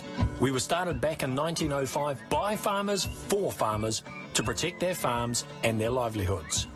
Over 100 years later, we're still a mutual and we're still looking after rural New Zealand with a kind of insurance that only comes from an intimate understanding of rural life. I like dealing with them because they have people that understand where we are and what we're all about. And I think they've been involved with farming and with people rurally for a long time, and they really have a good understanding of what's happening. We're proud to be 100% New Zealand owned and a mutual, because this means Okay, can we have our judges to the board? to keep premiums fair and affordable. FMG, we're here for the good of the country.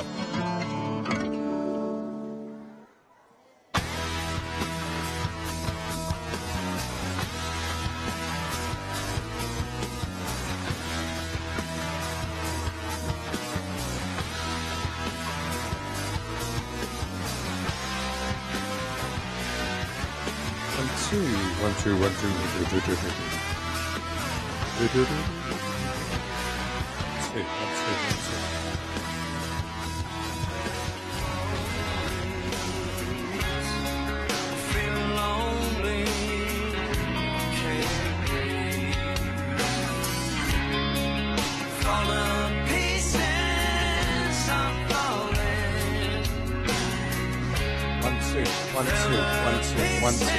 3, 4, 5. Thanks. So, welcome back for this afternoon's program. New Zealand Shearing Champs 2017 Junior Wool Handling Semi-Finals. The wool handling judges have finally turned up, and they'll get the competitor to check the score and make sure we're on zero. John, shall we set them alight? Timekeeper's ready. Judges ready.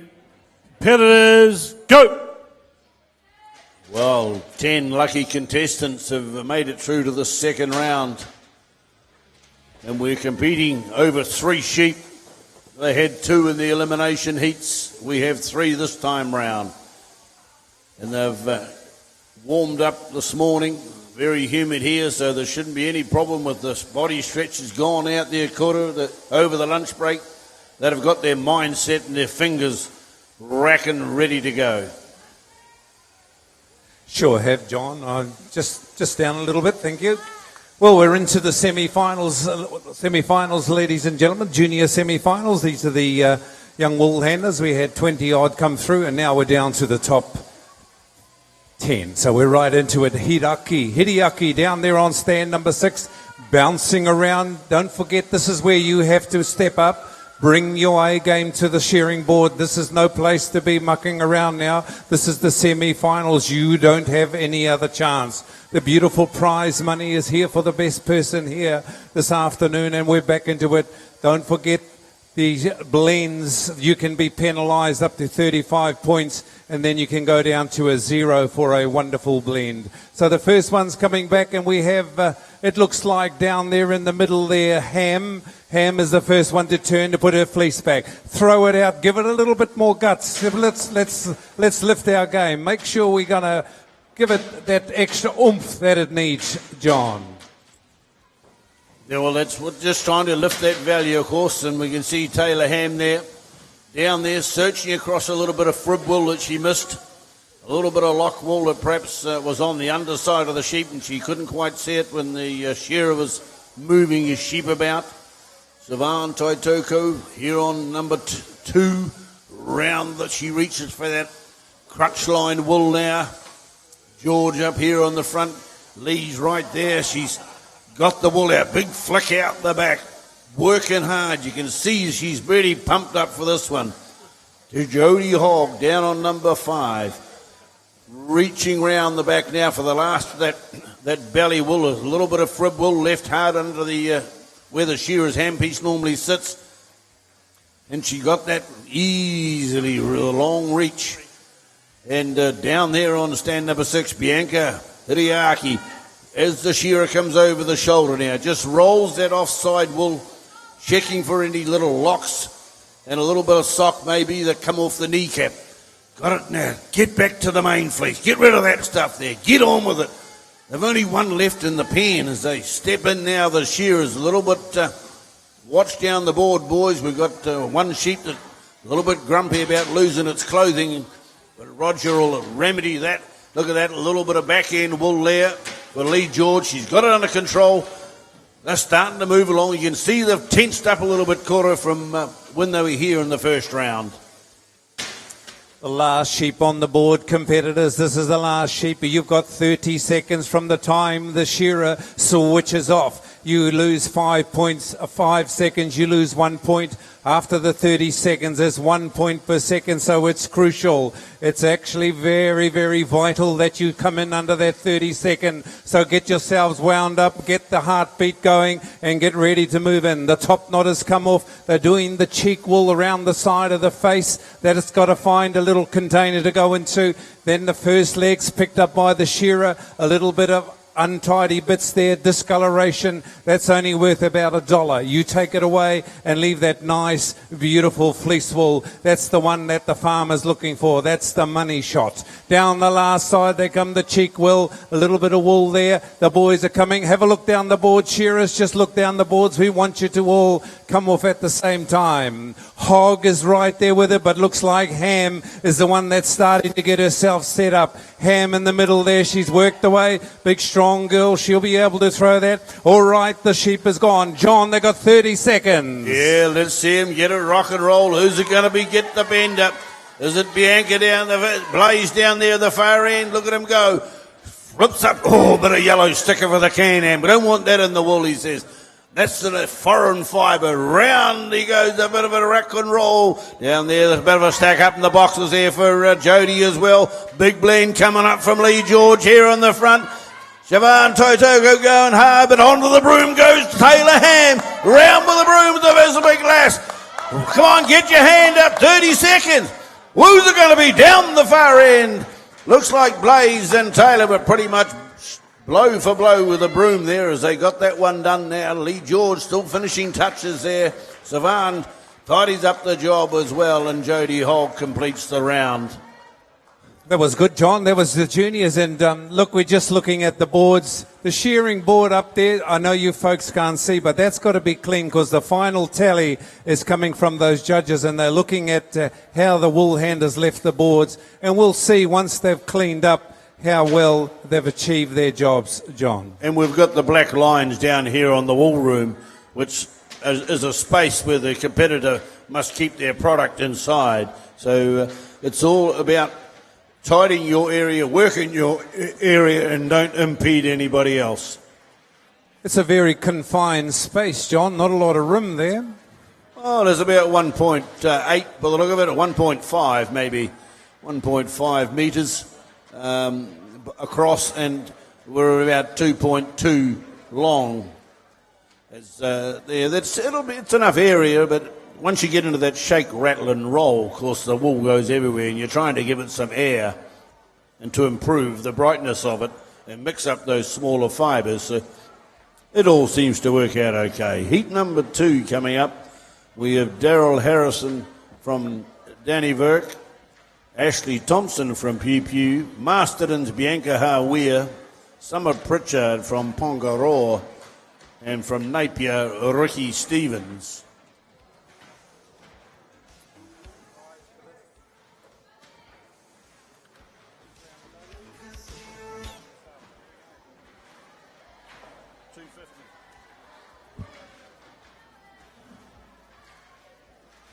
So they're competing over 3 sheep this time round.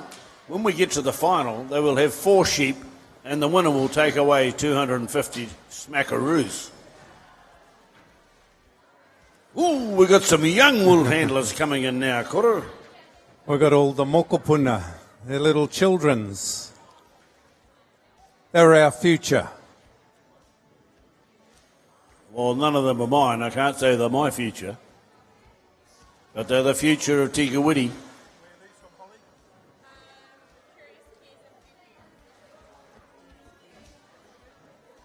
Oh, well, they would have seen shearing before. Curious Cares and Pew Pew. Curious Care. Well, that's an interesting name because the minds at that age is very curious. So well done. So these are the little children. So welcome along, children. Welcome along to the New Zealand Shears for the year 2017. And we're watching the junior wool handling semi-finalists. And this is a good job to have in the summer while you're going for your degree to become a doctor or a lawyer or an accountant. So you can do this sort of stuff while you're learning to be one of them. So let's go back to the start, John. Timekeeper's ready. Judges ready. Competitors, go! Oh, 5 more contestants over those 3 sheep once again. Beautiful sheep they're shearing here, and they seem to be sitting very nicely. You shouldn't put the mocker on them. But as the shearer goes down the belly, 4 shots, the wool handler reaches round the back, just stretches out that belly wool now for to remove the real crusty bit on the brisket.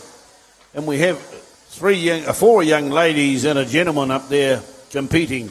Ricky Stevens, he's no stranger to this wool handling stuff. He just loves getting up here in the competition. He knows his wife's going to be in the grade above him, and they'll be swapping lies when it comes round to the end of the show and say who did the best on their job here in the wool handling. $250 up for the first prize as they now prepare to add value to this product. And you can hoot and holler if you young children down here know anybody up there, even if you only know the shearer, you can yell out and say, hey, let's get it done. Let's get this job over and get on with the final. As we come down the last side, the shearer's now under the shoulder. A little bit of frib wool there for Daryl Harrison on the front here. Likewise as Thompson gets that last sock off. Under the leg comes the shearer now, and a little bit of grubby short stuff caught her. She got that. She was looking hard, nailed it right on. Certainly is getting a little bit more oomph is required now. You've had to level up and get up another grade, bring up your grades, get into 3rd gear, 4th gear, because this is the semi-finals. John, they're not too far away. You can see them pumped up. Ricky Stevens looks a little bit too casual down there. He looks like he's just on a Sunday stroll. Well, he is actually. This is what he calls his holiday sport. Eh? In the shed, he just goes hammers and tongs because he's wielding a handpiece. But this is sort of in the relaxed mode. But he is very competitive. Don't worry about that. And if he's not competing, he's also out the back helping or in the sides there, making sure these competitions go ahead as planned. Here go the shearers now, turning on away from the wool handler. Just a little bit of a time spot here where these wool handlers get to just think about their job, because there's 6 or 7 shots going on that offside that they can't do much about when the wool becomes available. As the shearer just lifts the sheep up now here on the front stand. Notice how that wool just comes towards the wool handler. They'll roll it over, make sure they've got all the short wools out, all of the discoloured wools, and turning that fleece onto the floor into the bright white product we can sell and get the good dollars for, Koro. You want as much wool on that main line as you can. And we had the Chinese here during the week too, the man that buys most of this wool, and they've got the most money in the world. So 3rd and final sheep out on the board for you junior wool handlers. Now you're going to have to step up, Miss Thompson. Get back, walking back, you children. You can make a little bit of noise if you know somebody. Here he is, here she is, here he is, down the end there. Ricky Stevens is all right. This is the 3rd and final sheep. They've got 30 seconds once the shearer switches off. They lose 1 point for every 5 seconds. After that, it's 1 point per second. So time is crucial. You've got to have the time on your side. The little bit of wool on the top knot comes off. They've got to find a little basket for that. Then around the side of the cheek, there's another bit of wool that's got to be separated. The leg wool, everything that's discoloured. And all we've got to leave on the floor is this beautiful fibre, this nice fleece wool, which we turn into carpets. We don't turn it into clothing. We turn it into carpets and all those nice things. And once the sheep is shorn, it goes out the back to the paddock. It starts growing it again, and we cut it off in another 6 months. So this is how the beautiful is. All right, we're getting down to the last side. We're getting ready to switch off. The shearers are backing there. Ricky Stevens, pick it up a little bit, Ricky, my boy. Here we go, John McBride. Let's take him through that last little bit. Oh, we got the thorn amongst the roses. Ricky Stevens down the far end. But I think he's behind the pace. Up the front here, we got Daryl Harrison. He's whipping it round. He's like a cake mixer. Look at him go. Slipping around. He's now into the blend. Needs to get a bigger handful. Ricky Stevens down the far end with a handful. Bianca Harweir in the middle. Ashley Thompson's hard out, and so is Summer. Come on, Summer Pritchard. Leave it up on the board now. You're going to get under the 30 seconds. Here comes Harrison. Here's Stevens. Harrison's got the broom up. He's certainly got maximum points. Round there comes Summer Pritchard, Bianca Harweir, Ashley Thompson, and Ricky Stevens. Is he going to get under at the 30-second mark? There he goes, ladies and gentlemen. Good competitors there. Lovely competition. Great stuff. Good luck. Hope you get through to the final. Ashley Thompson looked the best there. You picking a favourite, you reckon? I think so. Her blend, she actually had her body going the same way the wall was. She gave it everything. Well, we'll see. We'll see when the points come out, because they won't be We far can only away. see. We do have that final this afternoon. She's a local, Ashley Thompson? Ashley is, I'm unsure. From Pupi, Danny that's correct. Well, that's close, isn't it? Pupi is close to Tikawiti. Nowhere near Dannyburg. Yeah, well, these are parochial people. That was a good semi-finals, ladies and gentlemen. And we do have that final coming up very, very shortly.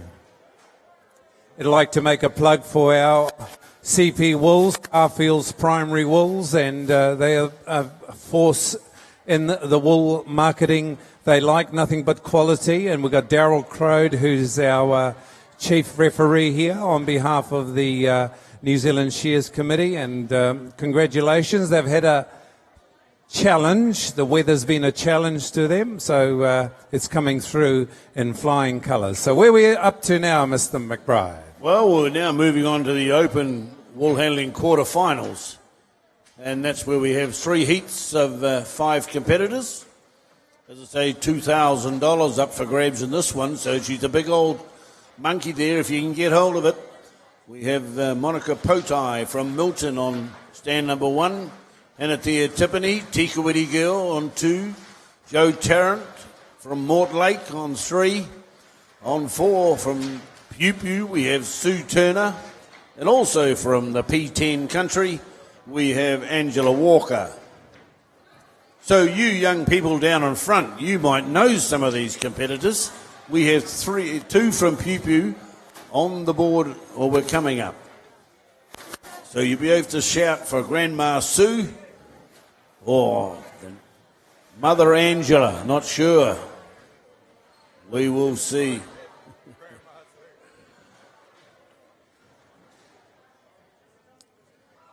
So you'd see there's a few more people just helping out down here in front now where we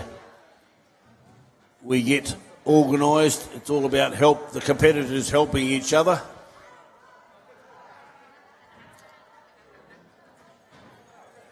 And CP Wools are our sponsors for the wool handling. They are also right throughout the competition and the shearing as well. One of the big South Island companies has bought into the North Island.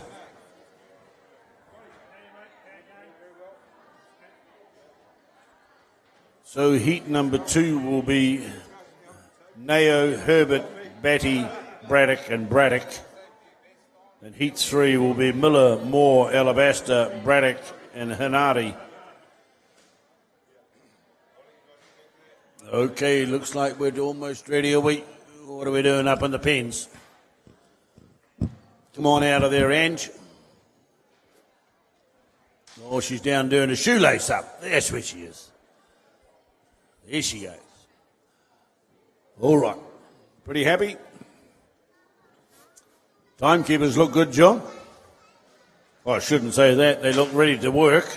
Okay, timekeepers right. We have 4. Oh, what has happened to the shearers? They're on holiday. Oh, we're good. We're just good. Keep cool. We won't sing to you just yet, but... we'll have to sing a song. No, I just said not just yet. Okay.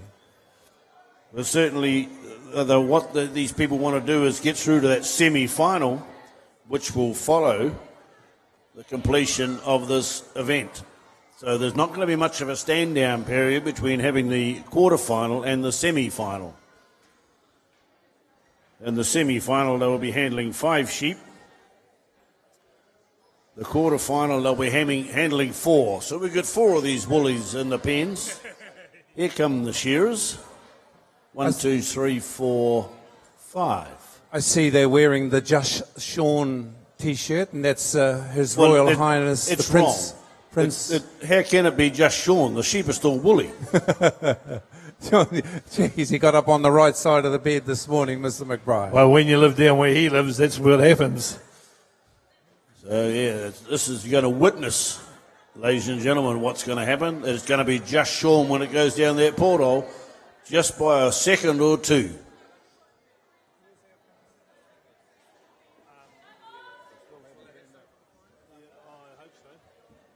So we have 4 competition sheep. And of course, once the wool goes off the board, goes down to the table in the back corner, and down in the dungeon we call it, and those experts down there are going through it with a fine-tooth comb. Timekeeper's ready. Judges ready. Pillars, go! Well, finally, we'll get this one underway. There's 3 heats of this event. Say 4 of these woolies. These are open class competitors, ladies and gentlemen, and you young people. They are super fit. They are super focused, and they want to have their name on that tag of the $2,000 check. Oh, that one doesn't want to be Sean. He says, oh, wise up the boys in the pens. What are you doing in there? Hold on to the door. Don't have to hold on to the door, Cora. That one comes straight over the top.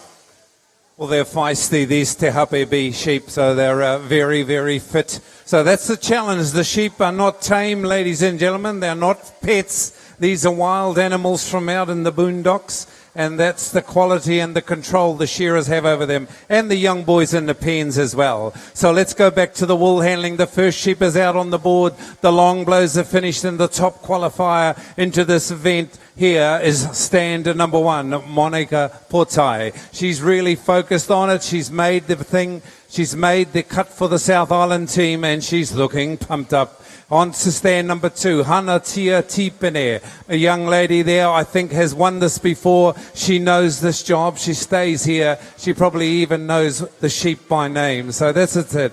Joe Tarrant, now living in Australia, back here onto the boards, and my word, she will be a little bit flustered. She's not done this for a little while, so she'll be a little bit flustered. She works her way back there. Sue Turner's the old warhorse. She knows this job all. She's been there, done that. And Angela Walker down there on stand number 5. Well, she needs no introduction. She loves this game. So this is it. So sheep number 2 on the board. The belly comes off. The frib wool has got to be found somewhere. See how Sue Turner's leaning right on the board? She cannot take both feet off the board. This is what the judges are for. It's all part of this health and safety that we have a plan here. We've got to look after one another. And when we're dealing with live animals, it's an issue that we don't really want to injure anybody. If anything happens, well, if it's an accident, but we're not supposed to have accidents in the workplace anymore. So down the last side, the shearers go. Just have a look, guys. Just have a look. Craig is just a little bit behind. He's just starting the long blows. Sue Turner's got a little bit of an advantage there with him being a little bit behind. But Hana Tia Tipene says, bring it on, ding dong, as she works her way. And here she is, Monica Portai. Monica is really working her way back onto the shearing boards. The shearers go. Here comes sheep number 3 on the board. The judges are looking to see that when the wool handler puts the fleece onto the board, see Hanatia sitting down on the job. Well, she should be penalised for it, but no, she's using her scone. She says, I don't want to ruin my back part of health and safety. Into the belly they go. John McBride, sheep number 3 on the board. Well, they've got 4 to do, and the shearer will be finished when he's finished, and then we'll get that bell going. It'll start ringing, and then, of course, 30 seconds will elapse, and then they'll start getting whacked in the time points. But here they are. These are experienced competitors. They're not going to let that time thing worry them. They're going to nail it here. There goes Sue Turner, a nice little flick out the back. She reckons she's got it all as it comes off without having to turn her head and think about what's behind her. She knows it's going to land in the right pile. Joe Tarrant, a little bit of a roll over there. Just check if there's any pen stain she might have missed on that back wall on the previous sheep. As the shearers come down and out to the flank now. Right up, big armful here for Tiffany, doing pretty well. Tarrant right on the money is up on the front stand. Monica Potai, she's got the racing stripes on her leg. That's a bit gammy. She'll be hoping it's going to hang together for her as the shearers step in the pen. One more to come out now. Ooh, Angela Walker. She knows how to cut the wall off as well as blend it up and make the damn good job of presenting it for the judges down the back. She's down on stand number 6, the young lass from Beauview. Ooh, a bit of a kicky sheep now for the shearer. She reaches round, Koro, and just takes that belly wool, separates that crusty stuff off the edge of it.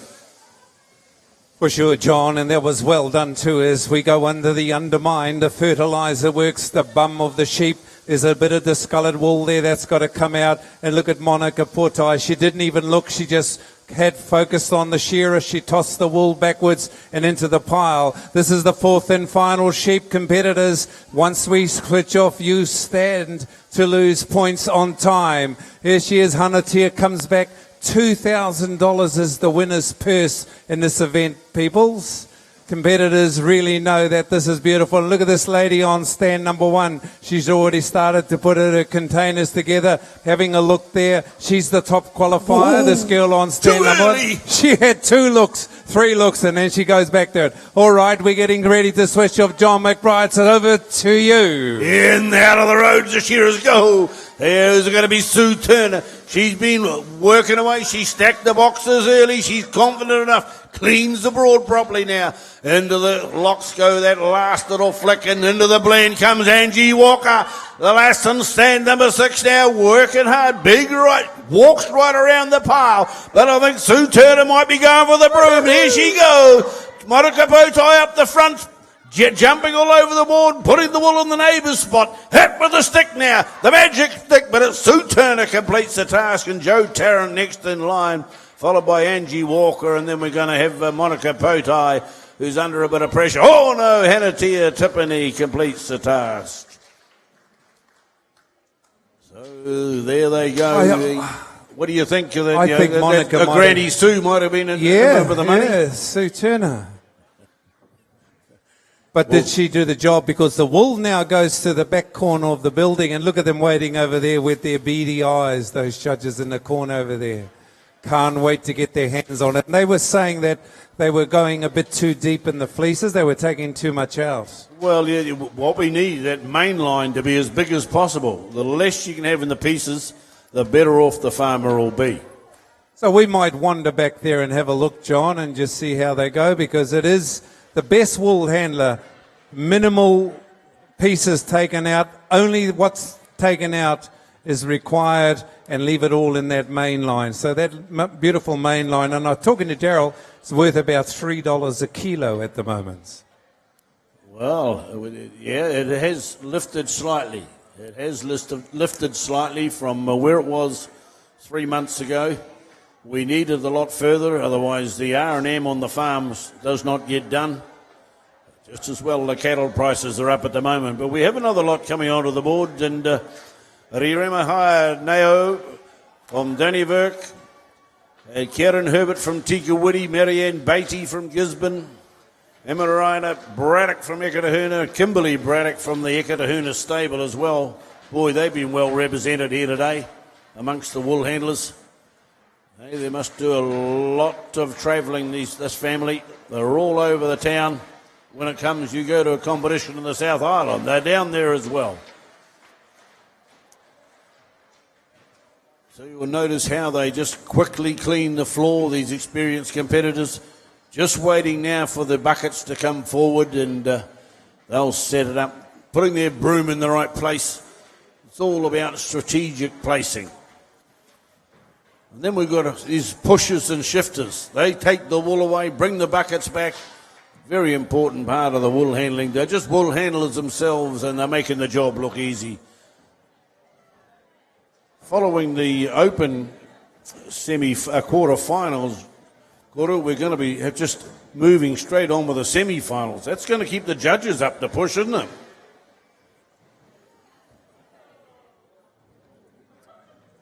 It looks like the day's sort of improved out there a little bit at the moment. And a big welcome to all those that have come in for this afternoon's program. Program being that we will carry on with this open wool handling quarter final. There is no senior semi-final that is turning into a straight final. So we have the quarterfinals of the open. This is heat number 2. And then we move on with heat 3, and then we'll go straight into the open semi-final. Following that, we will have the junior wool handling final and the senior wool handling final. John, I'm over here at the judges' corner, and I tell you what, they are very, very neat. The Fadgers look like they've done a perfect job their first heat. Well, that puts the pressure on this time one, John, doesn't it? Certainly is. Okay. Looks like we're all set for a go up there. Timekeeper's ready. Judges ready. Competitors, go! Oh, off and moving here now. Nao, Herbert, Batty, Braddock. Oh, we're going to see some action. Very sharp time for Sue Turner when she cut that running time down from the time the shearer stopped his handpiece to the time that she raised her broom. I would say I was only about 15 seconds, if that. So that was pretty sharp. So she got maximum time points. Here they go. The shearers now, 4 sheep once again. First to get that, Karen Herbert looks pretty sharp. Here on stand number 2, or stand 3 as we've got the number on the door. But that's the shearers now dropping to that first off shoulder. We've got Marianne Beatty. She's one of the current New Zealand representatives. Emirai Braddock down there, dropping that sheep, but that fleece onto the floor. Just a little bit of a check now. She does that. She tries to keep an eye on her work, keep it up to scratch. Braddock down there, but we've got Kimberley on number 6. Working hard. They're doing the job right. They know the pressure's on. And the quarter has just stated that he said some marvellous Fadgers down there, quarter, with not much obments in it, and so they're doing the job good. That's correct, John. Down there at the judging corner has been some good jobs. Going to be quite hard. It's going to come down to the jobs. Time is crucial, and we got Sue Turner, who's looking pretty hot on that as well. We got a hell of a lineup here. I think Edamiha Niho down there on stand number 1's chased every show in the North Island, and he deserves to be in this top mix. But hey, we're back to it, and everybody else wants to be in that mix as well. So we're going straight into the semi-finals after this, you open competitors. So this is the opportunity that you have. You only have one more shot, and then you're going to make it into it. Kimberly Braddock has not long been in the open class on stand number 6, and this girl loves the wool job. Around behind the shearer works. She's just talking to the shearer, says, I'll just take that little bit and put it in that pile there. The wool around the ears and the eyes is not worth a lot of money, so they put it in a little container on the side. The ultimate is to put it all in that beautiful wool that we get on the sides of the back from the sheep, and put it in that big pile down there. Then we start the blend up as we go towards the end. So the shearers are making a beautiful job. Karen Herbert is the local lady. She's been to the World Championships. She knows this. She'd love to take out this $2,000 event. The shearer goes in the pen. The judges are looking at. She's got to make sure that everything is clean off the board. Frida Kerekere is the judge there on stand number 2, and she looks across, she says, Karen hasn't done a bad job. Marianne Beatty was in the World Championships down there in Waihopai in Invercargill a couple of weeks ago, and she's back here in the big time. Emarina Braddock, well, she works across, the belly comes off. Did you see her do the backward click with the legs? She obviously got eyes in the back of her head. Peripheral vision is very important at this level. Being able to see things that nobody else can see. They've trained for this and really hard. But that lady on stand number 2, John McBride, Karen Herbert's the girl. Well, she looks like she's way out, got it in a mind zone at the moment. She's working away, pulls the wool out with the right hand. That left hand is working hard. She must be ambidextrous, because when the shearer swaps around and he starts facing the other way, she changes the broom into the other hand and works it off with the right hand. So very top-class competitor, and of course, she's been around a haircut or two now, so she knows what it's all about. And so shearers come under the shoulder, down and out to the flank. We've already got 2 fleeces on the board. This is fleece number 3. So shearing away now at probably about a minute 20, and that's making these wool handlers work as they step into the pen. Make sure you stay together, guys. Keep on the pace. Braddock down on 6. Quick look now. The last one coming onto the board.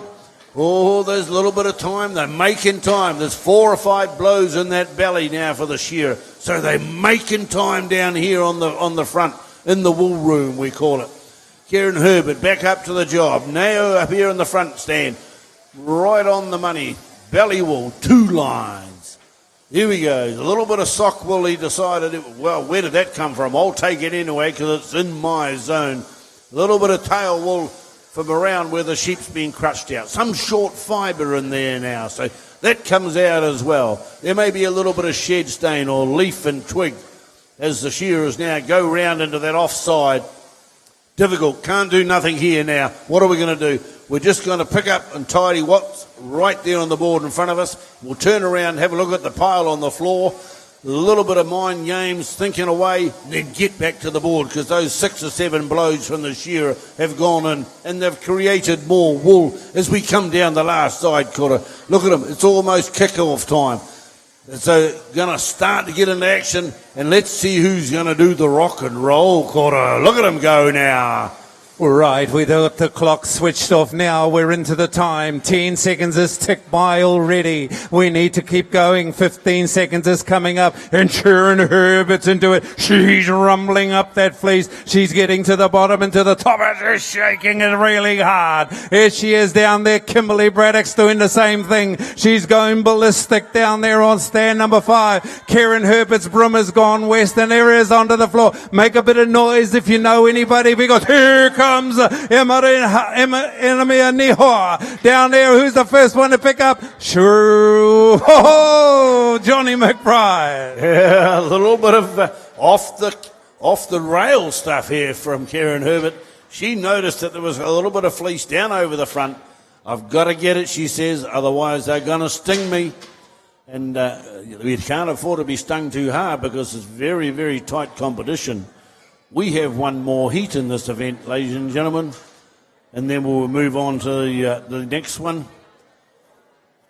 We're just looking on the board, John. They've left a little bit of wool there. There's a little bit of probably a little bit of fluff, a little bit of fluff, a little bit of clicker stuff. Not a great deal, and I don't know what the judges are doing with their blending, but I believe we should really go from 1 to 20 in the blends. 0 is perfect, and 5 and 6 are good, but once you get to 19, you really are poor. But I think I was just looking at the points, and there was too many of them on 5s and 10s. I reckon there's not enough variation in those blends. Well, it's pretty hard work when you go on hammers and tongs and maybe the wool's not running on the board quite like it could.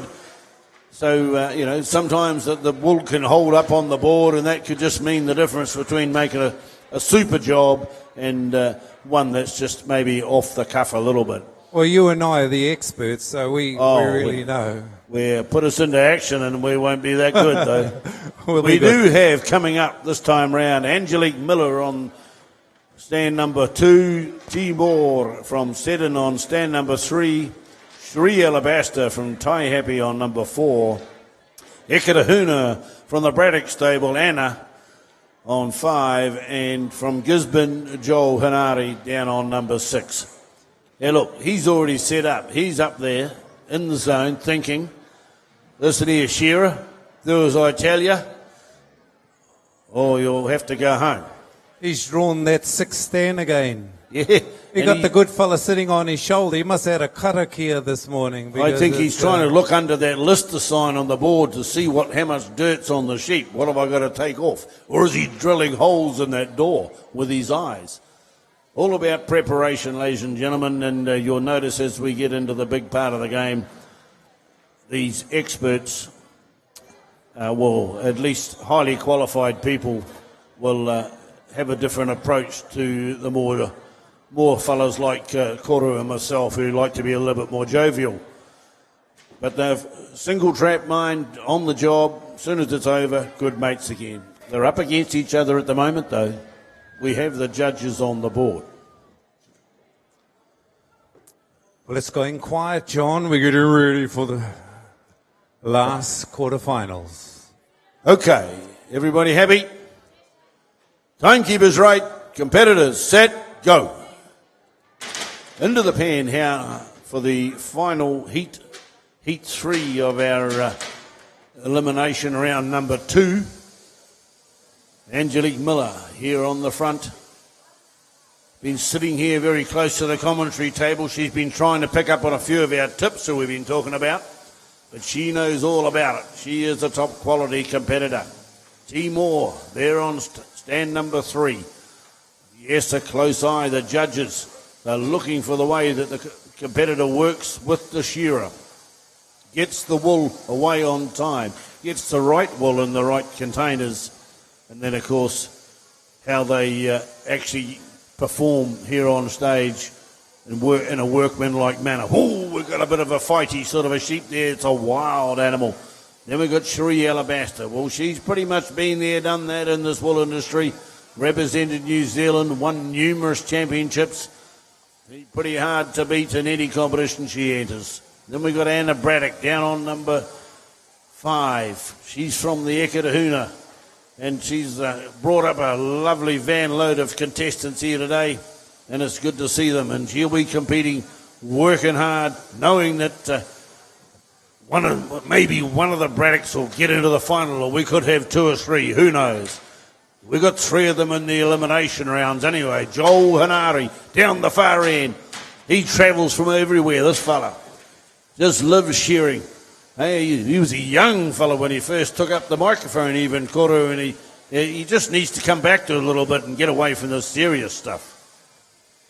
Very serious, all right. Well, this guy has got the world ribbon in, like you said, in his cupboard, displayed nicely, and he's come back and he looks very, very focused. He's absolutely zoned in. He's got the mojo going, this guy on stand number 6 as he works his way into the undermine. Anna Braddock, well, she's a new baby on the old track there, and it's welcome to the big time, Anna Braddock, and she's footing herself nicely because of either side of young Anna is master wool handlers. So these girls are here, Cherie and Te Arakuta Moore and Angelique Miller are really done it this time. But this girl on stand number 5, she's the new baby on the block, and she's found something there. Good on her. She's found it. She's pulled it out. A little bit of shed stain. She's going to look for it. And down the last side, well, what happens is she had spent about 10 seconds looking at that. The shearer just kept pouring the pressure on. The wool kept cutting off, and has she lost her focus?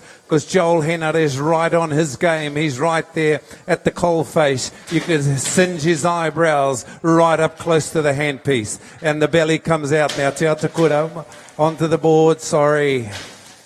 We have that name here. Look at this Cherie Alabaster right there, focus. I wonder if she's got her contact lenses in because she really can't see very well, so she got down extra close. This is what you call at the coal face, John McBride. Yeah, well, they're working away.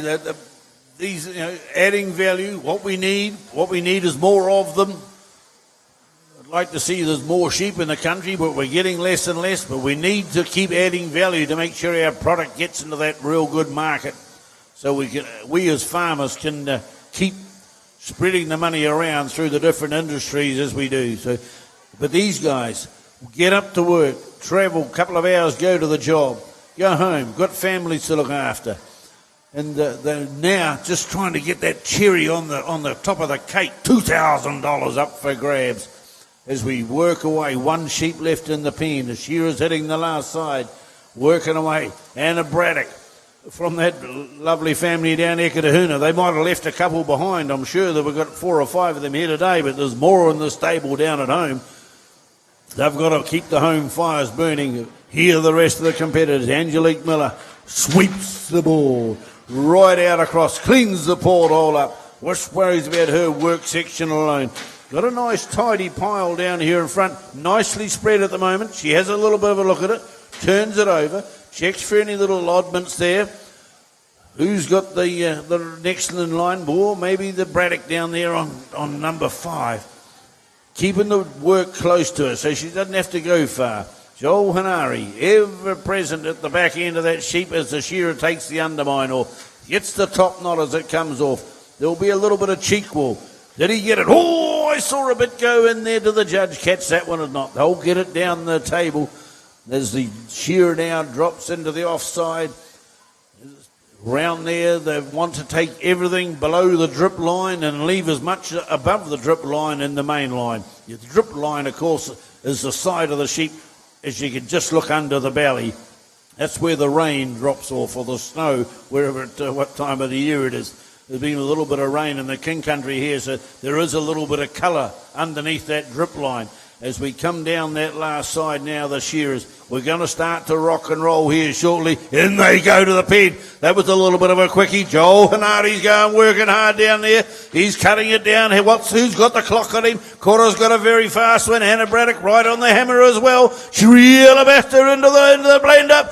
Watch out here. Come on, Timor, get into it. Angelique Miller up the front. Last to get into the blend, but it's not about being the last and has been the first to get the hand up at the indication. Here comes the broom out for Joel Hanari. Here comes Cherie Alabaster. This is the last of them. Who's it going to be? Joel Hanari, Cherie Alabaster. Anna Braddock is kicking the judges out of the road down there. There shows her hand, and up the front, Angelique Miller, and T. Moore says, I've done enough.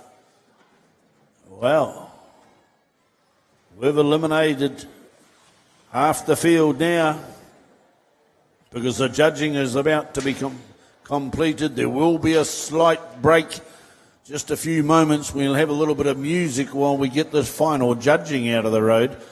But we do have an announcement. The junior finalists for New Zealand Shearing Wool Handling Champs 2017. Top qualifier Bianca Hawea, Ricky Stevens, Summer Pritchard, Jody Hogg, and Daryl Harrison. They are the 5 finalists for the junior. So as I say, we've got a little bit of judging to do, ladies and gentlemen. Full hands-on down there. She's busy. You down there. She's busy down here, John. Very, very busy. And the judges, look, they don't even have time to talk. Well, that's what I like anyway. They're focused on the job. This man, this referee, Daryl Crode, he's got them under the thumb and they're working hard. But this is it. They've got a little bit of time to turn around and then we're coming back to you. But the jobs are absolutely perfect down here, John. Well, yeah, I hope they are, because some of them are going to make the next round, and we need the judges to be on the ball down there and come back with the right result. We have to eliminate some of them, don't we?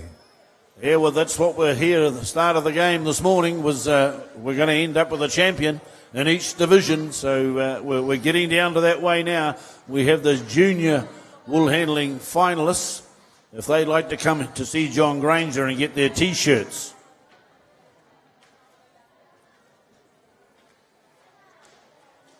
Also the senior wool handlers. Junior wool handling finalists. Bianca Hawea, Ricky Stevens, Summer Pritchard, Jody Hogg, and Daryl Harrison. Come and see the commentators table here and get a shirt.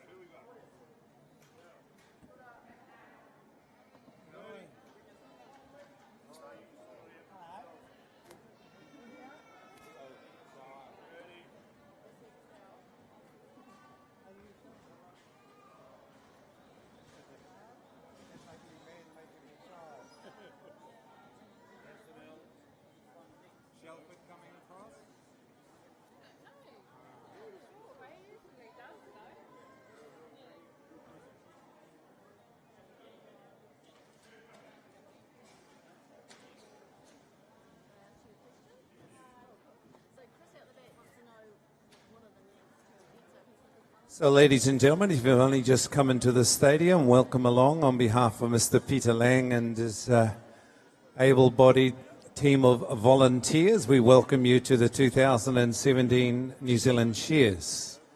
If you look around the room, we have a long lineup of sponsors, and we have a big presence today of Carfield's Primary Wools, FMG, Can-Am. They're all here, and it's good to see Ian. Haven't seen Ian for a couple of years, so tēnā koe, Ian. It's nice to see you. And the machinery this year is supplied by the Acto Agricultural Company, and it is the machinery that you see up there. I gave it a name for that plant as a silverback, but I don't know what they call it. I think they call it the All Blacks, but it's got a silverback, and if it's silverback, it's pretty tough.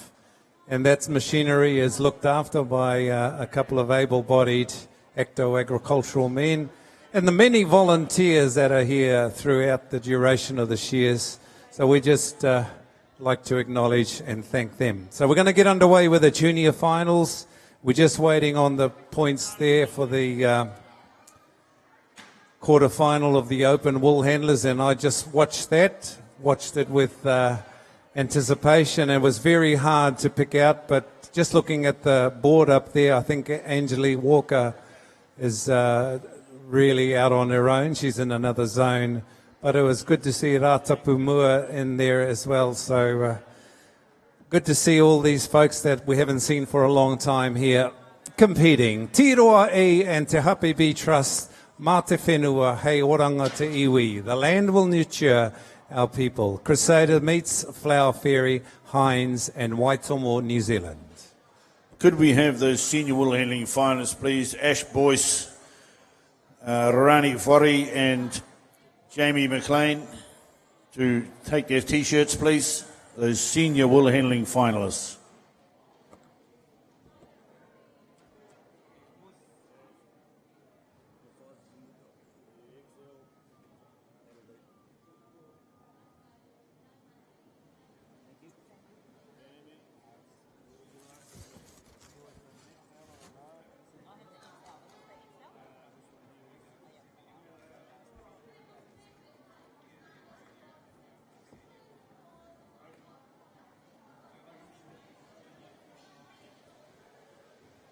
So Rani Wari, our last contestant in the senior wool handling. Come and get your T-shirt, please.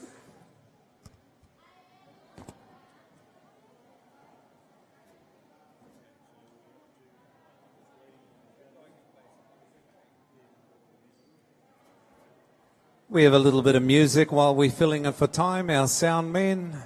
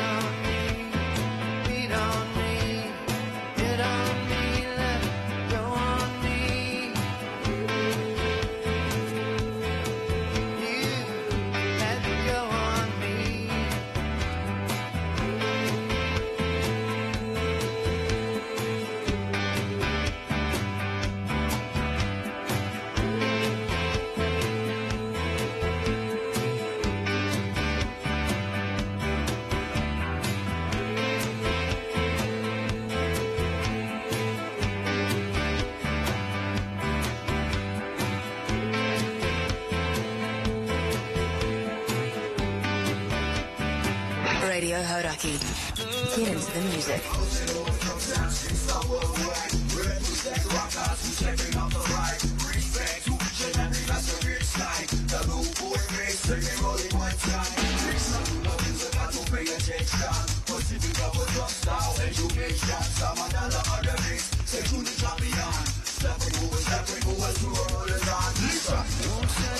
second best. I won't take nothing no less than you.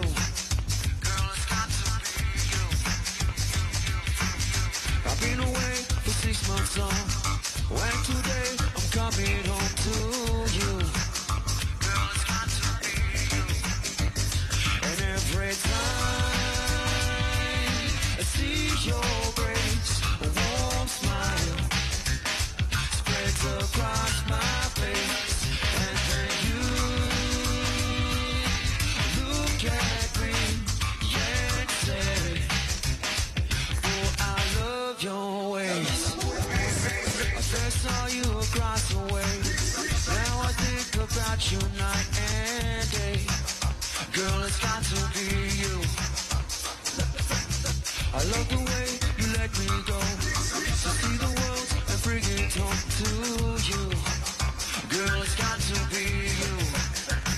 And every time I see your grace, a warm smile. Ladies and gentlemen, it's a pleasure to welcome over to the stage here Carmen Smith, and she's just telling me something out the back there, and it's quite pertinent, and I think it's interesting, and we'd like to hear from Carmen on what she would like to see happen, not only in wool handling in general, but at the time being, it's just for the North Island wool handling circuit. So Carmen, give us your whakaaro. What's your thoughts? Okay, thank you, Koro. We've got a suggestion box which is just out where the points are posted, and that's for it's part of the North Island wool handling circuit, but it's open to all wool handlers, and we'd like to see any suggestions, likes, dislikes. We're trying to promote the sport, get more involved, and we need your input. We need to know how we can improve it. There's a sticky note there in felt pens. Just you can either write your name on it, and we can answer your questions directly, or you can remain anonymous. But we'd really like your input so we can actually improve our competition. Thank you.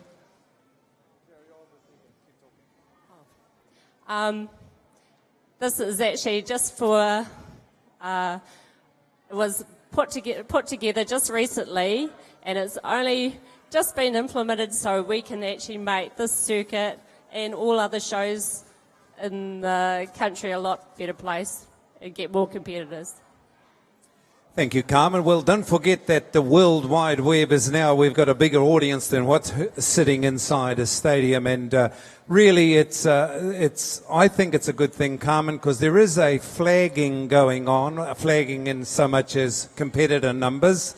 And if there is something that can be put into the suggestion box, maybe we need to do that for the shearers as well. And there might be, hey, maybe the judging should be one judge for everything, and we don't go to the corner. That might be a suggestion, Karma, that we don't go to the corner. Everything's judged on the boards.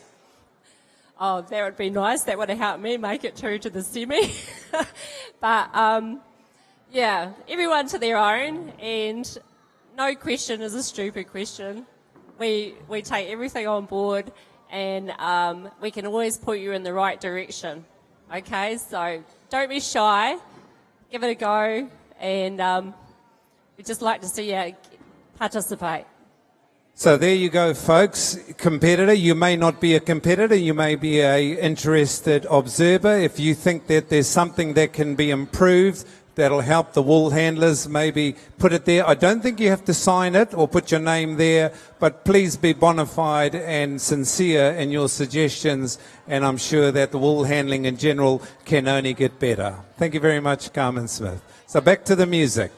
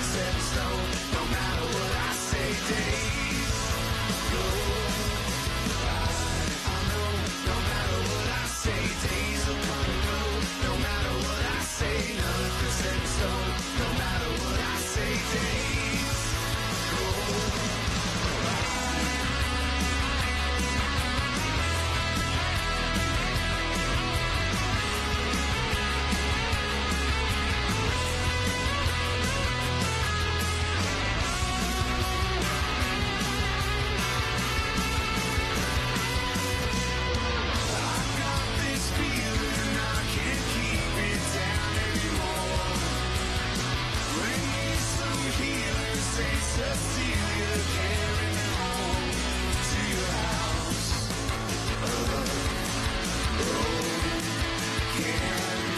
I know, no matter what I say, days will come and go. No matter what I say, nothing's set in stone. No matter what I say, days go by. I know, no matter what I say, days will come and go. No matter what I say, nothing's set in stone. No matter what I say, days go by. I know, no matter what I say, days will come and go. No matter what I say, nothing's set in stone. No matter what I say, days go by. I know, no matter what I say, days will come and go. No matter what I say, nothing's set in stone. No matter what I say,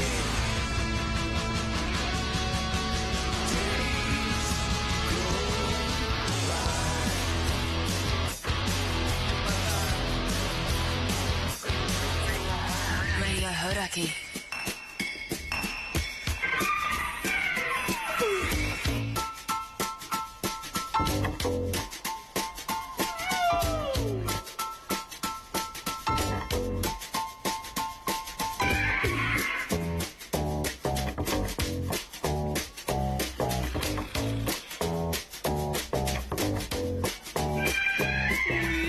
move like caged tigers. Oh, we couldn't get closer than this.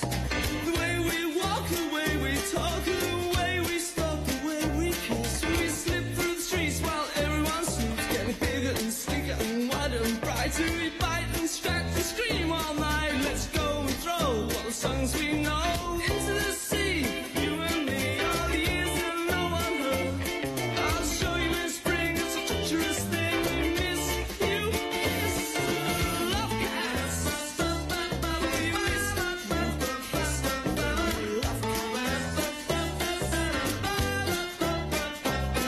so wonderfully, wonderfully, wonderfully, wonderfully pretty. Oh, you know that I do anything for you. We should have each other to tea, huh? We should have each other with cream. Cora Mullins, would you just come back to the announcer's table now, please? Cora Mullins. Now, ladies and gentlemen, what we're going to do, because we've got some overseas visitors here, we're just going to get because our program had to be changed due to the weather conditions out there. So we're just going to get a couple of guys to share a couple of sheep up there. Oh, yeah, if we wouldn't want to get a wool handler too, please. So what we're going to do is we're going to share a couple sheep for our Asian visitors. Thailand students. Okay, they're staying at Tikawiti High School for 3 weeks. Welcome to Tikawiti, and I hope you enjoy yourself over the hearth. So I've got my co-commentators here, John McBride and Cora Mullins, the voice of New Zealand Shearing and World Shearing. Well, we've just got these group of students from Thailand, and just because they're on a little bit of time restriction, we're just going to get the boys up there to share a couple of sheep. Perhaps you could tell us something about it. Yeah, if you want to come up to the side of the stage, take photos, that's fine. We've got no problems at all. Marie. Their lovely tutor, Marie. She's going to take them up there. So we've got a couple of sheep in the pen for Craig and Sam to share. Thanks, guys, for doing this for us. We much appreciate it. We're going to have two lovely wool handlers. They can hop right up on the wool room there. They can get up on the wool room. Get close to the action. Take him up, Koro.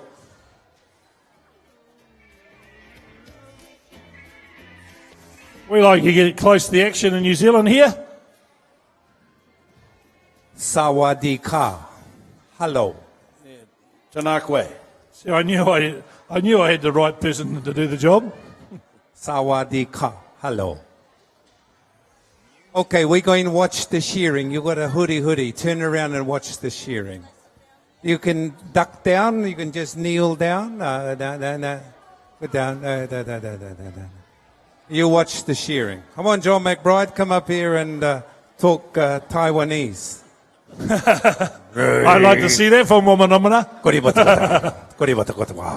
Okay, what I'm going to do is I'm going to start these shearers just as a normal shearing competition. Sam and Craig are going to shear them just as a normal, but not go too quickly, because we don't want it all to be over in 2 seconds, because no, Sam and Craig can shear very well. So this was what would happen in a normal competition, ladies and gentlemen. So we're just doing this demonstration for our Taiwanese visitors here today. All right, boys, you ready? Timekeepers ready? Judges ready? Competitors, go! Well, now we're stepping into the pen here, and we've got young Sam Brooks and Craig Fagan. Craig Fagan, that's a famous name in Kuiti, ladies and gentlemen, as the Fagan stable have supported the New Zealand and King Country shearing industry for decades upon decades. So what they've done, they've just removed their belly wool. That's the all that undercarriage, all that stuff underneath the drip line we talk about. Big long shots going up over the undermine. That undermine is one where they go right up the backbone. Now they're sleeping around into the offside of the sheep. We're looking at removing that wool with one blow of the comb in the cutter. They're dropping into what we call the long blow. There'll be 3 short blows and then 3 long ones coming up over the backbone. Oh, this one's been a little bit naughty, won't sit still. Sam comes on to the last side. Sam was just a junior shearer here a couple of years ago, and look at him now. He's grown into a big, strong young man, and he comes across the money side of the sheep. We call it the money side of the sheep because it's all about when the sheep goes down the porthole, the cash register rings, and you've earned another $1.50 or thereabouts. Craig just beat him off there, showing a bit of old head. But you notice that Sam, he just had to pop that head forward because that sheep was being a little bit naughty. But he's under control. He didn't worry about it. He kept breathing. Kept the brain ticking away. Fill up your lungs with oxygen and it keeps the brain going. So here we go. Sam Brooks. Down the belly, 3 shots. He cheated a little bit on that one, Craig. So you be mindful of this young fella as he swoops down the offside now. The undermine coming up. 2 good shots up over the top. Here goes Craig off with the top knot. Sammy's right up his tail. Round the back of the head he comes now, working across that front shoulder, turning away from the crowd now. You can't see much but his backside, but he's still doing the work. Into the long blow he goes. Craig Fagan up the long blow. Sam Brooks up the long blow. Turning onto the last side for the final time. Down over the money side now, and he's working across the shoulder. Look at him go. Come on, Thailand. Get in behind him. Drive him on. But it's Craig Fagan down and out to the flank. Out the last leg for Sam Brooks. Look at him go. 2 shots. Down and dusted. Well done, Craig and Sam Brooks, ladies and gentlemen.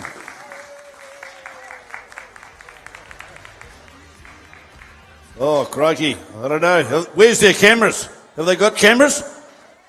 Well, I'll get a load of that. Good stuff. That is the finest product you can have from a sheep, besides the mutton you'll eat in the barbecue. Hey, lovely stuff. All the way from Thailand here, staying in Kuiti. Good to see them here, and they're taking shearing to the world, and that's what it's all about, helping to grow our industry, and our sponsors are just going to love that stuff. See that little bit of dirty wool she's pulling out there? Hey, missed a bit. Look at that. Shed stain. Run across. She must have rubbed herself on the truck. Had a little bit of dirt. Gotcha. And here in this pile, that's all. That looks terrible, doesn't it? Hey, compared to this white stuff on the floor, look how dingy that is. So that goes into a different line. Keep that out of that stuff. And this is what the farmer wants. Nice bright wool here for our product to be exported overseas. Don't be afraid to touch it. You won't get poisoned by it. It is a natural product. So, ladies and gentlemen, a round of applause from our young people from Thailand.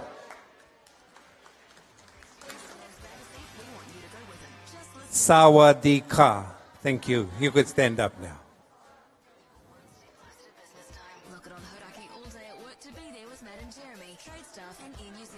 They're probably scientists, all these people, John.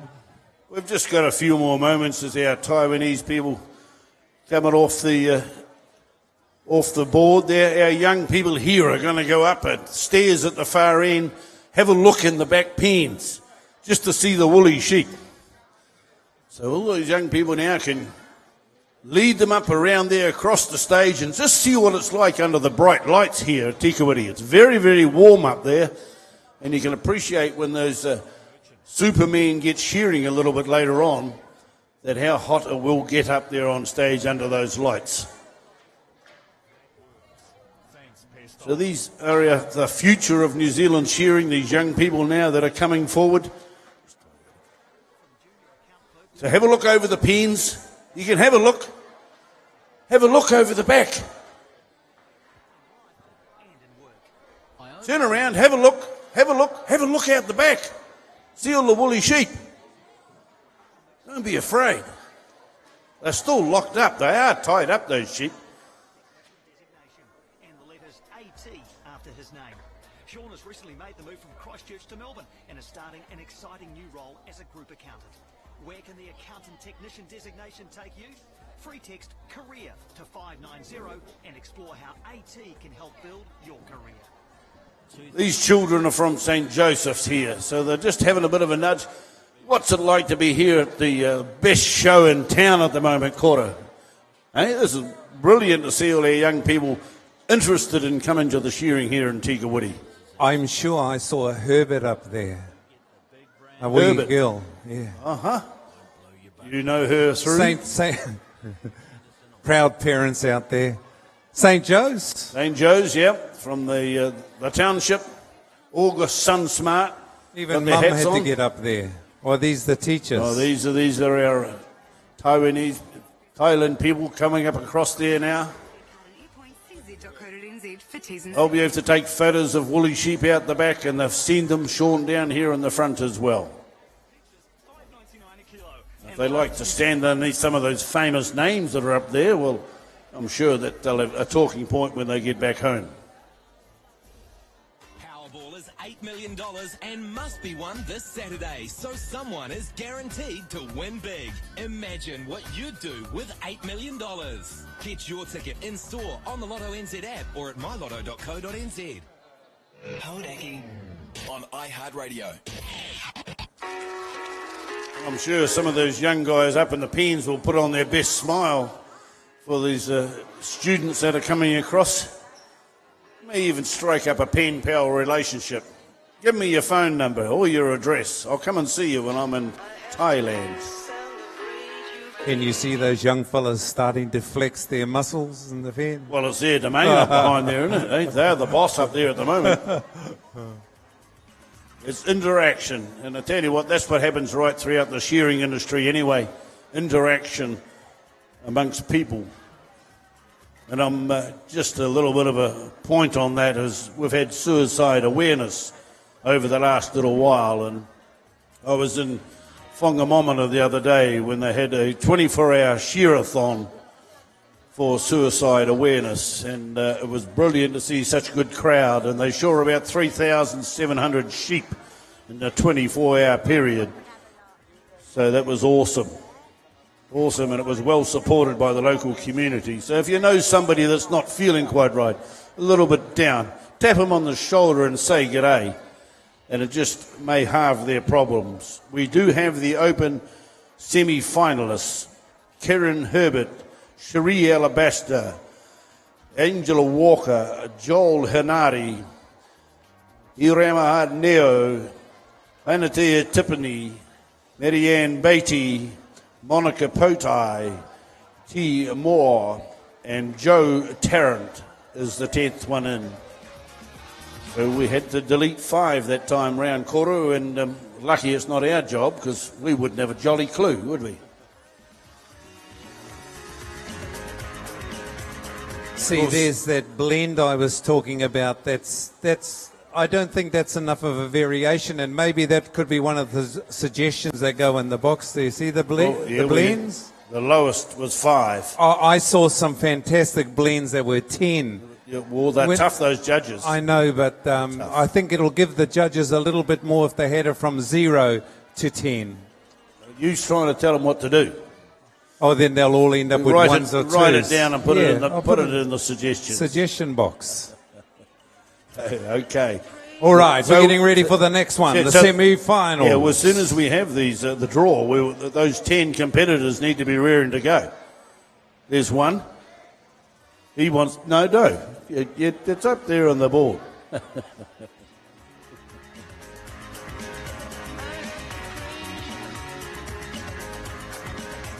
So our next event on the card is 2 heats of semi-final for our open wool handlers. So you guys, little fellas down here in front from St. Joe's, are going to see some action.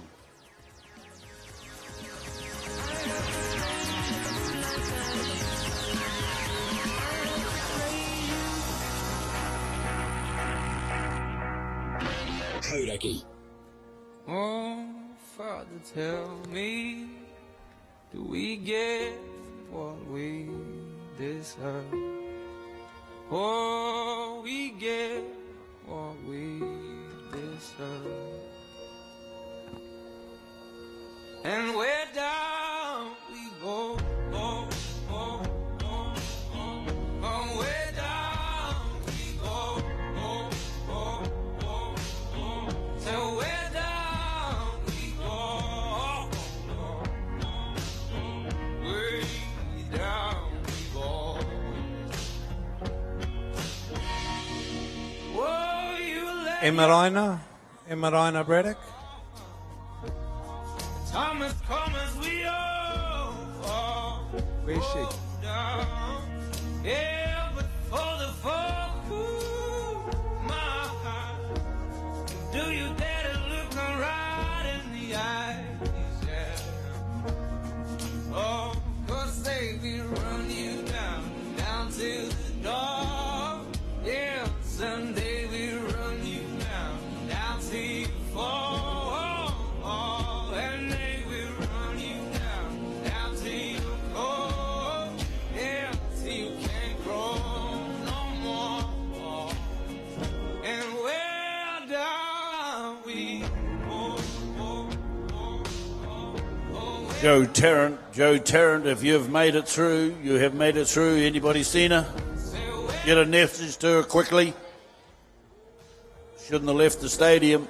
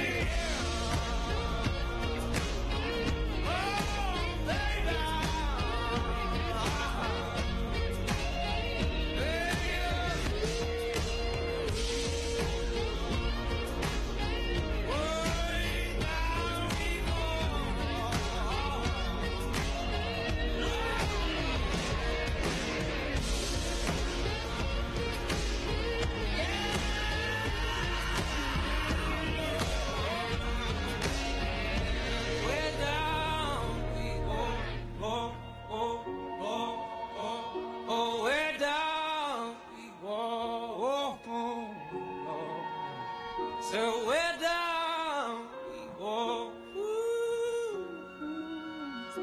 Way down we go. Well, John, we're back to the Open semi-finals, the $2,000 event. What a magnificent prize package for these open wool handlers. And I look, this Eramiha Neho keeps coming back every time. Very, very interesting competitor. Well, tucked in there, number 5. You can only go upwards from here. I think he was 15 the last time. Wow. I've known it to happen before. These top competitors just languish in the midfield or in the bottom piece and then sneak through and nail it at the end. But just looking at the points, this Karen Herbert on the board, she only lost 3 points. That was amazing. The closest to her was 7. Wow, that's not too bad. There's quite a variation when you get down to the final points, from 46 going down to 92. That's quite a variation there, isn't it? Well, we haven't seen Ratapu Mua for a long time, and she's obviously a young mother now, and she's actually made the cut, so it's good to see her come through as well. Hanatia Tipan has won this before, hasn't she? She has been up here in the front before, and she'll be looking to represent Kuiti in that later on in the program.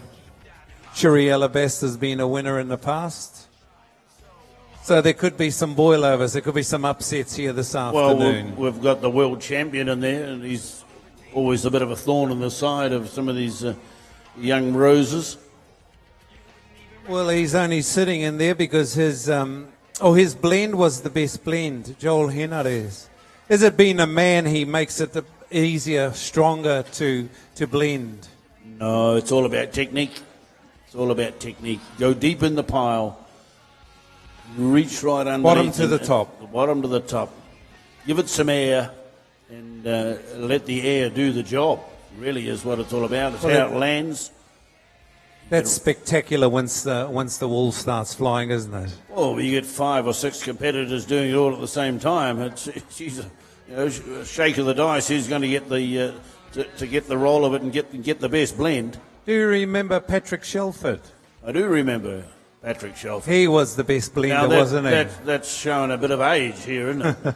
But he used to get covered in wool. Oh, well, totally. And he had very dark hair, and latter times he had a couple of greys in it, but it wasn't wool left over. He had already shaken himself clean and well blended it up.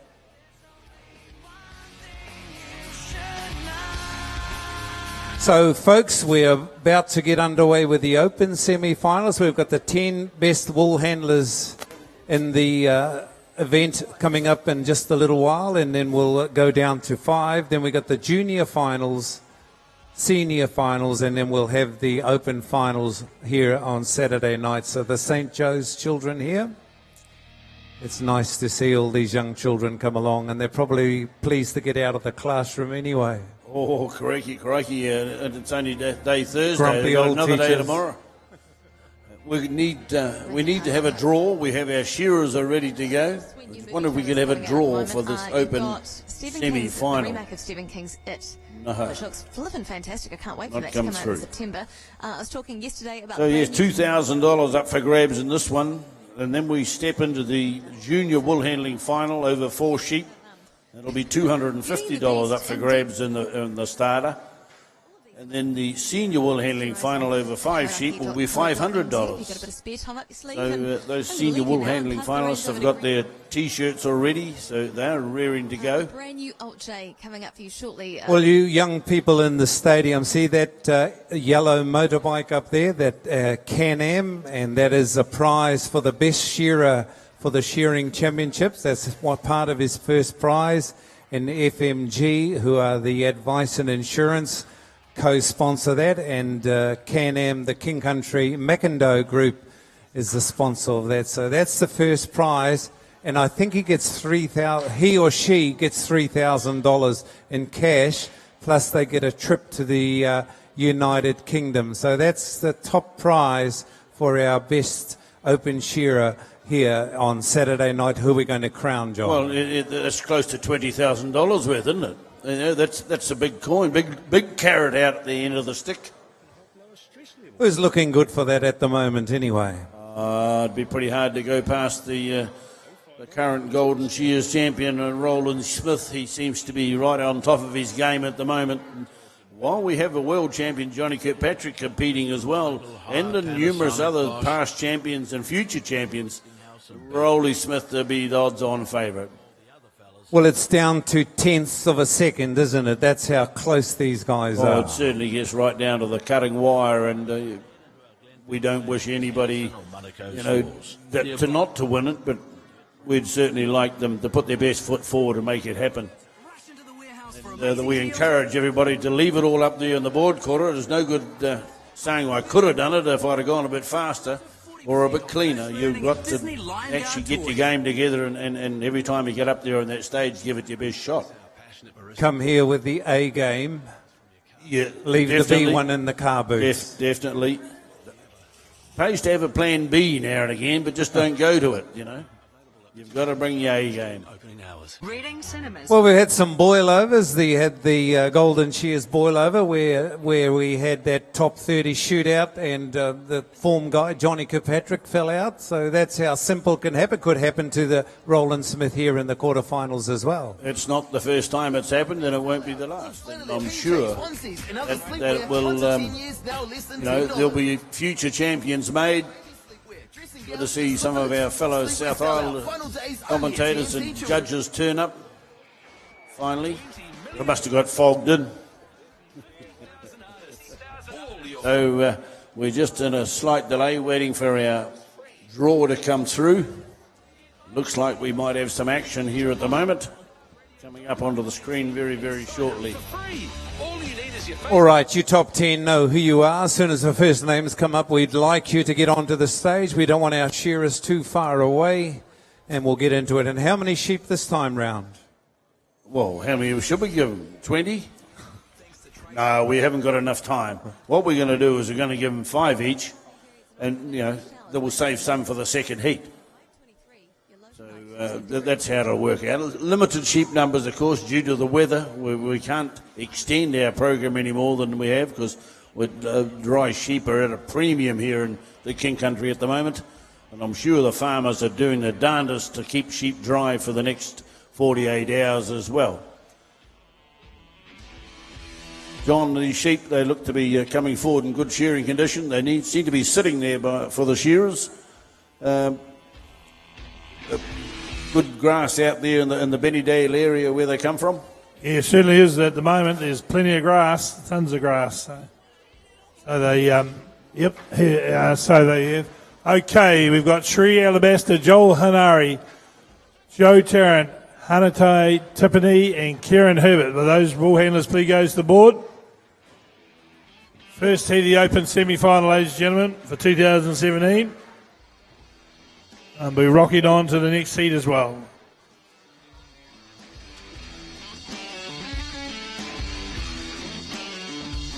I see, John, they've only got 6 baskets. I'm sure we've seen them up to 7 baskets. Well, there has been, but the idea of this game is to have less baskets. What they're doing is identifying each individual category of wool. But when it comes around to in the shed stuff, we have 2 categories. We have fleece wool and we have oddments. And unless the farmer stipulates that we need to bring out the eye clips and bring out the locks and the socks, it is what we need to do is put it all into 2 categories, blend it up and get an average sale. But if you're down to the nitty-gritty, it's all about the competitor being able to identify those things and remove the oddments before they get mixed up with the main line. Man, this is going to be good. Well, who do you leave out? We only won 5 for Saturday night. Well, you can leave you and me out. We've got our seat. We've got our seat. We're already out, but we've got our seat. Yeah, well, hang on to the furniture. Okay, John. Okay, let's have the judges on the board, please.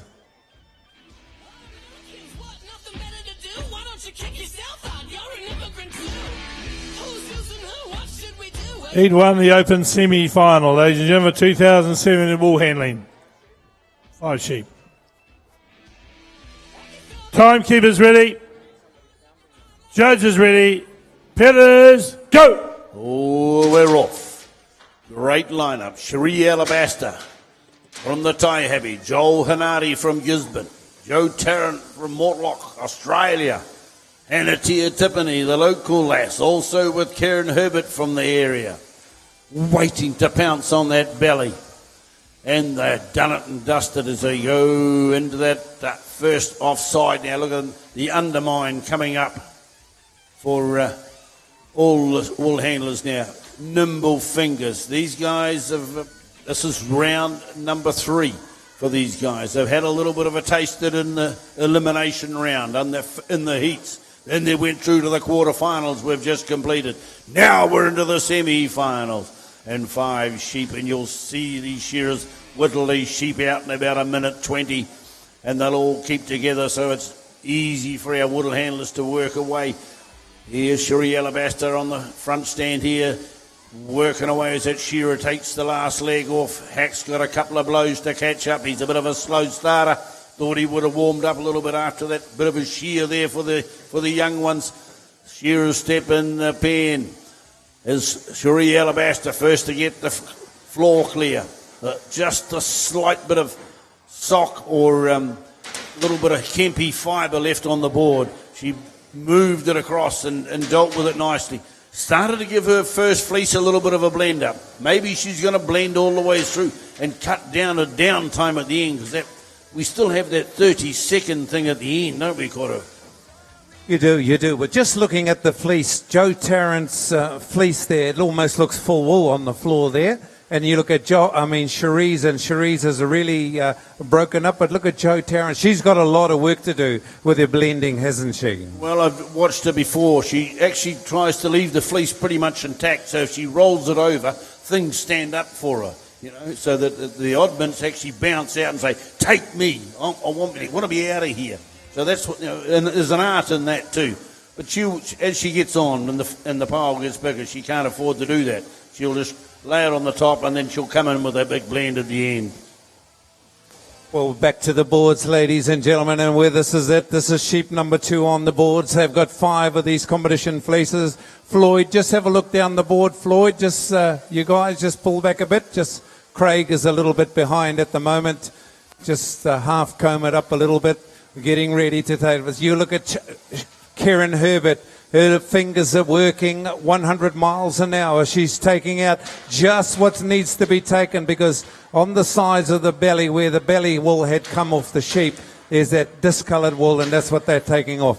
So the shearers are starting with the belly. The top of the belly is a crusty little yellow bit called, the brisket wool is called frib. Frib wool's got to come out. That's worth not a lot of money, maybe 20 cents a kilogram. So they've got to remove that, and they find a basket for that frib wool. Then the rest of the belly wool has to go into another container, and that's a little bit more valuable. That's worth about $1.50, maybe $2. Then we go to around the crutch of the sheep, between the legs of the sheep, and there's lots of discoloured short wools. That's got to go into another little container as well. And that man on stand number 2, Jay Henare, he is the current world champion. So this guy is the one that's the form horse, and we have these other ones all trying to compete against him. But the lady down on stand 5 from Kuiti, Karen Herbert, is the top qualifier into this event. And whether she can maintain her quality where she left off, she will make the cut, because 10 of these competitors come up and only 5 are coming back as finalists on Saturday night. So Cherie Alabaster's won this before on stand number 1. Joel Henara has won this before on 2. And down there on stand number 5, Hanatia Tipene has won this before. And that's the way it is. And I don't think these others have had a win. Been in lots of finals, but I don't think they've ever won it. I could be wrong, but this lady here is a school teacher on stand number 1. She is a school teacher, a primary school teacher, so she knows all about giving information across to you people. Henare is a full-time wool handler, so is Joe Tarrant, and I'm not sure if Hanatia, I think she's a full-time mother, and Karen Herbert works on their little farm as well. So they're all very busy, these wool handlers, and they've all got a career. So Joel Henare is sponsored by, I think, PGG Wrightsons, and we can talk about them because they're a sponsor as well. This is sheep number 4 on the boards, Johnny McBride. Well, yeah, certainly he can afford to get around the country with a great firm like that behind him, and I'm sure that he'll be just enjoying and hoping to raise the profile of that firm. Here we go. Tiffany there out the last leg down the far end. Here she goes, working away. The local girls, the shearers step into the pen. Just keep looking along there, fellas. Pick up a couple of shots. These are open competitors. We step into the pen now. Down the far end is Karen Herbert. Come on, Karen, get the rock and roll going. What sheep are we up to now? This is sheep number 4, is it? Now we've got 5 in the pen. This is the last one, is it? Can't quite see. Here they come. Oh, a little bit of a kicker. They are wild animals, ladies and gentlemen. And look at Brooksy, had a little bit of trouble just sitting that sheep down. It didn't upset the wool handler too much. Hannah Tia says, come on, baby, talk to it nicely. Brooksy, let's get the job done here for me. Cherie Alabaster up on the front stand. Top knot coming off for her as a shearer steps forward. Not much top knot on Joel Hanari's sheep as he just catches it as the shearer takes it off with one shot. Out into the pottle it goes. One of the two of them have got just one bin turned over, just as a spare bin. They know leave it in as much as you can, but don't dare not take it out is the secret. Across the shoulder come the shearers, hitting the last side. Rock and roll time not too far away. Joe Tarrant from Mortlock in Australia. Look at her go. Nimble fingers there, stretched out. Good wide stance. Not going to get to her falling off the board as Joel Hanari starts to pack the baskets. Getting down to the business end of the session here now. Semi-final time for these guys. Joel Hanari get into the blend. Cherie Alabaster up on the front. There comes Karen Herbert coming with a withering run down the far end. Tanatia Tiffany as well and Joe Tarrant all into the business end.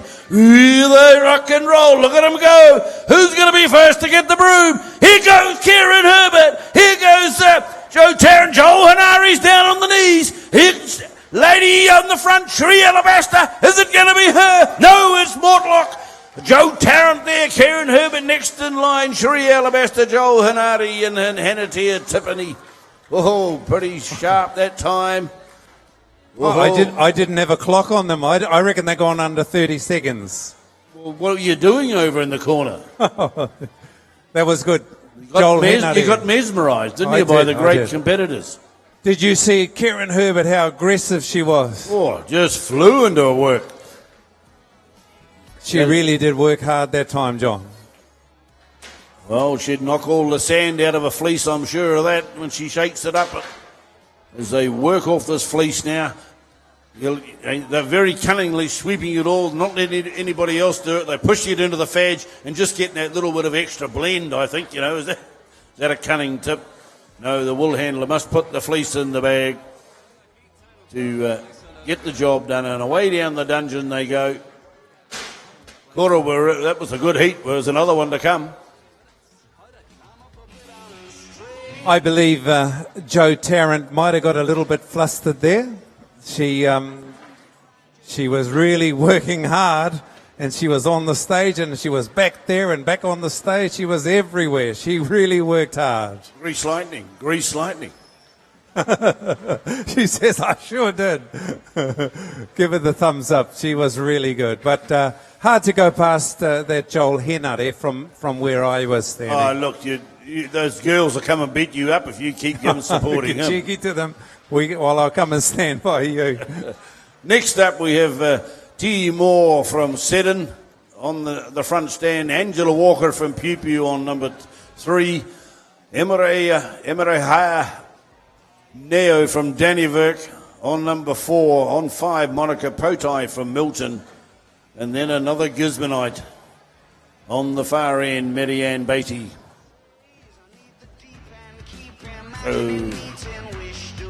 Wool handling. That's Teratapu. Teratapu. Is that right? I'm sure that's her name. Yeah. But she calls herself Te. Well, we'll just go with what she calls herself. You might be talking pie in the sky. Hey, if we poke a bit of fun at each other, it's all just to lighten the day a little bit. Nothing.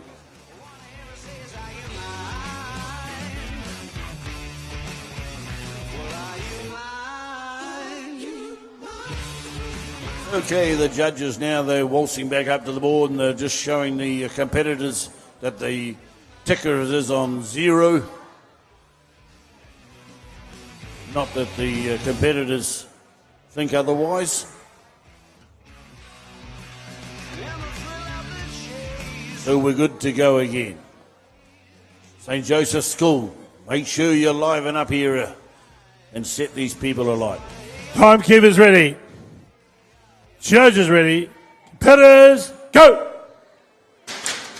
Well, a very sharp time there in the clean-up, Koru. I think, really put the pressure on these crew. We've got Moore, Walker, Nao, Potai and Beatty. They know what's in front of them now. A lot of work involved in this. It's crucial because once the wool is taken off the shearing board here, it's taken out to the back there, and there's a whole team of judges going through every bit of that wool just to make sure that we are choosing the right people to make that final cut on Saturday night. They go through it there, they go through all those baskets, and you'll see them over there if you want to wander over there after watching them do their work, and they're really focused on it. It's becoming focused, and we call it one with the wool. Well, Marianne Beatty down here on stand number 6, she was one of our world competitors. She represented Aotearoa at the World Championships, and they're the team champions. That's her on stand number 5, and she comes from Tikaraka in Gisborne. Monica Portai, she's also been there. She broke her leg, and now she, in the qualifying round, that probably put her out, because if she had a good leg, she might have made that New Zealand team, but we'll never know. And she lives in Milton in the South Island, and also here in Te Kuiti. And on stand number 4, Eramea Neho.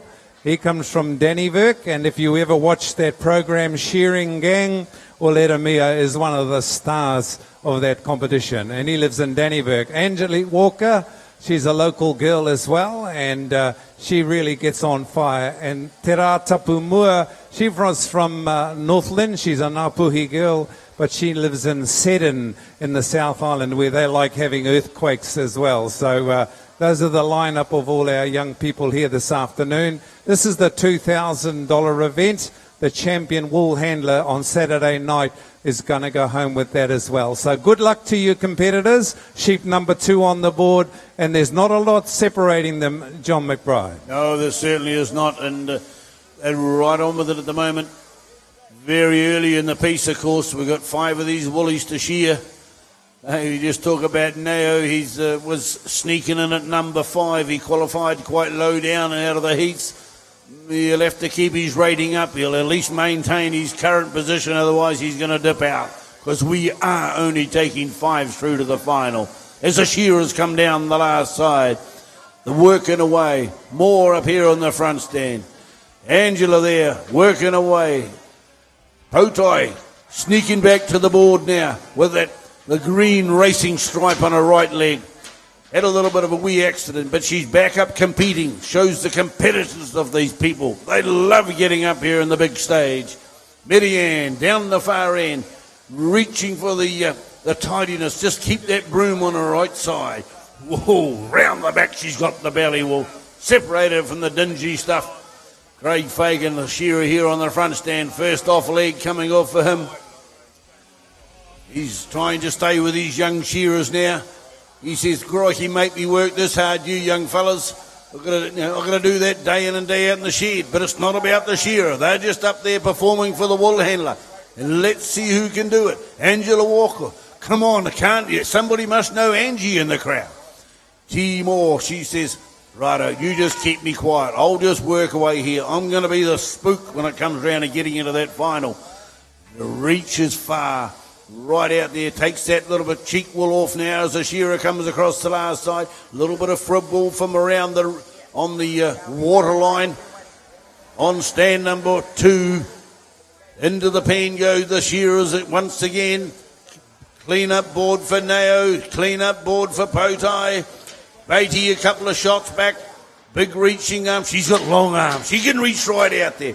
What number sheep is this one, Cora? It must be, 4 or 5? The sheep 4 on the board, ladies and gentlemen. This is the 4th sheep. One more in the pen. They'll start to get themselves organised. Look at this, quietly working away, the quality product. This wool, kids, is, if you know it, is worth about $7 million a day to our industry. $7 million a day is what the wool is worth.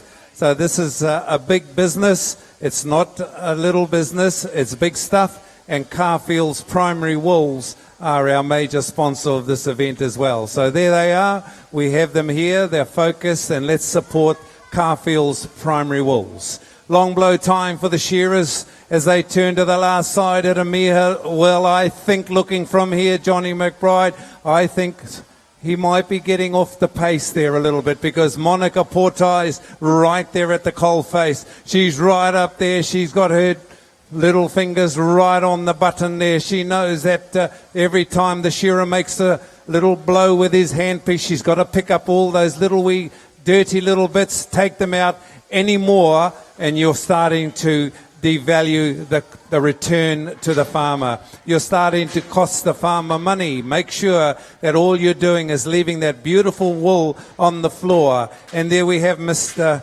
Doug Lang, the photographer at the floor there. He's the man that looks after our internet and all the stuff that you see on shearing competition. That's the man in the front there.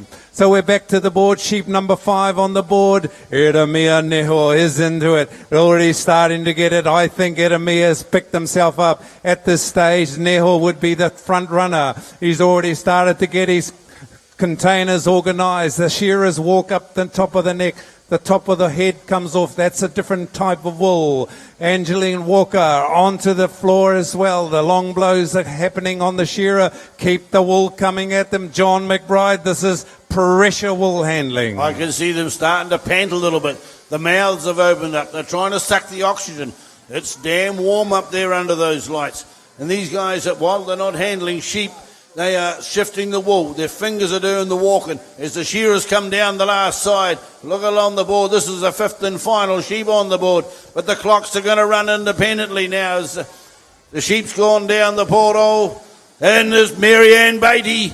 She's out with the big stick, turning the drops the wool out. There's Monica Potai there watching for any little oddments. Here comes now, right up here, Walker as well. More on the front stand here, into the blend. She's a little bit slower off the pace. Blending up for Angela Walker right down the far end. Mary Ann Beatty, I think she's got the run of this one. Here comes Bowtie with a withering run.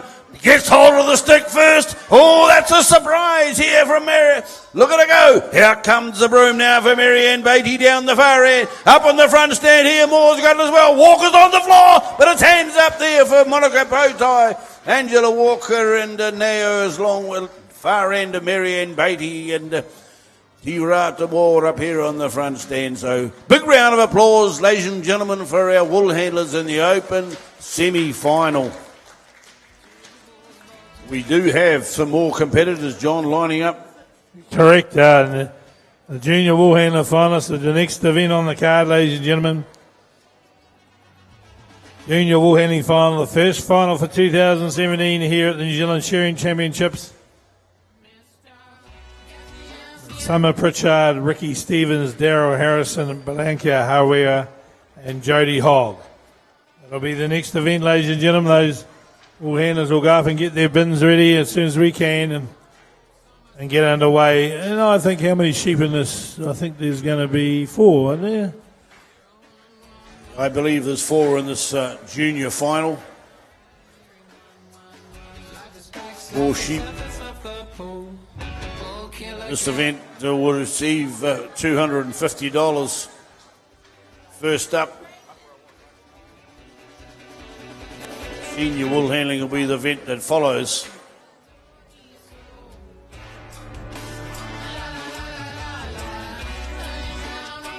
So just a quick clean up here. You can see the names up on the board there already.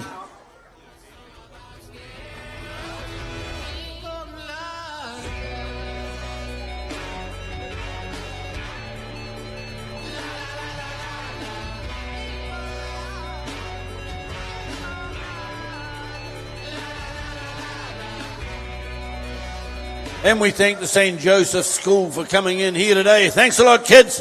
Give us a cheer before you go. Hip, hip, hooray! Hip, hip, hooray! Hip, hip, hooray! Good on you. We'll see you back later on in the day. You be safe out there now. Walk across the road. The best years of my life was in primary school. Okay, just a reminder to competitors that are in these 2 finals, your prize giving will be at the Waitomo Club tonight. Your prize giving will be at the Waitomo Club tonight. That's the junior and senior wool handling finals. So that means you've got to actually go across and socialise at the Waitomo to receive your prizes. Good. Peter Lang, if you could come back to the announcers table, please. Peter Lang to the announcers table. We've got it at hodaki.co.nz. That was Alt J, by the way. Pixie's next. This must... Guys, just step down, please. Ricky, Daryl, Summer.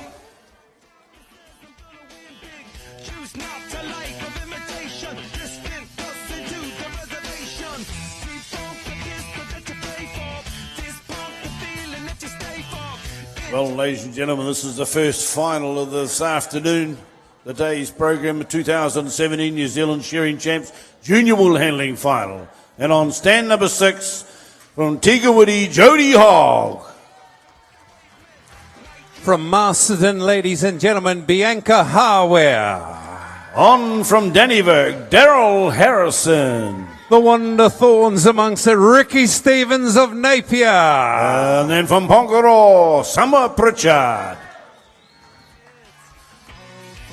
How many sheep, John? Four. Four competition sheep. 4 of these woolies.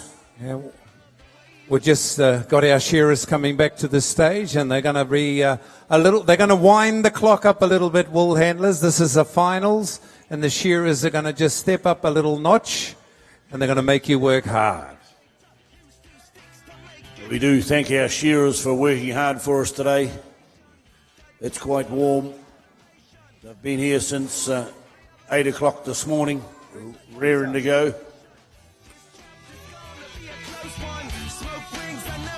So it's this event sponsored by New Zealand Shearing Champs.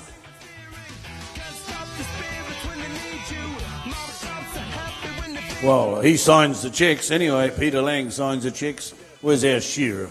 Stand 2. One more shearer. Summer's already won. Oh, she's got to get up there and pluck the wool. BNZ. Did we get the wheelchair out for the shearer to get him up there in a hurry? Good to see you again, Craig. Thanks a lot. Oh, yes. Maybe we'll line up here. 5 sheep once again. 4 sheep. Get it right. Wool handling final. $250 up for grabs. Are you guys ready? In the blue shirts. They look pretty sharp. Almost there. Shake, rattle and roll, and we'll have the announcement of these finalists at the club tonight after the speed shear. Okay, we'll just hold that. John, I think we're ready to go. Okay, timekeeper's ready. Judge is ready. Competitors, go! Into the pen they go this time. Summer Pritchard up on the front. Ricky Stevens on 3. Daryl Harrison on 4. Inka Haweer on number 5. And on number 6, Jody Hogg.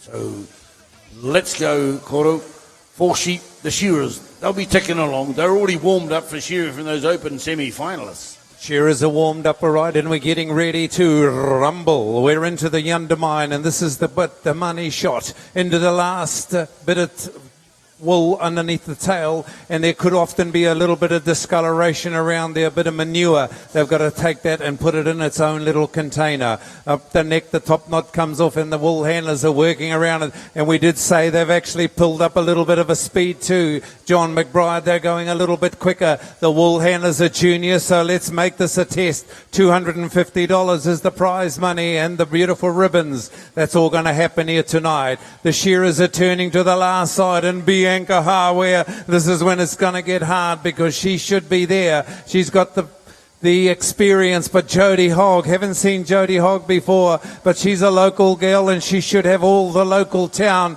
here supporting Jody Hogg as the shearers finish off that first sheep in under a minute. Down the last side they go. Craig Fagan walks in there, a little bit of wool left on the floor. Oh, nice bit of wool on here. Let's see how Daryl Harrison there. You've got to watch. They've got a very small area to work in. They've got to make the most of it, and they've got to really work in a confined space. Once the shearer finishes, they go in the pen. They've got to come out to a nice, clean shearing board. This is where the judges start picking up the penalties. The judges are watching and making sure that when the shearer comes out, the floor's nice and clean. Ricky Stevens, I think John McBride is one of the most experienced junior wool handlers here. Well, he's had a lot of tuition from his partner, Angela, who's in the next grade up. So he wants to get up in the next ranks. But he's also be back on the board shearing a bit later in the program. We've had this junior wool handling going since 1989 here at this Kuiti, and they're loving every moment. The shearers turn on to the last side. Look along the board. Keep it rocking and rolling along. And pressure on these young competitors. Summer, right on the job here. Ricky's hard at it. Daryl going hard. Ooh, a little bit of a left to the leg from Bianca there. She tries to steady herself as she goes back along the board. She's using all that board up there on top. She doesn't want to leave anything left out. Look at, she's got that fleece spread right across the board. Now comes in with a big sweep of the arms. Turns it onto the floor. Clears the board with a couple of sweeps of the broom, and Jody Hogg down the far end. Tidy board for her shearer as he comes out. They know that the judges have got penalty points piling on if they make a mistake. 6 bins on the board. Try and get the right little bits of oddments in the right area. Get the most wool in the main pile on the floor. Add value by the blending and get it all done within 30 seconds of the shearer finishing the job.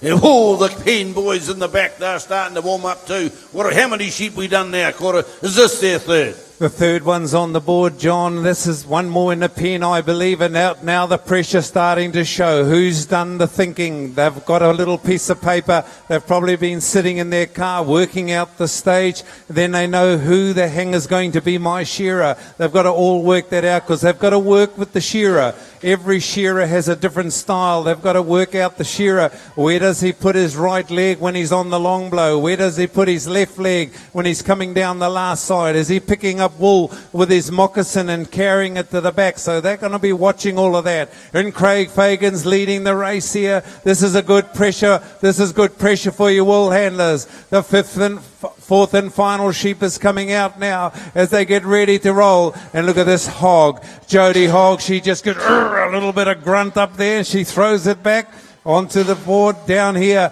Has a look. Everything's nice and clean on the shearing board, John. Well, you're talking about where the shearer's putting his foot. It's all about so you don't get hit in the mush with a dirty old moccasin, you know, as the sheep may just lurch as the shearer's changing position. And if you've reached in to get some wool, it could be detrimental to your teeth. So you've just got to be aware of the situation and work with your shearer. I looked at the young fella in the middle. I think he might be onto it, Daryl Harrison. He's showing good form coming into this one now, and I think he's got the pressure on the rest of them.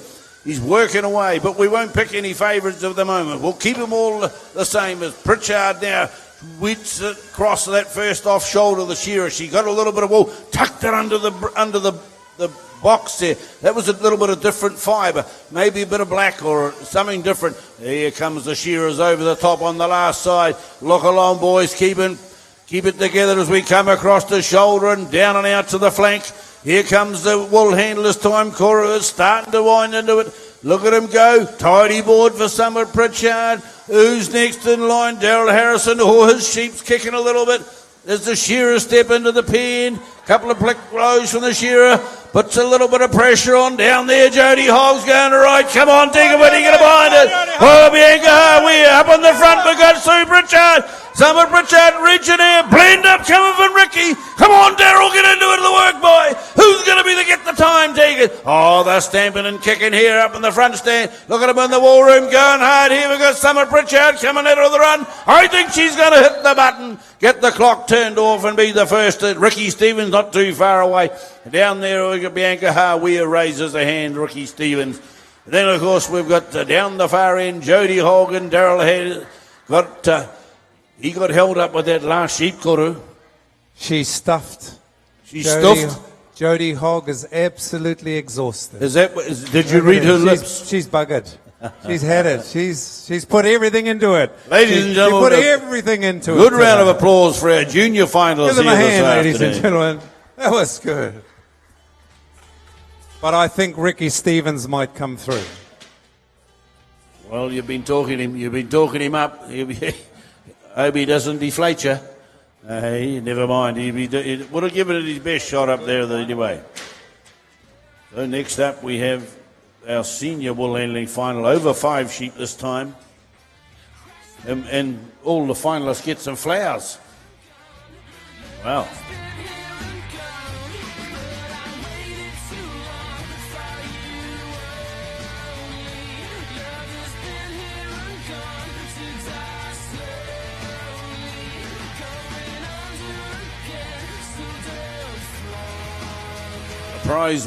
The prize giving is in the club. The prize giving is in the club for this evening at the speed shear. So we've just got a few moments now where our shearers go and change the singlet. It's that hot up there, they've got to derobe and towel down and come back. $500 up for grabs in this one.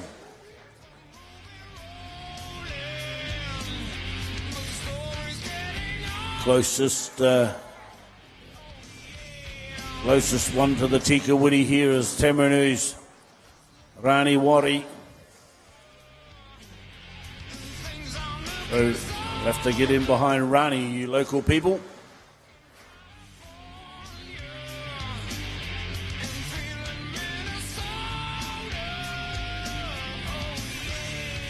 So once again, the weather has changed outside. Just trying to keep the organisers happy by throwing us a few bits of inclement weather now and again throughout the day, and then out with a bit of sun. But I'm sure they'll be working hard and maybe even through the night just to get the sheep right for tomorrow. But of course, tonight we have that speed shear at 7:30. Speed shear at 7:30, senior and open classes. And of course the presentation of the junior wool handling and senior wool handling final results.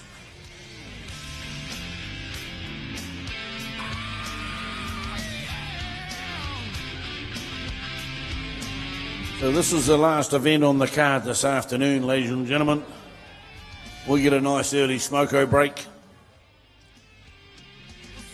And everybody will be able to get themselves organised for the presentations tonight. No reason why you won't be all showered and bright-eyed and bushy-tailed. 7:30 over at the Waitomo.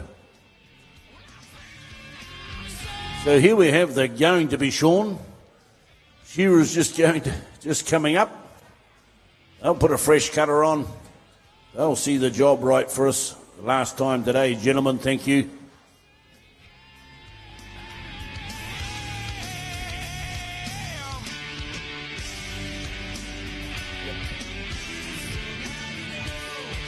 Okay, we all smiles out there. Okay, ladies and gentlemen, could you welcome on our senior wool handling finalists for 2017 at the New Zealand Shearing Championships. We would have Jamie McLean from Waitra. Sorry, Tai Happy. What am I thinking of? From Taumaranui, Raniera Whare on stand 5. Believe it or not, we get another Stevens from Napier. Angela this time in the middle stand. Better looking than the last one too. Brittany Tibble from Gisborne on stand number 2. Up on the front stand from Danny Burke, Ash Boyce. A little bit closer to your territory, Ash. He's a good one, Ash. Can do anything, press. I haven't seen him cooking though, but he can handle a handpiece pretty well as Not hard to burn water, is it? I'm sure he can handle that. You can burn water. The pot gets empty. Oh, you do. You just keep burning it till it boils. You know what happens? Good pressure by the shearers too. I must thank the shearers. They're really put. So this is the last event in the stadium here today. That's correct. Prize giving this evening at the Waitomo Club. Good to go, John. John, we're good. Okay, we're ready to go. Timekeepers ready. Judges ready. Competitors, go! Well, off and going here. We talked about it. All about making the final. This is where it counts. This is where you get the kudos. You won't get $500 for winning it, but that big red ribbon draped around the shoulders, or purple sash it may be, I don't know. But at least that first prize written on it, that's what it's all about here at the New Zealand Shearing Champs. Shearing and wool handling champs. I should have to correct myself. Here go the shearers once again. They have 5 of these woolies this time round, and all of these finalists will receive a bunch of flowers. Well, I'm sure that Ash has got somebody he can loan the flowers to until he gets home and keep them fresh. Put them in a bucket of water for him. Hey, they might do the trick when he gets in the back door. Here, round the back of the head now, the shearers come. Wool handlers right on the money there. Rani, she says, take it out. Give it to me. Give it to me as quick as you like, because I can handle this stuff. Off comes the cheek wool now into a little pottle. Hello, there was a little bit of oddment. She pulled it off. It was a bit of seed or something she found there. Out the last leg come the shearers now, working away. Sheep number 1, almost down the hole. Going down the hole on 1. Couple of quick strokes down the far end. Righto, the wool handlers. Get that board clean, Cora. What are they doing? What's Angie doing there in the middle of the stand? All right, look at this.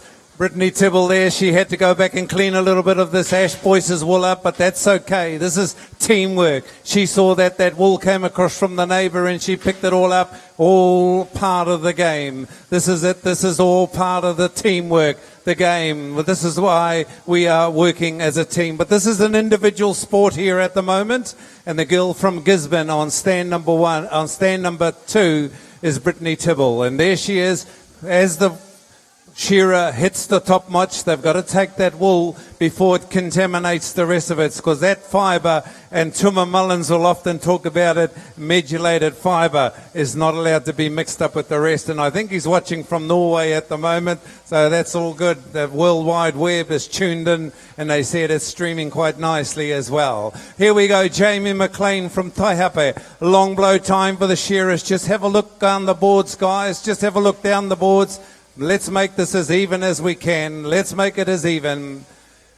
Whare. Oh, she's very quiet. Reminds me a little bit of Ronnie Goss. Just works quietly, doesn't get flustered, doesn't want to work too hard. Whereas that Ash Boyce, he's the man, and there you say that he's got a big future in this job. And that's Ash Boyce on stand number 1. We go in for sheep number 3. Or is it 4? Sheep number 3 onto the boards, and John McBride. The pressure's mounting as we go into the $500 event. Well, certainly in here, a slight blend up down the far end from Jamie. She says, oh, I'm just checking it over. I'm going deep into the pile. Did I miss anything? Be confident, young lady. You've got it all the first time round. Right there is Rani. She reaches around a little bit of sock wool and undermine wool just floating out the back from the fertiliser area. Got the top knot as it hit before it hit the floor. Angie right there in the middle now. Hey, she said, partner Ricky said, whoa, crikey, I was up there. I did pretty good. It's now my turn in the sun. Hey, next year he might be up with Angie competing in the same event. Who knows? Brittany Tibble now reaches right round the offside. Gets that wool, very difficult. Pulls it over, turns it over nicely. What jumps up in front of her? Maybe a little bit of sock wool or seed just from below the knee there, or above the knee, sorry. Nimble fingers, maybe a bit of bitty bit. Anything, she pulls it out, still in the left hand, right hand's chock-a-block. Where am I going to put that? In that basket with a number 3 on it, because if I put it in number 4, my offsider across the boundary is going to get pretty unhappy with me. Here, clean the board comes Boise. He says, righto, I'll just take it over and chuck it down. I'll get the blend going shortly. What sheep we up to? Must be sheep number 4 on the board. Here they go. Sheep number 4 on the board, John. The belly comes off the crusty bit. The frib has got to be found a home for it. Tibble there on stand number 2, looking for it. It's in there somewhere. If you go hunting for it, you'll find it. Look a little bit harder. If you can't find it, it's there. It'll be right in front of your nose. You got to get up to the cold face. Make sure you're right there. Every time a shearer makes the stroke with his handpiece, you be Johnny on the spot and grab that product that's got to come off there. Shearing capital of the world. They are the major sponsor, New Zealand Shears, of this senior event. Work around the top of the year. Jamie McLean, the winner of the Golden Shears a couple of weeks ago, on to her game. Reana Whare. Well, we don't see her very often, but hell, she's a very smooth operator. Works away, doesn't get flustered. If you look at Tibble, she's going for the doctor. You look at Whare, she just quietly works away. And Angie Stevens in the middle. She's a nice, quiet worker as well. But Jamie McLean has to be the form person here. That was full wool down in Masterton. This is second shear. Predominantly second shear sheep are shorn in New Zealand. Fifth and final fleece on the board. Here it is. The shearers are gone in. Make sure that the board is nice and clean as the shearer comes up. Whare, you've got a bit of wool there. You're going to get it away, my girl? She does get it away nicely. The belly comes off now. Tibble's looking, go hunting, girl. It's there somewhere. John McBride, this is the fifth and final sheep. And we're going to have a real humdinger of a blend up at the end of this fifth sheep. Well, we're about 50 seconds away from seeing the shake and rattle and roll. And then under 30 seconds, we'll like to see them get them finished. So who's it going to be? Who's going to be the first to rattle the pottles down here? Oh, I can see a bit of a stack up starting down on number 6. They're starting to think about the job ahead. Here we go. Look, get a new pottle, she says. I had something I wasn't supposed to find in that wool, and I've sorted it out, says Brittany Tibble. Got it done and dusted. As the shearer's turn, have a look along the board. Have a look Still along the boards, for guys. Half comb, guys. Down all off the at the last same side, time. under the shoulder. Pick it out of it, Jonesy.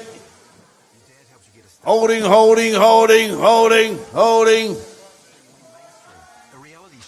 Close to it now. Here we go. Look at him. Into the Jamie. Come on, Jamie. Come on, Ronnie. Angela. Brittany. Ash. Who's it be? Ash is. What's that pottle doing? Jumped up on the board for me. I said, I want to get it nice and close. Now the blend up coming here from Brittany Tibble. Angela Stevens is there. Ronnie Warrior, but slow to get off the mark. Down the far end. Jamie McLean's coming hard with a run down on stand number 6. Here comes the boy.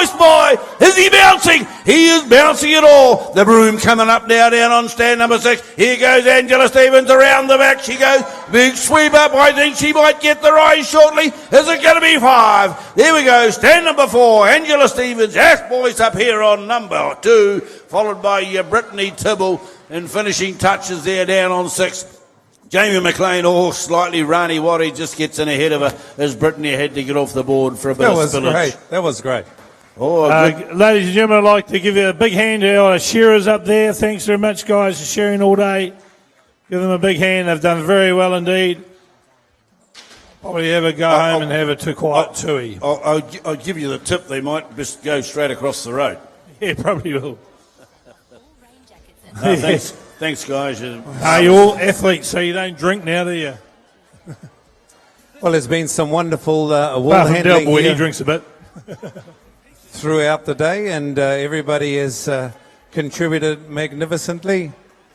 And I thought that the girl Tibble got a bit flustered there, and she came through in the end, John. Well, she was right on with it. Not about being flustered. She was just doing the business. And we hope they all don't get penalised too heavily. We'll get it done. So could we have the open wool handling semi-finalists from 6th to 10th go to the Secretary or the Treasurer's office, please, to collect their prizes? They are in 6th spot, Tirato Moore. In 7th position, Monica Potai. In 8th position, Karen Herbert. 9th position, Angela Walker. And in 10th spot, Marianne Beatty.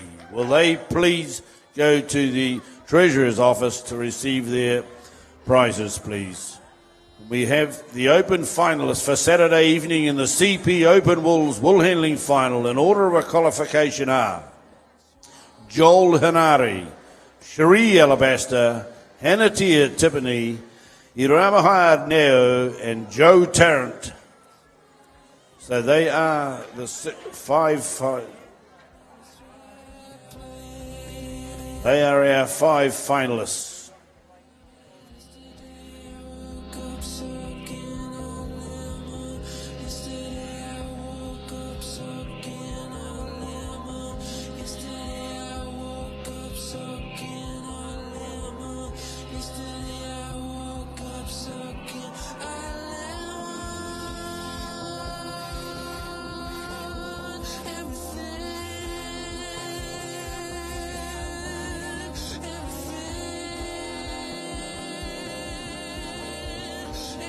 So, ladies and gentlemen, those finalists in the junior and senior wool handling, 7 p.m. sharp, your final will be presented, your final results, 7 p.m. sharp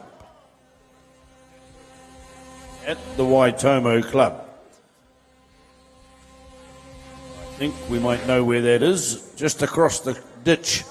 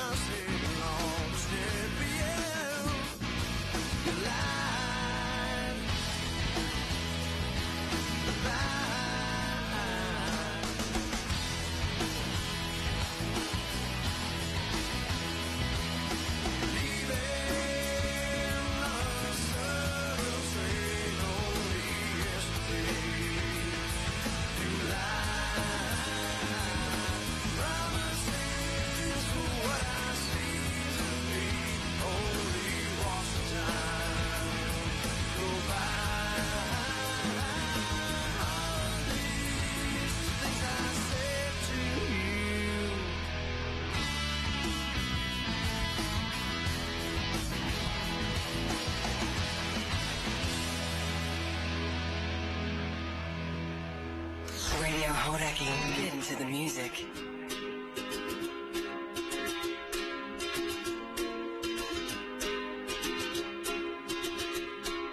I was scared of dentists and the dark. I was scared of pretty girls and starting conversations. All my friends are turning green. Yeah, the magician's assistant in their dream.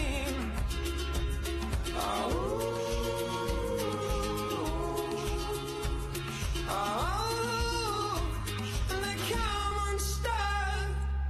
Lady, running down to the riptide, taken away to the dark side. I wanna be your left-hand man. I love you when you sing the song, and I got lump in my throat 'cause you gotta sing the words wrong. Is this movie that I think you like? Just gotta decide.